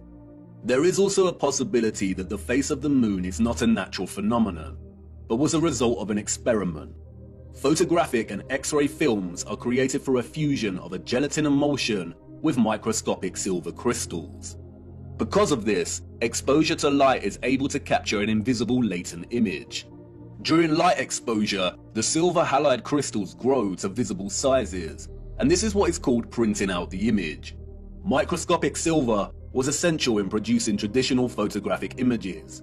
Without it, the technology would not have been possible in the first place. Interestingly, in their alignment of noble metals with astronomical bodies, the alchemists designated the moon as having rulership over the metal silver. The birth of modern photography began in 1800, we are told, when the uncle of Charles Darwin tried to capture the image produced in a camera obscura. He discovered that by coating white leather with silver nitrate, he was able to partially capture real-life images. The use of silver nitrate was developed further by Louis Daguerre, who went on to birth the daguerreotype and modern photography. But what is interesting is that silver nitrate goes by another name. They called it lunar caustic, in homage to the alchemists' association between the moon and silver. It's also quite interesting that many Masonic representations of the alchemists depict the sun and moon as reflected rays. And what are the coincidences that the alchemists, who probably didn't exist in the manner we are told they did, associated the moon with the very metal in which traditional photography is impossible without? This is not a coincidence. Those of the old world knew what the moon was, and perhaps an older civilization that came before them and that were also technologically advanced had a hand in rendering the image on the moon. It's not that much of a preposterous notion, considering that we are continually experimenting with things on a cosmological scale today, staging fake rocket launches that sometimes get caught on the firmament, developing artificial suns, and some demons in higher places are even trying to find ways to dim the sun. Humans have always overstretched their ambitions when it comes to the luminaries, and I don't see why advanced civilizations of the past would have been any different. But how this composite image phenomenon came to be is not important for our journey. It's what it shows us that is important. And perhaps it is best to leave the moon shrouded in mystery. Whether a natural or artificial X-ray photographic image, what is important is its composite nature. The image we witness here is a combination of at least two fixed images that are superimposed upon one another. The first image we are seeing, as Sturgios' groundbreaking work has shown over and over again, is a skeletal outline of our realm's land masses, akin to an X-ray, and in a way we have never seen before. In this image, we see all the continents of land we associate with Earth, or what is more appropriately termed the known world, represented by the dark areas in the image. And we also see vast bodies of land and continents that we are completely unfamiliar with. Sturgios revealed that if you treat the moon as the mirror image it is, and flip its image like you would with any reflection, then you can start to map our known land masses with utmost precision. And this is exactly what Sturgios has done, mapping the known world captured in the moon down to its Great Lakes and deserts. The striking similarities between our known world landmass and that captured on the moon are far too exact for it to be any kind of coincidence. It has been right in front of our faces every single day, literally. It is likely that no one has connected the dots here before because of this particular unknown landmass, which Sturgios has appropriately named Lemuria. And this landmass is very important because we know that it does not exist anymore. Theories of Lemuria's existence as a lost continent have been around since the 19th century, with most plotting its location somewhere around the Indian Ocean. Those in the 19th century also spoke of another lost continent called Mu. They are one and the same thing. Old maps of Mu plot the land exactly where it is on the moon. And in 2007, Masaki Kimura discovered huge structures, including pyramids, castles, and roads, on the ocean floor, some way from Japan, a location very similar to where Lemuria is plotted here on the moon. The continent sunk years and years ago, and this is very useful because it means that this image is not an active reflection, but a moment captured in time before the continent sunk. The second image we are simultaneously witnessing in our moon is that of the firmament itself.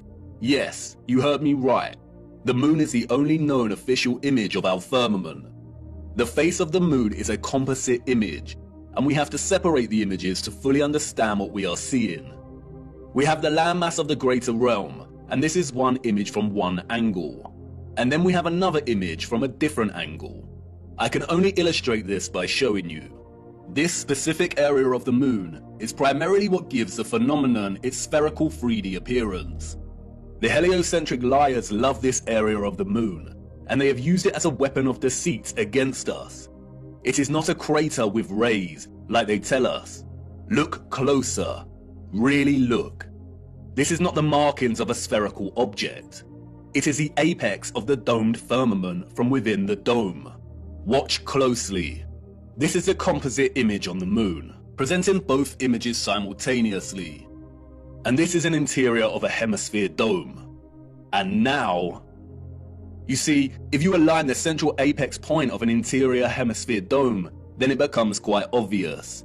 If you erase the remaining vector lines of the dome, then it becomes really obvious. And once you see it, it becomes very hard to unsee. It isn't a sphere. That is an optical illusion. It is the markings of a hemisphere dome. And not only is this the interior apex crown of the firmament, it is also a reflection of the center of our realm below. This area of the moon lends its spherical shape because of the so-called rays that emanate from it. But as you can see, it is an optical illusion. The rays are actually hemispherical ribs stemming from the dome's crown. This area in the middle of these ribs is not a crater. That is the vortex directly beneath the highest point of the dome. The controllers have named this area Tycho. It was given this name, we are told, by Jesuit astronomer Giovanni Riccioli in 1651. If it was not for Tycho, then the controllers of our realm would have a very hard time convincing millions that they lived on a giant spinning ball. And like with everything else, they have used Tycho to hide things in plain sight. For instance, another 17th century Masonic astronomer named Pierre Gassendi called it Umbilicus Lunaris, the navel of the moon, which is interesting as Norse mythology uses the same simile of the navel to describe Vergelmir, the whirlpool in the center of our realm. Arthur C. Clarke's Space Odyssey, one of the most famous science fiction novels of all time, features a crater on the moon named Tycho. In the novel, scientists find that there is a strong magnetic field emanating from the crater and discover that it is coming from a black cube monolith buried 15 meters within the crater. A black monolith, a rupes nigra, a magnetic black rock. If you separate the two images, then you can see clearly how they are in fact two images of two different angles that somehow have ended up superimposed on each other. We do not see any oceans or water mass captured in the first image, which suggests there is some kind of X-ray radiation at play. We don't see the vortex at the center in the first image for this reason. And again, no one knows how these images were formed. But if some kind of radiation beams were responsible, then the first image, the land masses of our greater realm, were most likely captured as the rays hit the firmament. And as those rays were reflected into our ionosphere and began forming the plasma mass we call the moon, it is likely that the second image was captured. And that is the image of the firmament, of the structure existing above us. And that's why we can see the outline of this structure, the stars beyond this structure, and the reflection of the vortex and other great deeps below. The moon is a masterpiece of distorted perspective, a plasma embodiment of as above, so below. And it's going to take a lot of work and careful consideration in smoothing out this distortion to try and get somewhere close enough to create a proper map of the world we live in. And because the moon is a disc-like mass of plasma, the first image of the land presents some curvilinear distortion. And you can see it here at the edges as the land begins to warp and wrap slightly. A lot of serious work needs to go into creating a flat projection of this distortion. But it shouldn't be too difficult, because the distortion is only slight around these edges. And that's why Sturgios can map the circles of latitude, seasons, and time zones very accurately. A map without the distortion may look something like this. But important questions remain. If the central vortex is absent from the land image on the moon, then why has Sturgios plotted the land we assume is Hyperborea over here, which is not in the center? And what about all this other land? The sun and moon cannot journey above all of this land, as it would take more than 24 hours to circle all of this, and we know the paths of the sun and moon. And the big one, the one you've been desperate to ask about since uncovering the only map we have. Where is the ice wall that you flat earthers constantly bang on about? Let's start with Hyperborea. And here's where many flat earthers may experience cognitive dissonance. Although Sturdios has plotted Hyperborea here, there is no proof that this is the true Hyperborea. There are a lot of different land masses in this region, and we cannot be sure. It pains me to say that Hyperborea may not exist in the way we have come to believe. Mercator's Hyperborea is likely the work of the Masons to throw us off the real path. And this is what our purpose is all about, isn't it? Digging for the truth is difficult business, and as we dig deeper, we come to realize that artifacts we found before may not be as useful or important as we first thought. We all get it wrong, but stay with me, no need to despair just yet. It is very interesting that the Urbano Monte map was added to the Stanford University map collection and made available to the public in 2017, the same year that Flat Earth was gaining huge traction and people were starting to wake up. It's also interesting that it has been arranged as a planisphere.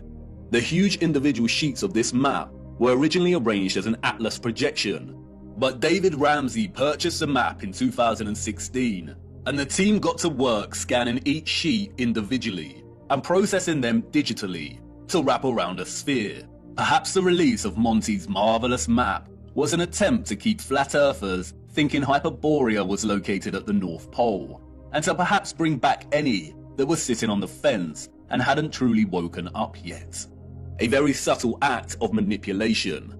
But why would they want the flat earth community to keep fixed on Hyperborea? I have some thoughts regarding Hyperborea, but first we must turn to the clocks. Those of the old world knew. They knew exactly the type of earth they lived upon, and it's displayed for everyone to see right here in the astronomical clocks. The zodiac dial here, or what is officially known as the ecliptic dial, on the Prague astronomical clock, allegedly constructed in the 15th century, does not divide its 30-degree constellation arcs equally. It is also off-center from the map behind and appears distorted, and so many clocks of the old world present very similar ecliptic dials. But let's look a little closer at this magnificent Prague clock. As you can see, the zodiac dial contains a border that presents a series of vertical lines.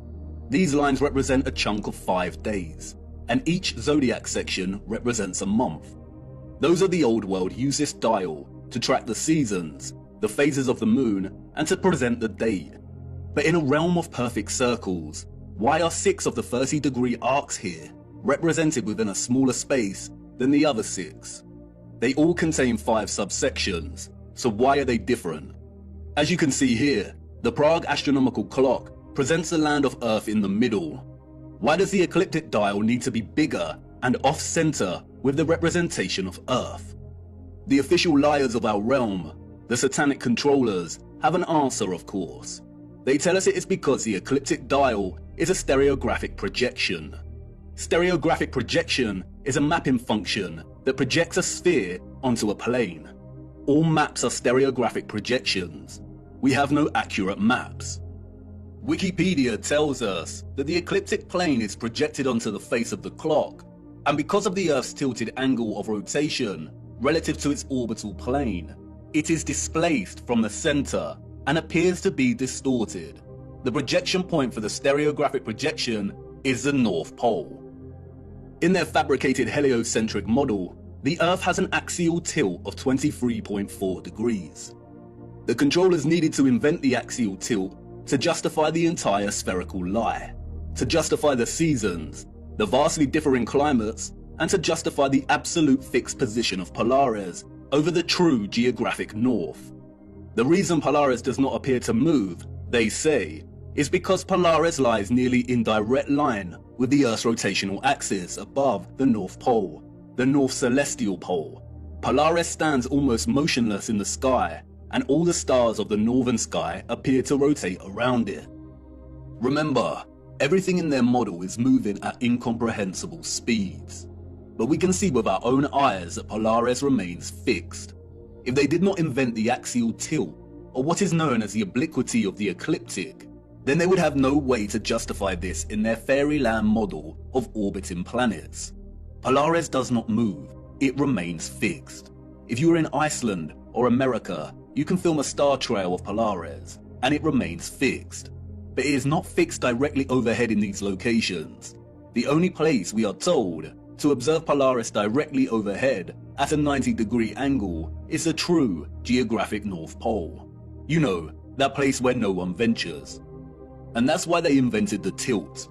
They tell us that Earth's true geographic North Pole is tilting directly at Polaris, and as the Earth spins on its little axis, Polaris appears to remain fixed. They tell us that the star's steadfast nature is an optical illusion, but their lies fall apart swiftly when you consider that the entire constellation system of the stars above remain constant. We always see the same stars and constellations. If Earth was spinning on its axis while orbiting the Sun, and the Sun was zooming through our galaxy, which is also moving in a bigger universe, would the precession of the equinox really be that predictable? Would the constellations of the tropic circles of latitude really appear with such consistency in union year after year at the solstice, or would it appear a bit more random? They are liars, and we all know that water does not lie. Resting water does not curve or convex. For you see, the satanic controllers are masterminds of reverse engineering. The celestial zodiac ecliptic dial is not a stereographic projection. The entire heliocentric model is reverse engineered science, and they had to start at Polaris and trace their steps back to ensure they justified its fixed, immovable position and made sure it was compatible with their globe. The Prague astronomical clock has been altered drastically over the last 200 years. It suffered fires, been restored and altered. And you can see that here in the way the projection of the Earth behind the clock has changed over time from a flat map to a bulging, unsightly sphere. But look, when you align the ecliptic dial with the map of our greater realm, then this all starts to make sense. The zodiac constellations appear distorted, despite all having 5 equal subsections, because our location is limited within a portion of the greater realm, and this governs our observational perspective of the stars. The shape of this dial has nothing to do with an axial tilt. It is designed this way to reflect our known world within this magnetic field pocket. The realm is much larger, and therefore the firmament and circumference of the fixed stars in the water beyond is much larger than the circumference of our own magnetic field. Polaris is here, above the center, and this is so important. They tell us that our magnetic North Pole is separate from what they call true geographic north. Our magnetic North Pole is moving. How can that be? Is that just another one of their lies? No, it is not. It is a half-truth. They tell us over the course of a century, the magnetic North Pole has moved from its location just above Canada to near Greenland and is now en route to Siberia. It is moving fast. Why? The symbol of the swastika and the black sun offer some clues as to why. For years now, flat earthers have come to see the magnetic North Pole and geographic North Pole as synonymous, but they are not. As you know, the swastika symbolizes the vortex, but the black sun takes its symbolic message further. The central core circle here represents the iron core, the black sun, or what the fictional Mercator called the Rupes Nigra. But look closer. There is another ring outside of the central core. Remember, the black sun is the energetic core inside of the vortex. And remember also that in the heliocentric model, they acknowledge that the Earth's core is a solid iron sphere, but there also exists an outer core of molten iron liquid. They also tell us that this liquid outer core is responsible for producing our moving magnetic field and poles. This is why the pole is moving, because the magnetic field is not emanating from the solid core, but from a volatile outer core. This is what the second circle here represents. And like everything heliocentric related, all you need to do is apply common sense and flatten the curve, and things start to make sense. There is not a spherical outer core, but some kind of electromagnetic coil, perhaps even made of molten iron, surrounding the central solid core. At the core we have a vortex opening, but the actual volatile energetic source is beneath. The central core is akin to a central clock dial. It's solid and remains fixed, and everything else moves around it. but it is also the keystone responsible for this entire movement. Everything surrounding our world moves. The stars above move, the sun and the moon, and the electromagnetic outer core under us, and all the while the land itself and central solid core remain stationary. And not only does this outer core move and take our magnetic North Pole with it, but it is highly likely that it moves in accordance with the precession of the equinox, in time with the stars above as they move from their fixed positions, which means that it probably moves 30 degrees of the realm's circumference every 2,160 years. The North Magnetic Pole is slowly moving, and it is as natural as the sun and moon's concentric journey above us. And this is why the symbol of the black sun is a 12-spoked wheel. Each spoke represents a fixed constellation of the zodiac. Each section is an individual age. And the result is a situation like this. Every 2,160 years, our North Magnetic Pole circles the inner solid core and vortex by 30 degrees. This is why the pole has moved from Canada and is en route to Siberia. It is traversing the outer central circle, or what is more appropriately termed the magnetic circle. We live inside of a perfect clock, inside of God's clock.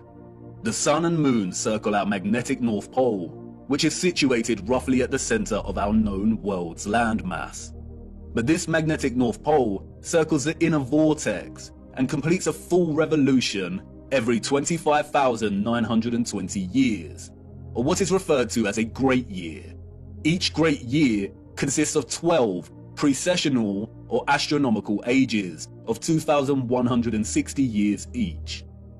We are on the cusp of entering the age of Aquarius, and this is why our magnetic North Pole is en route to Siberia. As the North Magnetic Pole circumvents the central magnetic circle, the toroidal magnetic field moves with it. The sun and moon are bound in their revolution by our magnetic North Pole, and because of this, they move within our magnetic toroidal field only. This is why the magnetic North Pole will always be the center of our known world. As I said before, the first image of the landmass presented in the moon's face is likely akin to an X-ray image, and has not captured any water mass. And because of this, it has only recorded the areas of our realm with high density, such as the land, in the same way an X-ray image will capture the parts of our bodies with the highest density, like the bone, but not the blood in our veins. In a sense, it is appropriate to view the landmass captured here as skeletal, and because of this, it has not captured the water or ocean surrounding our land, nor does it display a differentiation between the frozen landmass and that which is not frozen. If the sun's concentric journey above us is bound by the North Magnetic Pole here and its magnetic toroidal field, and this entire magnetic field is moving with the pole, then it is likely we have a situation of a changing climate as this process unfolds. All areas outside of our magnetic field will inevitably be frozen and dark due to the lack of sunlight. And this is consistent with what some of the scriptures have told us. I saw the great rivers, and I came to the great river, and to the great darkness, and went to the place where no flesh walks. I saw the mountains of the darkness of winter. This is your ice wall, and it's not a constant, fixed wall. It is continually melting and refreezing with the revolution of the pole over the course of a great year and each astronomical age. Do you now understand why they are terrified of the ice melting, of our Earth supposedly heating up, and why this demonic joke of a man wants to dim the sun? They are using natural climate change due to the rotation of the magnetic pole to justify a whole host of useless measures and money laundering. They are terrified because they are on the verge of losing all control of the narrative.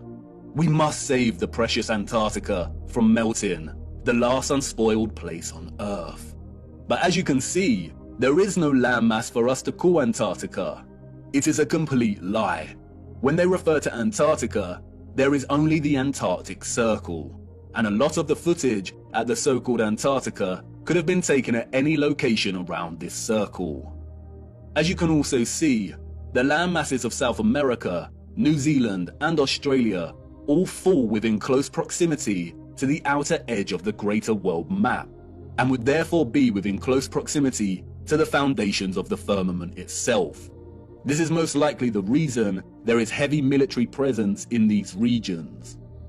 The change in climate, the melting of the Antarctic Circle, is as natural as day and night. It is a macro process of the larger clock we live within. We have already discussed how the constellations that the sun is in during the equinox and solstice form a cross on the zodiac wheel when signaling the age and tropic designation. We'll look closer at the Prague clock again. The central dial of the clock is placed within the center of our magnetic field, and the sun and moon move within this field. Our magnetic field is off center from the overall greater realm.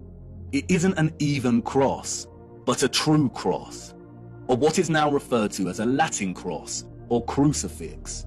We live within the crossbeam of the cross. And in case you hadn't noticed, our magnetic field pocket within the greater realm also forms a crescent moon.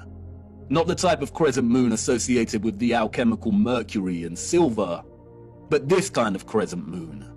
The same symbol that the controllers appropriated and redesignated to represent nobility. The cross and crescent are natural expressions inherent in the workings of the timepiece we live within. They are natural expressions of God's clock. And we got it wrong. Polaris is not situated 90 degrees above our north magnetic pole, in the region we call the Arctic, home to Greenland and Iceland. Polaris rests above the vortex at the center of the greater realm. And this is where the distinction between geographic cardinal directions and magnetic directions needs to be emphasized. When we travel across our known world, or the land within our toroidal magnetic field, we use a magnetic compass, and the magnetic pole is in the center. That's why when we travel from west to east, we go in a circle, and when we travel north, we go towards the center, and when traveling south, we move directly away from the center. However, there also exist geographic cardinal points. And what do the scriptures have to say about this? It's right there in Enoch's reference to the four quarters of the world. Our magnetic field, according to Enoch, lies in the geographic north of the greater realm. And the first quarter is called the east, because it is the first. And the second, the south, because the Most High will descend there. And the west quarter is named the diminished. And the fourth quarter, named the north, is divided into three parts. First of them is for the dwelling of men. The second contains seas of water, the abysses and forests and rivers, and darkness and clouds. And the third part, the garden of righteousness.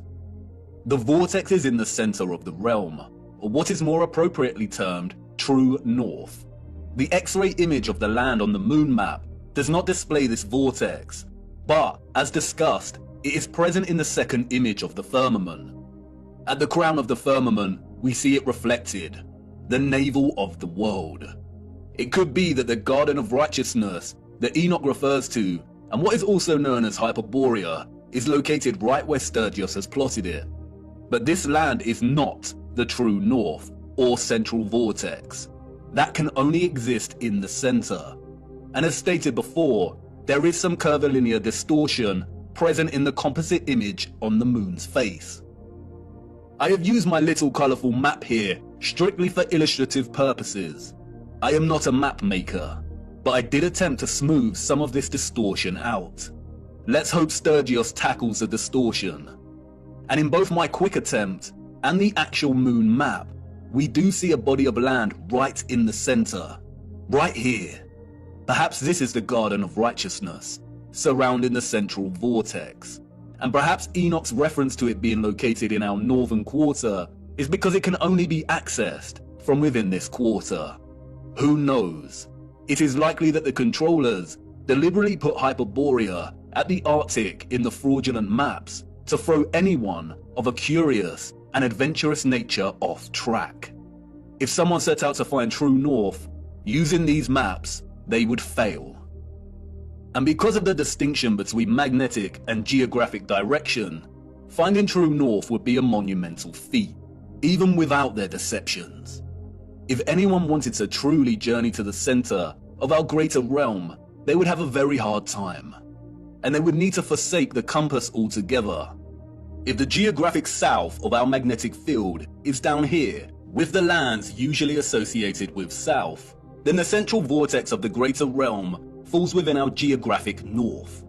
But we would not be able to reach it with the compass pointing north. It is not located at our north magnetic pole. If you use a compass to travel north, you will end up traveling here. If the South Pole is the entire Antarctic Circle, then to travel to the true north, you would need to go south. But even then, this would most likely fail. If the center is made of iron, then at some point it would supersede the southern magnetic pole of our magnetic field. If by chance you were lucky to head in the direction of true north, then the compass would most likely fail altogether due to the iron core. As the mysterious text, the Inventio Fortunata, states, here the ship's compass loses its property, and no vessel with iron on board is able to get away. The only way to get to true north is by celestial navigation via Polaris, a skill set that has been generally eradicated from common knowledge. And I bet these oceans are heavily guarded. We will be returning to magnetic fields later in our journey. And we really need to reappropriate the definition of the word planet. Planet, a smaller subsection or fraction of a much larger plane. Time is ticking, viewer. You are wondering why I brought you into this dark forest. Why is all of this important? Because once upon a reset, the established timeline is a lie. We cannot begin to map our revised timeline unless we start plotting it in accordance with the greater realm we inhabit. We need to apply the astronomical clock, the ages, to get closer to some kind of clarity. We are not out of the forest yet. And can you feel it yet? The entire matrix is starting to crumble.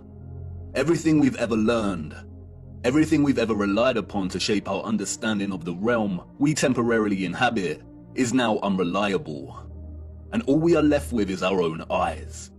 And all we see over and over again is water always seeking its flat level. We see structural remains that those in the history books could not have built. And we see a great evil multiplying. We only have our eyes and old photographs, moments captured in time, the act of photography, the art of juxtaposition, of comparison and contrast. We are so small, our world in the mirror. Where are the maps of the age of Pisces? Where has our history gone? And what has become of us now? Are we that different to those we see in the 19th century? Look at us, desperately searching for lost time. Our boots caked in mud, our entire days spent digging through the deception. Digging and moving the mud. Frantically digging, tired and aching, but not giving up. And what do we find? The same things that our ancestors of the 19th century found. Glimmers of glory, of beauty, of pain, and wonder that remain stubbornly silent, offering no explanation for its existence or how it came to be. Old photographs and such glory. I haven't shown you just how impossible these structures are yet. The only thing these people have ever built is the lie, brick by brick, and I need to show you how they did it. Our world in the mirror, once upon a reset.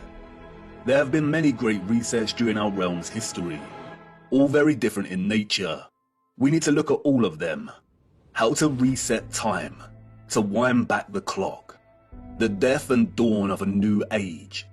This was not the first reset, nor is it the last.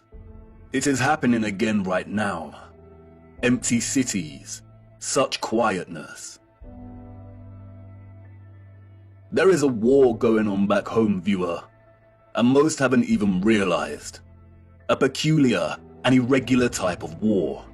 Silent warfare, information warfare, biological warfare. A war as old as time itself. A war between the forces of light and those of darkness. And we're caught in the middle, on the cusp of the dawning of a new age. A war for Aquarius. the water bearer. Watch the water.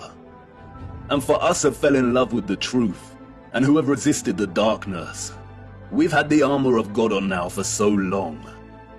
How many of your friends and family have deserted you? How many of them left you stuck in the mud? And you've remained steadfast. But it's time we took a stand and became very loud. It's time to draw the sword of truth.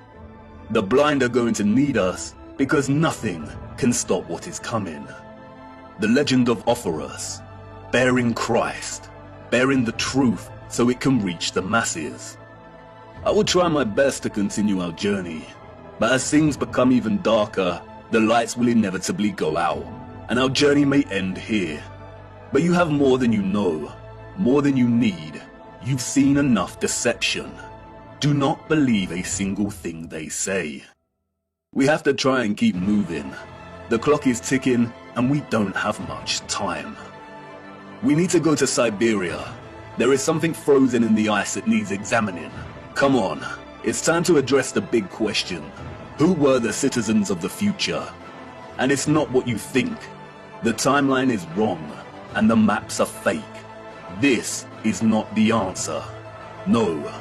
For you see, they had a king over them, and not just any king.